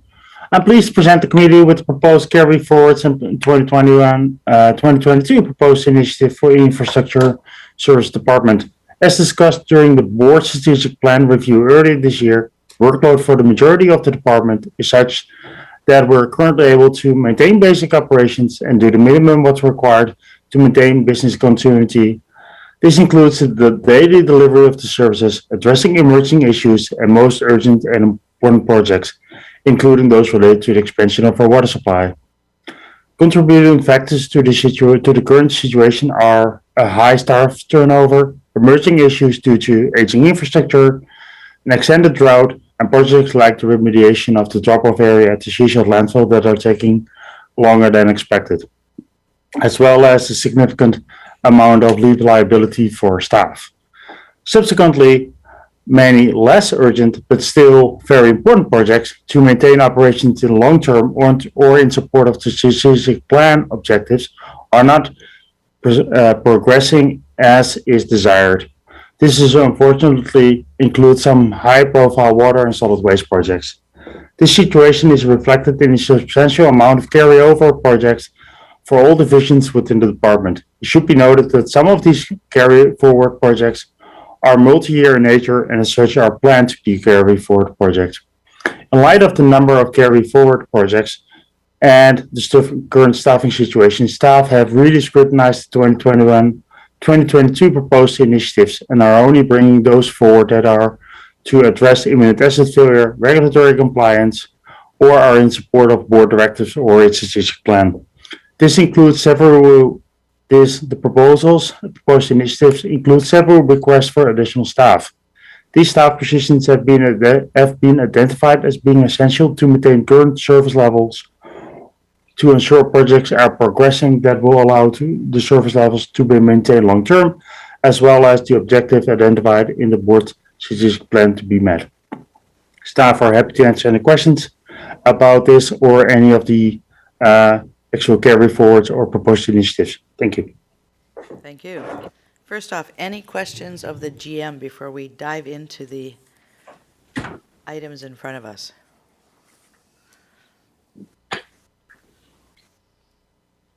Director McBann. Well, I suppose I should ask an obvious question, which is, if we're not having any success hiring staff now, how will creating more positions that we can't fill help the situation? Thank you for that question. It's one of the things we staff worked on last year, and when I mean staff, it's infrastructure services staff as well as staff from our HR department, is a complete review of our job descriptions and for the utility services department, and align those job descriptions with the actual work they're doing. And in a very significant amount of cases, that resulted in an increase in wage for those positions, or at least proposed. It's still to be confirmed, but we anticipate that that increase will increase our ability to actually attract and retain those highly skilled staff. So we're hopeful that that these positions can be filled. And at the same time, I realize that given these are hard to fill positions in general for all local governments, I think we have to come to terms with the fact that there will be always maybe one or two of those positions vacant because of turnover. And to propose staffing positions allow us to adjust to that reality. Maybe I could just add a couple of additional comments. We've also taken some unique steps recently, reaching out to other sources or potential sources for applicants. Northern Alberta Institute of Technology is one example, and I'm currently in discussions with LinkedIn to pursue an expanded recruitment package that they offer through their professional services. So So we're looking at new ways of doing the old business of recruitment, and it's been productive so far. We have seen some recent applications from Nate, and we'll see how things go with online platforms. Thank you. Thank you. Follow up? So recruitment is half the battle and retention is the other half of the battle. So are there any steps being taken to retain the staff that we've got?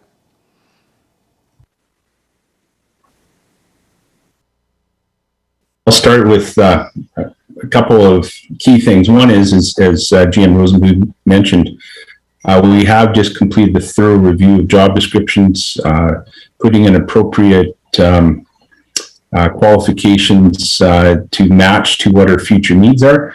Staff are very interested in returning to school. We've had some great receptions from people saying they're going to look to pursue higher qualifications, and we're very supportive of that. We've also got a new focus on recognition that is a bit of a rebranding, I guess, of an old program. And the final thing is, in amongst the job postings that we've had, many of them have been promotions. And one of the best things you can do for people is to ensure that they have the tools that they need. They like the people that they're working for. There's a good relationship in place, and they get promotional opportunities. So we're seeing some successes. Thank you. Thank you. Any other general comments? Seeing none, let's move into regional solid waste, and we'll look at the carry forward items first. Are there any that you do not want to see moving forward or not included, or do you have questions about any that are on here as carry forwards? No, just regional solid waste. Just regional solid waste. We'll do it in chunks. Otherwise, it could get really messy.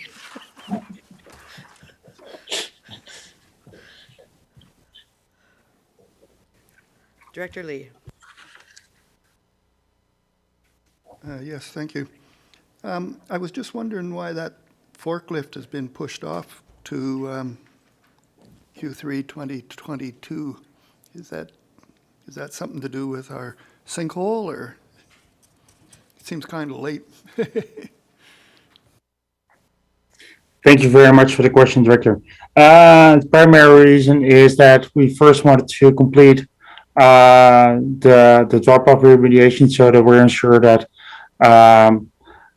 it actually, because it could guide the type of specifications in terms of forks and type of equipment that we would purchase. So hence we delayed it, and it's indicated here we are planning to purchase that actually. I think here it's Q3 2022. I think that's earlier. I think we're going to pursue that earlier than 2023 too.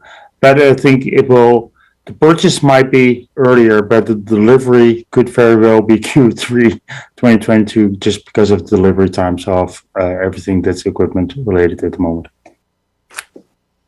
Thank you. Any further questions or comments on regional solid waste carry forwards?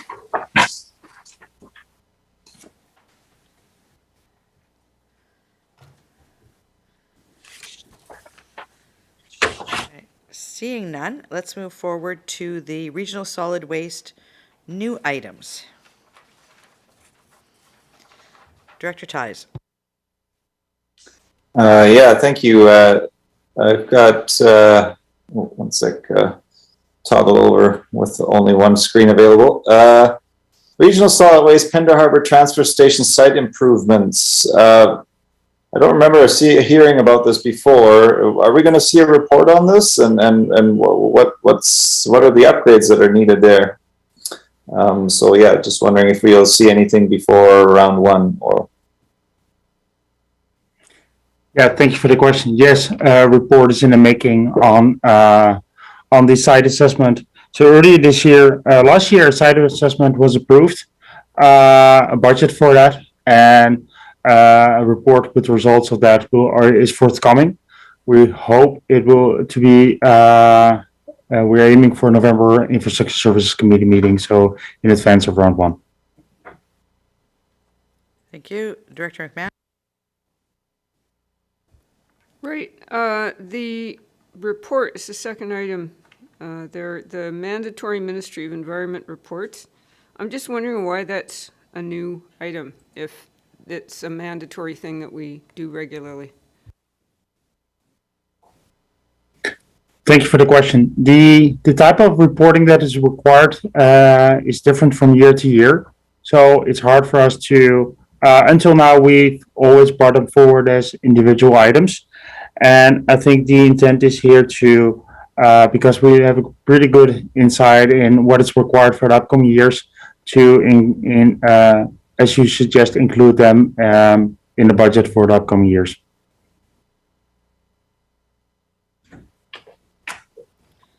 Thank you. I'm going to look at the one two below that, where it talks about the Seashell landfill closure, post-closure funding, $125,000 taxation.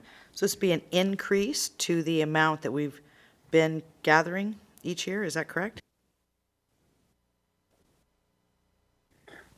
Yes, that's correct. I'm looking for the CFO. I'm not sure if she's in the room, otherwise She she is. could respond to that. But She's here. yes, this will be an increase. So last several years, 125,000 was the annual increase, and this was last year that the increase was approved. So this is a proposal to continue that increase moving forward to fund the current underfunded liability. And when this comes forward to budget, will we actually see how much this would contribute? Because it's an additional 125, correct? Over top of what we're already contributing. And will we see how that looks over the next couple of years? I mean, that's seriously underfunded, and we all know that. Go ahead. Yeah, thank you. And so what we've been doing is doing some preliminary analysis on what some projections would be. And I think one of the unknowns is the total lifespan of the Seashell landfill.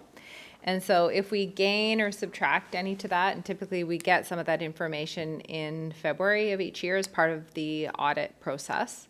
And so we are dealing with a little bit of unknowns. And again, there is that stage H closure, which also, depending on how that particular project is rolled out, there may be some efficiencies or some deficiencies that we may see in part of that.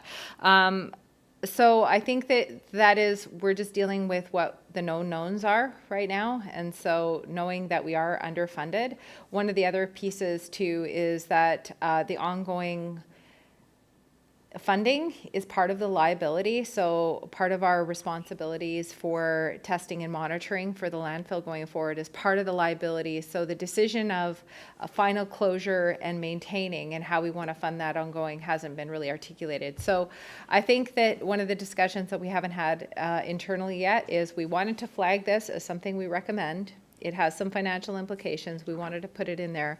And I think a subsequent report, whether or not that comes part of round one or part of a committee meeting in either November, December, we're working to see, because I think it's more than just a budget proposal. I think it's more information.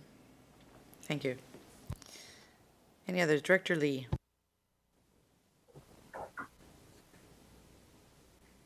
Thank you, Chair. I'm sorry, but I just had a question further back on the regional solid waste composition study.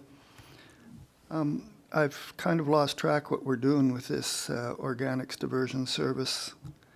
I thought we had a report coming on how We actually requested that the waste composition study be pushed back because of the implementation of organics in the regional district and also in the district of Seashell this year. So we wanted to wait until those were implemented to then do the composition study. Okay. And will a plan come along with the study, or the studies first and then a plan on how we handle all organics? I think the study comes first. Okay.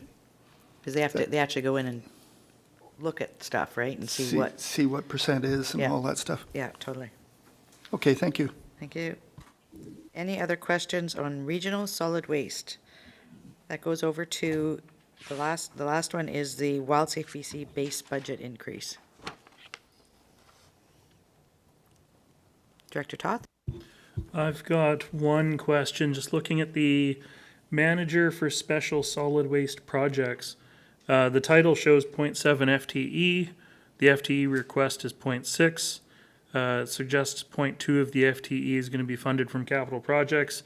Just looking for a little bit of clarity on what we're actually looking to hire and how it's being expensed. Thank you. Thank you very much for the question.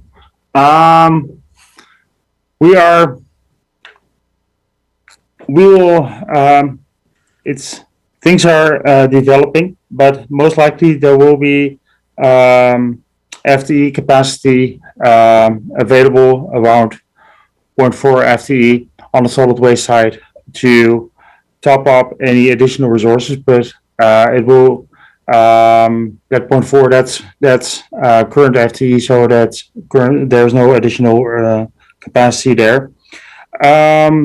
So what we're looking for is to top up the current 0.4 FTE to a full 1.0 FTE to increase our ability to actually recruit somebody into this position.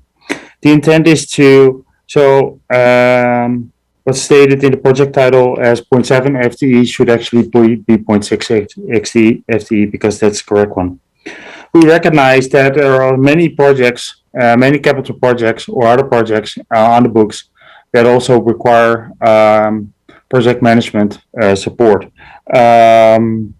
So what we're proposing here is to fund 0.4 additional FTE from solid waste and hire a full FTE and fund 0.2 FTE from other capital projects. It could be water projects, it could be projects for other capital projects for other divisions, or maybe even projects related to development, for example, of a plan for our mason yard facility. So the intent here is to fund another 0.4 FTE from solid waste and other projects, other functions, funding an additional 0.2 FTE.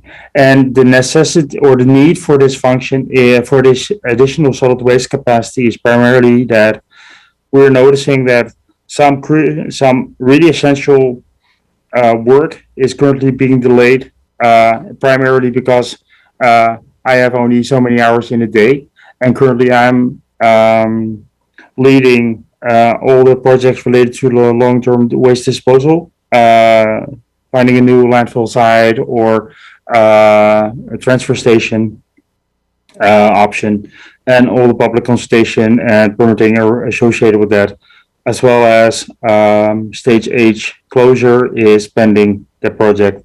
So we're really seeing that there is a need for some, at least for the upcoming years, for some additional project management support at the management level on the solid waste side.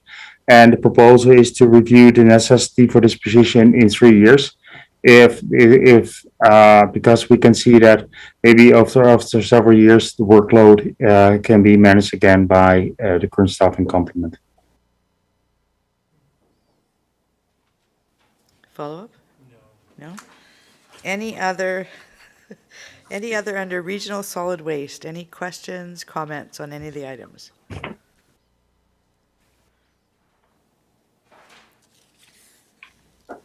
Seeing none, let's move forward to North Pender Harbor Water Service.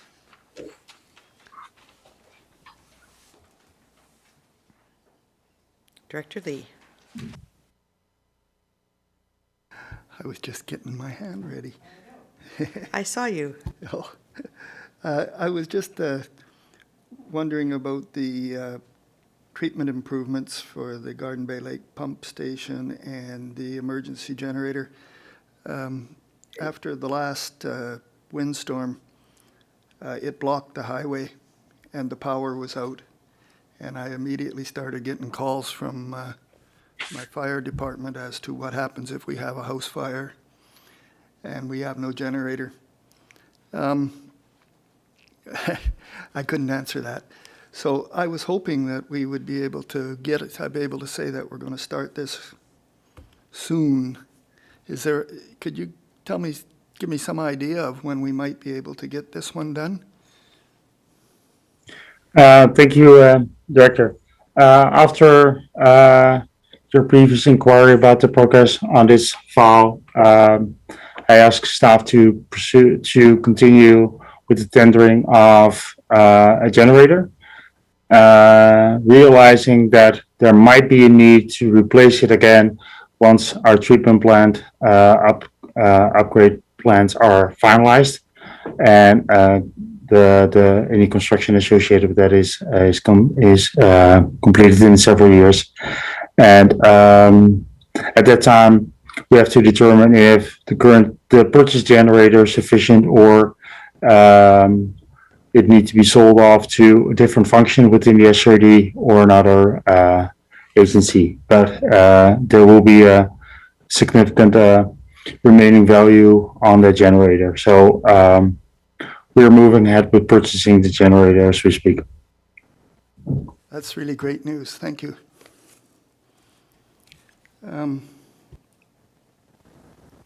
Then another one, the North Pender Harbor Water Service water main replacement,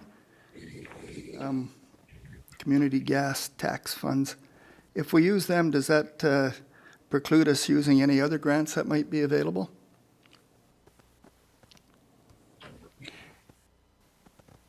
Thank you for the question.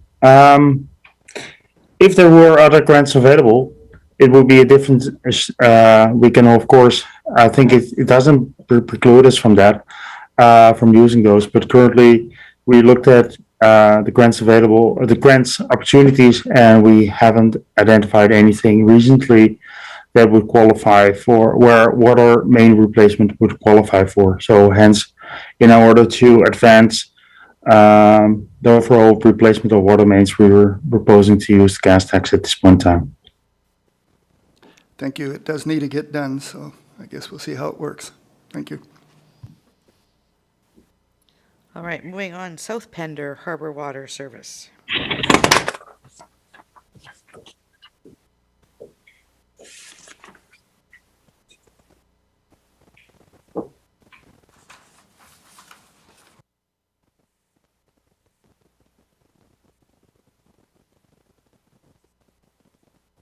No questions. My question, I think, was the same question about the South Pender Harbor water main replacement, but the answer would be the same, so that's good. Thank you. Thank you. So then, we have lots of regional water service projects that are carry forwards. So first, are there any of them that should be removed? Any that you do not want to see moving forward?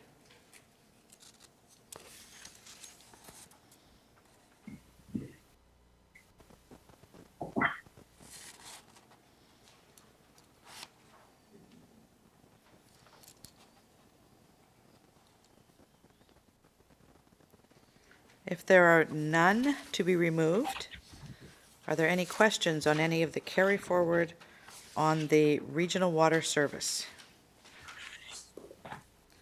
Somehow, there we go.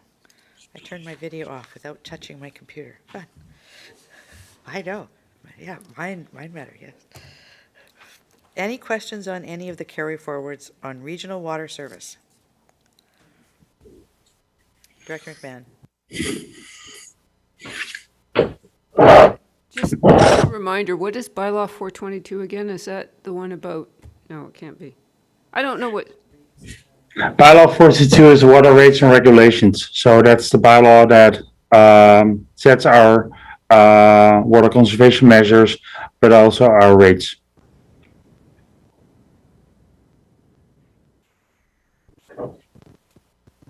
I have a question on the bottom, page 35, on the environmental flow needs on Chapman Creek.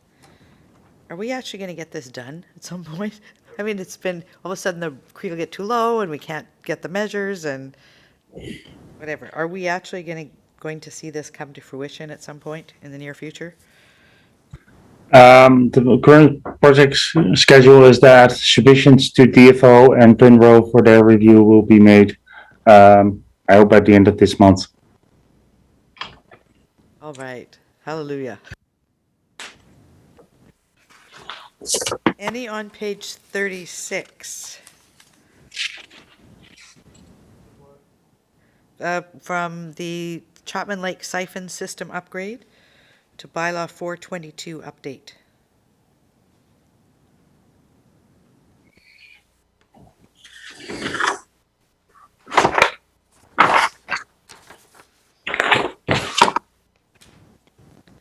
Seeing none, on page 37, that's the water supply plan public participation regional water system to 2021 vehicle purchases.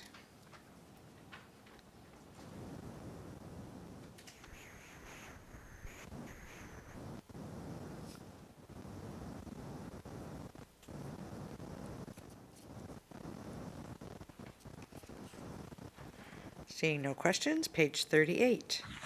Regional Water Service Reed Road Pump Station Zone 4 improvements to feasibility study surface water intake upgrades Gray Creek.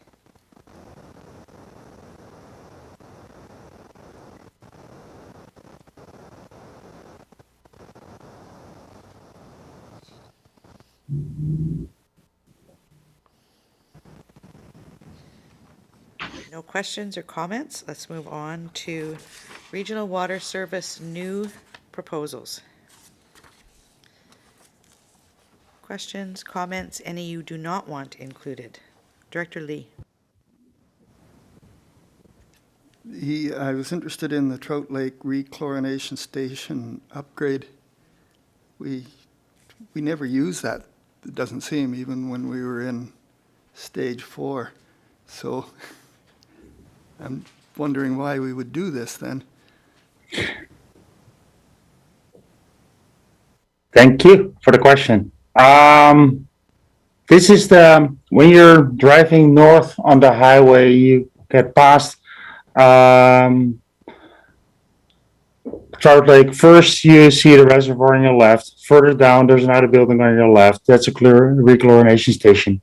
The station is working 24/7, 365 days a year, because it rechlorinates the water that's initially chlorinated at the treatment plant because the length of time between the treatment plant chlorination and the top of Hartman Bay, especially Secret Cove area, is too long. So the chlorination levels are dropping over time. So this station is really a booster station for chlorination levels on the top of the system. The building is a couple of decades old, and it was constructed with a wooden roof over a water reservoir. And as you can imagine, when you put a wooden roof on top of water that's standing there 24/7, 365, over time it rots. So it needs to be replaced with a non-wooden roof. And it's not a system that we're using as part of our emergency water supply system from Trout Lake. It's part of our regular system. Thank you. Explains why I think Director Lee had the same belief I did, that we were actually looking at using Trout Lake, and this was a system to treat that water to put it in our distribution system, but it's not. Yeah, I've learned something. I have too. Explains why I see the truck there all the time. Yeah, and I can understand the confusion, and that's why because it's part of our day-to-day operations. It's also listed as an asset failure instead of otherwise it would be brought forward as a budget proposal. Director Toth. Thank you, Chair. I'm just looking at the Chapman Lake Dam safety improvements and the Edwards Lake Dam safety improvements. Recognizing, of course, we need to do this work, regulatory compliance. Wondering about capacity to get both of them done next year, or whether we should be deferring one of them one more year down the road. Thank you for the question. Actually, deferring one of them down the road would increase our capacity required to manage the project, because in terms of project management, they are combined. It's combined as one. There's one consultant working on both projects. It's only for administrative purposes that they're here presented as two different projects. So in terms of also the construction, we would tender it as one project with two components in Edwards Lake and in Chapman Lake. So for that reason, I would be reluctant to recommend to split them into two and to phase them out. Thank you. Any other questions on new projects under regional water service?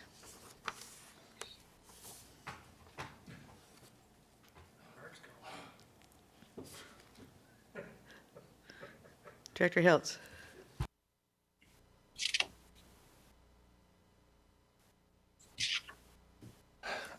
Thanks. It was on the Selma 2 isolation.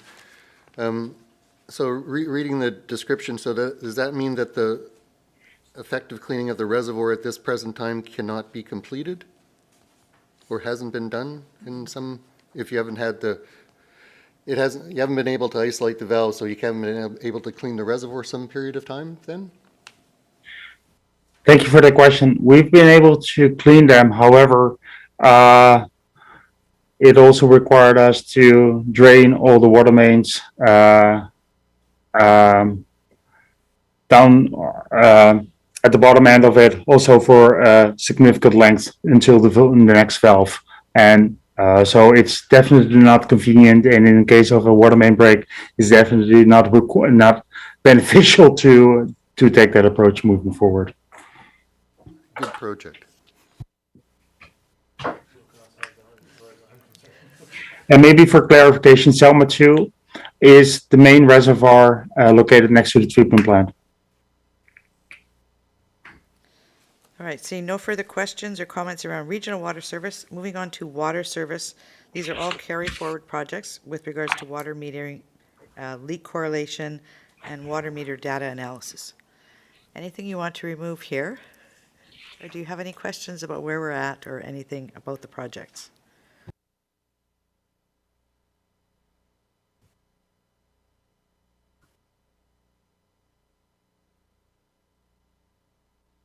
Director McMahon. Yes, when we say that we are funding some of these water items through user fees, I assume that means that utility bills will go up. Is that correct? And when would we know what the impact is? Thank you. Thank you for the question. Of course, the carry forwards are currently already included in, or were anticipated when the rates were set for this year in terms of new projects. If later this month, we're bringing forward our proposed user rates for the water services as well as for solid waste services. So, and in those proposals, in that report will include how these projects are contemplated in that setting, in that context. Thank you. Director Toth. Thank you, Chair. This was a concern I actually raised last year because we were setting the water user rates before we'd had a chance to look at the budget.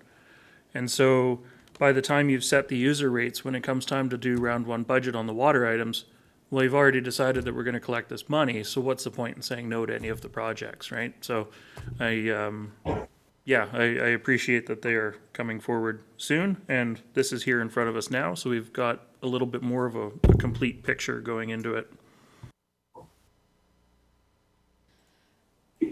Thank you. Seeing no further questions on water metering, let's finish up the water service, north and south water service. And there's a few items on the next page before we move into wastewater. Any of these items you don't want to see included, and any questions or comments?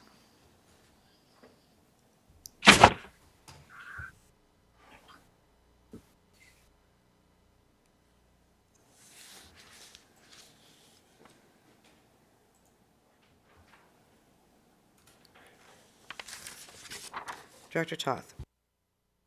Thank you, Chair. Water service staffing utility crew, 3 full FTEs. That's a big increase. I get that we've got, more projects we're looking to do. Are we going to get more information about the FTEs when we look at the water rate, setting the water rates for next year, or is this going to be our only chance to talk about these? Thank you very much for the question. These will be brought forward as a budget proposal to round one. So which is November or mid-December for board consideration.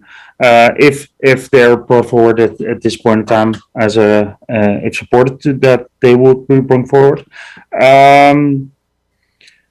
If there's a desire to provide some more context on the rationale for these at the time we bring forward the water rates for next year, we can do so. I think that's a yes.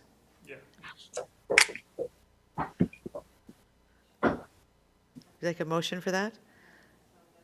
Okay, that when the water rate information comes forward to committee, that rationale and job scope for these 3 positions, utility crew, 3 positions, be provided. Moved. Seconded? Seconded. All in favor? Thank you. Okay, anything further, Director Toth? Director Ties. Yeah, thank you. The water rate structure review under water service there. Happy to see this go forward. Hoping that WASAC will be included, and then of course I think Eden will probably have a big part in this as well. So just wondering when and if we're going to see any more information regarding this coming forward before budget, or is this all a post-budget big report kind of thing? Thank you for the question. This would be the phase 1 of the water rate structure review work we are planning to initiate, and staff are working on the staff report that will come to committee meeting in upcoming months before the end of the year. And the CFO and I think we have to see what is possible in terms of workload, if it's November or December, but we're working on a follow-up report on board direction from May this year to provide an update on recent examples from other local governments that have implemented these kind of that have undertaken these kind of projects, as well as we're working on a report with a full timeline of what it all will include and the different phases. So more information to come. Any further questions or comments? Director Toth? Thank you. Water service overtime budget, $141,000 lift to be funded through user fees. I'm loath to budget that much more additional amount for overtime, especially when we're looking to hire more staff to help compensate for the overtime situations that we've got going on. I'm just wondering if there's an option to be funding the overtime work or the overtime budget out of operational reserves instead of through user fees, since theoretically you're paying overtime when you've got staff vacancies and shortages anyways.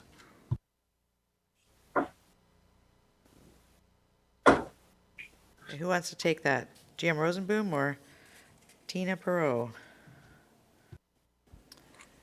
Well, I think that's a couple of good points. So I think that most certainly we've had some overtime. As far as what the business case associated with some of the overtime, yes, historically we are seeing a lot, but then again, yes, we are asking for additional. So from the funding and the business case, I think we can definitely provide some more information subsequent to perhaps that report that the board has asked for. Thank you. Any further questions on water? Director Lee. Director McMahon first, then Director Lee. Yeah, this is really just a comment. I think politically, we will have difficulty raising utility fees substantially if we don't have Church Road well, online pretty darn soon. After that, when we show that we have delivered more water, then it's a little more palatable, although, some people will always complain. Just a comment. Thank you. Director Lee, you had a question, comment? Yes, I was wondering about the overtime budget because if the overtime is being worked as an expense to keep it going, it should be reflected in the previous years, and therefore when we look at our user rates, it should be automatic. We shouldn't have to budget for it. It should be included in that. So what's causing the overtime is my question. The overtime is a combination of work that just takes longer, staff that are working on the project, let's say a water main replacement project or a leak, and it's 3 o'clock and they're halfway, so there's no opportunity to leave the site until the job is finished. Other is emergencies, error call outs in the middle of the night, that alarms are going off in one of the treatment or wastewater treatment facilities. And there is definitely also overtime as a result of people that are called in to work on a regular day off. So they, because we just need them, so that also we need them to maintain operation. So that includes the drives that as well. But in the budget proposal itself, if this is supported at least to bring forward Environment 1, we'll make sure that we include a good rationale for this. And as the CFO indicated, also contemplate that in conjunction with the requested additional staff. Thank you. Go ahead. So I would think that it would come forward then when we go to set user fees later this month then. This would be part of that? Is this just a heads up warning that it might happen? I think what GM Rosenboom said was, we're looking for the rationale for the 3 positions, and they will also bring forward information about the overtime as well at that time, because they're going to look at all of it together. Great, thank you. Thank you. Any further questions or comments around water or water service or water metering before we move into wastewater? Director Lee. Just one more. We're talking about starting work on the user-based pricing in 2022. Is it appropriate to start that before we get the water meters in Seashelt, or are we going to cause ourselves a little bit of a problem? GM Rosenboom? Thank you for the question. Our intent is to start this project in the fall of 2022, after next summer, because we don't want any public participation. We don't think that it is beneficial to have public participation around water rates during the summer months, as well as there was something else. At that time, we will have significant progress made on the water meter installation itself. So these things would align. And this kind of public participation is best to do in the winter months. So if we would not do it in the winter 2022, 2023, it would delay it for another year. And given the intent of the board to move ahead with this sooner than later, we think this is appropriate time to do it next year, fall winter season. Great, it sounds like good logic. Thank you. Thank you. We will now move into wastewater. We're going to start with Greaves Road Wastewater Plant. This is a imminent asset failure. Any questions or comments?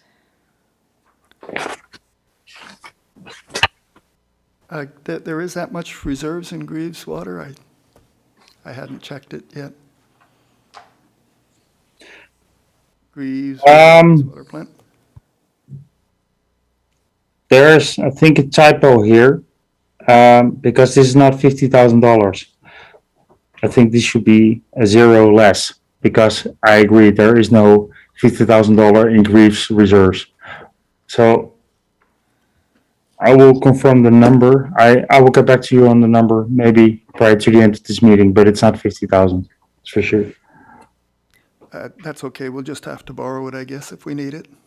No, but I've confirmed that the amount in reserves is sufficient to fund the work that we're proposed. Thank you, Director. I got it, thank you. Director Pratt?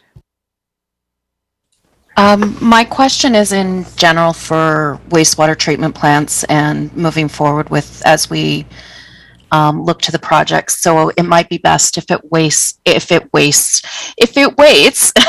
till the end of all the projects, and then we can circle back to it. Thank you. Wood Creek Park wastewater treatment plant.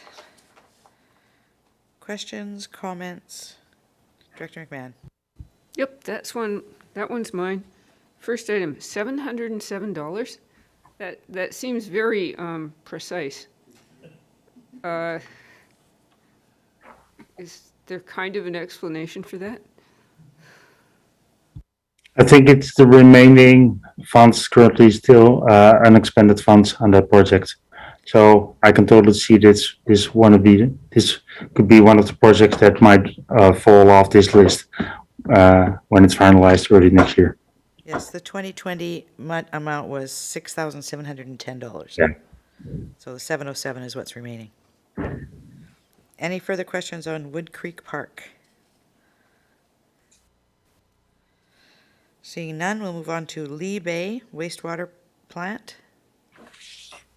No questions. Thank you. Square Bay wastewater plant.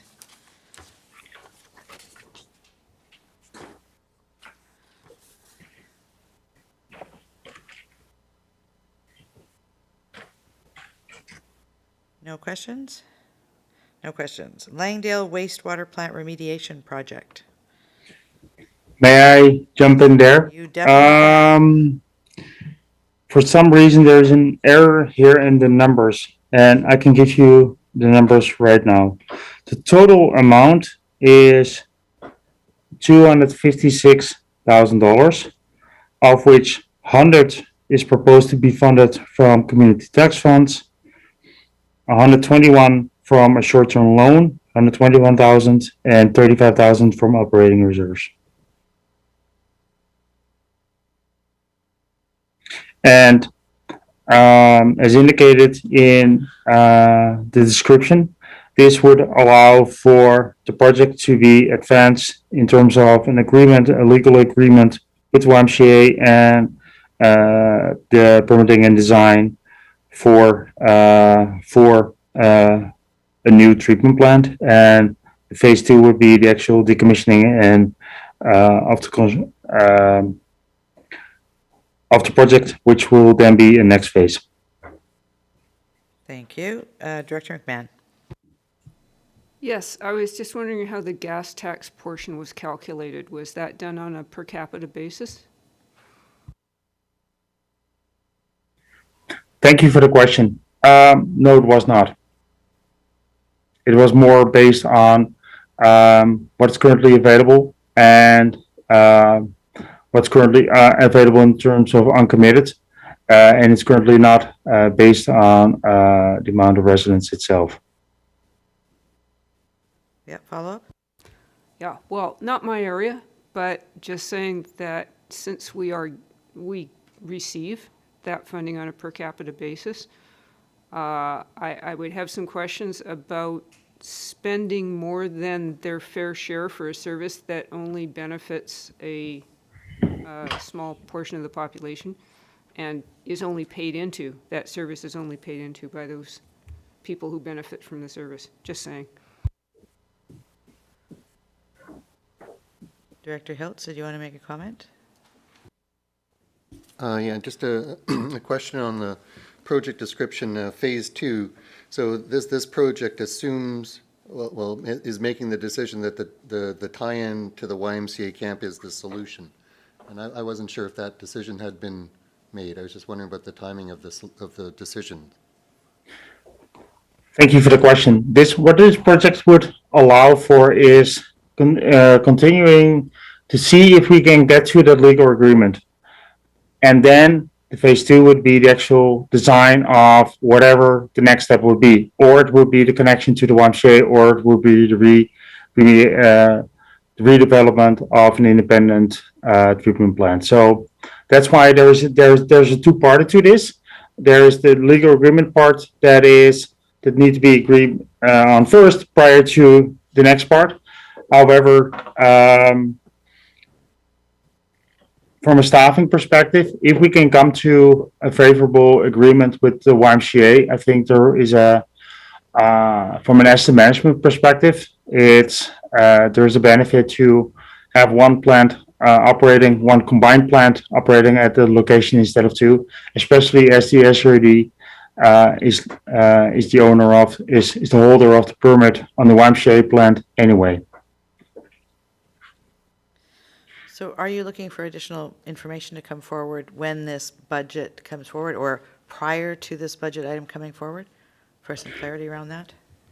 Yeah, I'm assuming that the business case in round 1 will provide the clarity around it. Thank you. I'm not sure it will. So Did we not have something come forward on this before, Maybe. like recently? Maybe I can clarify this a little bit. Currently, it's listed as an imminent asset failure project. So if not directed by the board and if supported, this would go straight into the budget without a further budget proposal being provided. However, if the board desires it, staff are more than willing to prepare a report on this. So there is more information for the board to consider what's included in the scope, and also maybe that will help with the public awareness about what's in scope and out scope of this project. So If that's desired, then a recommendation is required that a budget proposal is to be prepared for this project as part of for round 1. I'll make that motion. Okay. Yeah. So that this item not be included automatically in round 1, and that a budget proposal come forward to round 1 for this item. Yes. That's what we're looking for? Okay. Is there a seconder for that recommendation? Seconded. All those in favor? Thank you. If I may, Chair, I have a follow-up question then for you. I heard Director McMahon's remark in terms of funding. Is there a desire as part of that budget proposal to also present funding options? For example, the portion gas tax or not? I think yes, we do. We want to see budget options, or sorry, funding options for this, with the various different places money can come from.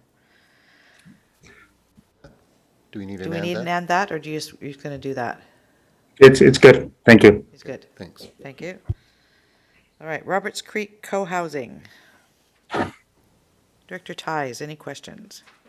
Oh, thanks. All good. Thank you. We've got Lily's Lake and Painted Boat. Well, Lily's Lake is one area and Painted Boat is another one, right? Any questions from either of the directors? Director Lee? I was trying to find the Lily's Lake reserves. I wasn't aware they were quite that large. But if they are, it's fine. If reserves are written down here as the funding source, we are assuming that staff have checked and the Yep. reserves are sufficient? Yep. Okay. Chair, staff confirmed sufficient funding and reserves is available. Then I have no questions. Thank you. And I also confirmed that the amount for Grief Road is $5,000 instead of $50,000. Okay, thank you. And Director Pratt, anything about Painted Boat wastewater plant? Painted Boat is yours too? Sorry, I thought it was in Lori's. No, no, I used to work there a significant Okay. period of time, but All it's right. it's not my purview. Thank you. Director Lee, anything on Painted Boat? No, I'm good. Thank you. Very good. All right. Final one is wastewater treatment plants, various outstanding right-of-way.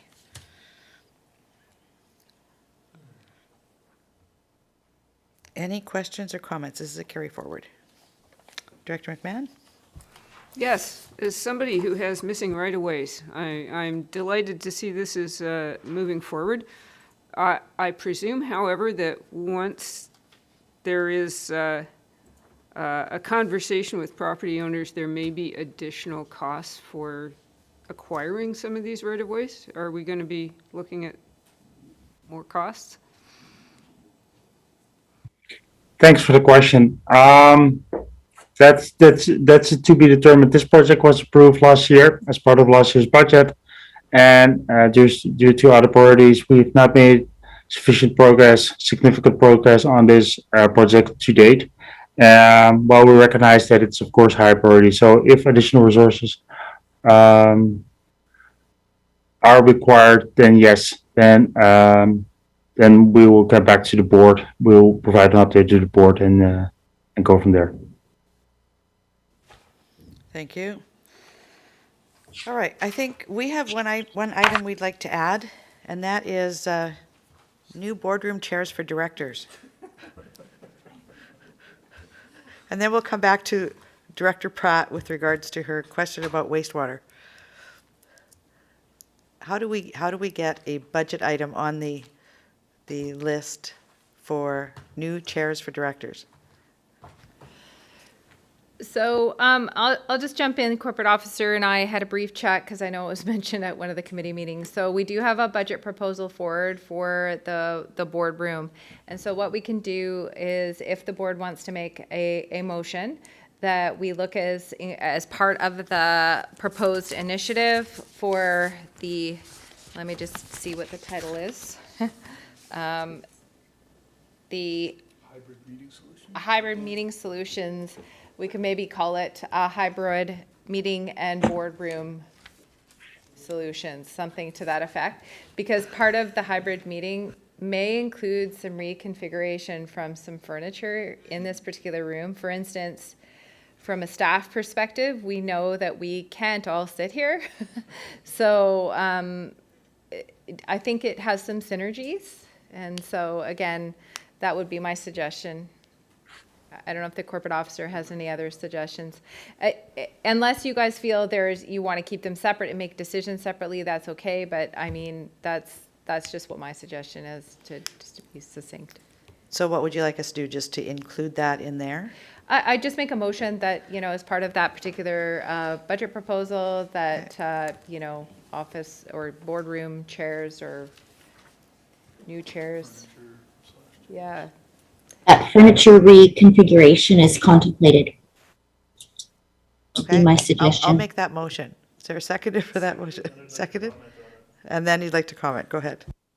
Thank you, Chair. And just for the public awareness side of this isn't just because we don't like them and we want the latest colors for 2022. It's, we've got 1, 2, 3 chairs that we've actually pulled aside because they're sinking, their collapsed parts are falling off of them. It is They're something. broken. They're broken. It's definitely something we need to do, or we're going to start poaching the GM's chairs from within the building. So. All right, there's a recommendation on the floor. All those in favor? Thank you. Any opposed? Director Pratt and Director Ties. Would you like to comment on that? Director Ties, if you wanted to go first. Sure, I'll just say let's replace the broken ones, but I don't see, we don't spend enough time on those chairs to really warrant a wholesale new set. And I would agree. 3 or 4 or 5 broken chairs, fix them as they need to be fixed. And I would agree with what Director Ties said. We are not in there enough to warrant a full new set. Thank you. Would you like your votes recorded? Yes? Okay, Tara, do you have that? All right, Director Pratt, over to you, and then we have a couple of motions to make to finish up the day. I just wanted to know where we were at with the community engagement regarding the wastewater treatment plants and the utility fees with going into a new year, as we had so much discussion about it with when we're looking at asset management. So I wanted to hear from staff on that, and whether or not we did need to allocate more resources towards community engagement in that aspect of the wastewater treatment plants and the asset management of them moving forward.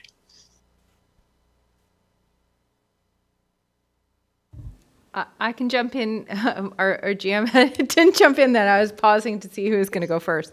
So again, as part of the rate reviews, there is going to be a report presented as part of the wastewater. So staff through infrastructure and asset management is working on that. And so I think that a lot of the feedback that was provided last year regarding some different options, those will be incorporated as part of this report. So things about, different philosophies related to how we fund the capital plan, those will be presented for consideration by the board. And so from an engagement standpoint, nothing further has been planned, but I can defer to the GM on that front. Thank you. Thanks for the thanks for Tina. So, as Tina indicated, more information is coming. I recognize that there was clearly an intent from staff, from an asset management as well as the infrastructure side of the house, for more engagement early in the year. And due to all kind of other priorities, we've not been able to deliver on our good intents. And we recognize that that there was the need for that based on the discussions we had last year. We've not been able to deliver on that. And so we're planning to do some more work in upcoming weeks. And we also consider that when we bring forward our budget, our rate structure for next year. Okay. Thank you. Thank you. Director McMahon?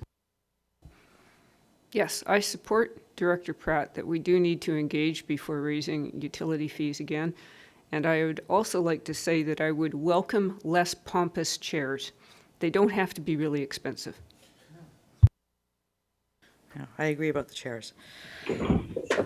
All right. Staff would like us to make a couple of recommendations now that we've come to the end of these budget items. One is with regards to the projects that are categorized as mandatory. So what we have agreed to is that all of the projects categorized mandatory in the proposed initiative list, except for Langdale Wastewater Plant Remediation Project, be approved and included in the 2022 Round 1 budget. Which category of mandatory? Because there is also business continuity that's flagged here as mandatory, Yes. right? Yes. Do we want all, yes, Tina? Business continuity do come as budget proposals because those are service level decisions. So budget proposals will come forward.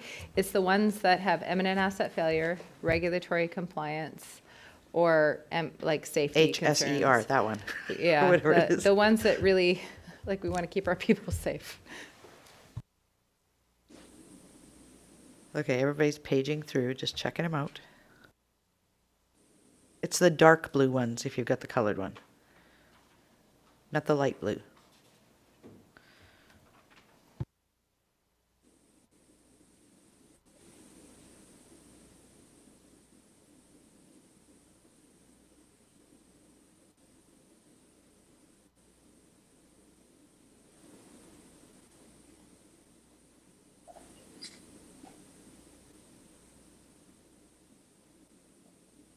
Go ahead, Tina. And while people go through, as noted on page 11, the tax implication, property tax implication is just over 1%. So 1.06%. From a user rate perspective, there are some impacts to some of those, but most of those projects are from reserves, so they're not from user rates and whatnot, mostly. So again, that be factor into some of those reports. So just wanted to make that point as people sifted through. Okay, is everybody okay with moving the mandatory, having them be approved and included into the 2022 round one budget, except for the Langdale wastewater treatment plant? Director Lee? Just for clarity, we're talking about all the dark blue ones Yes. and all the carry forward ones. Carry forward as well? Yes.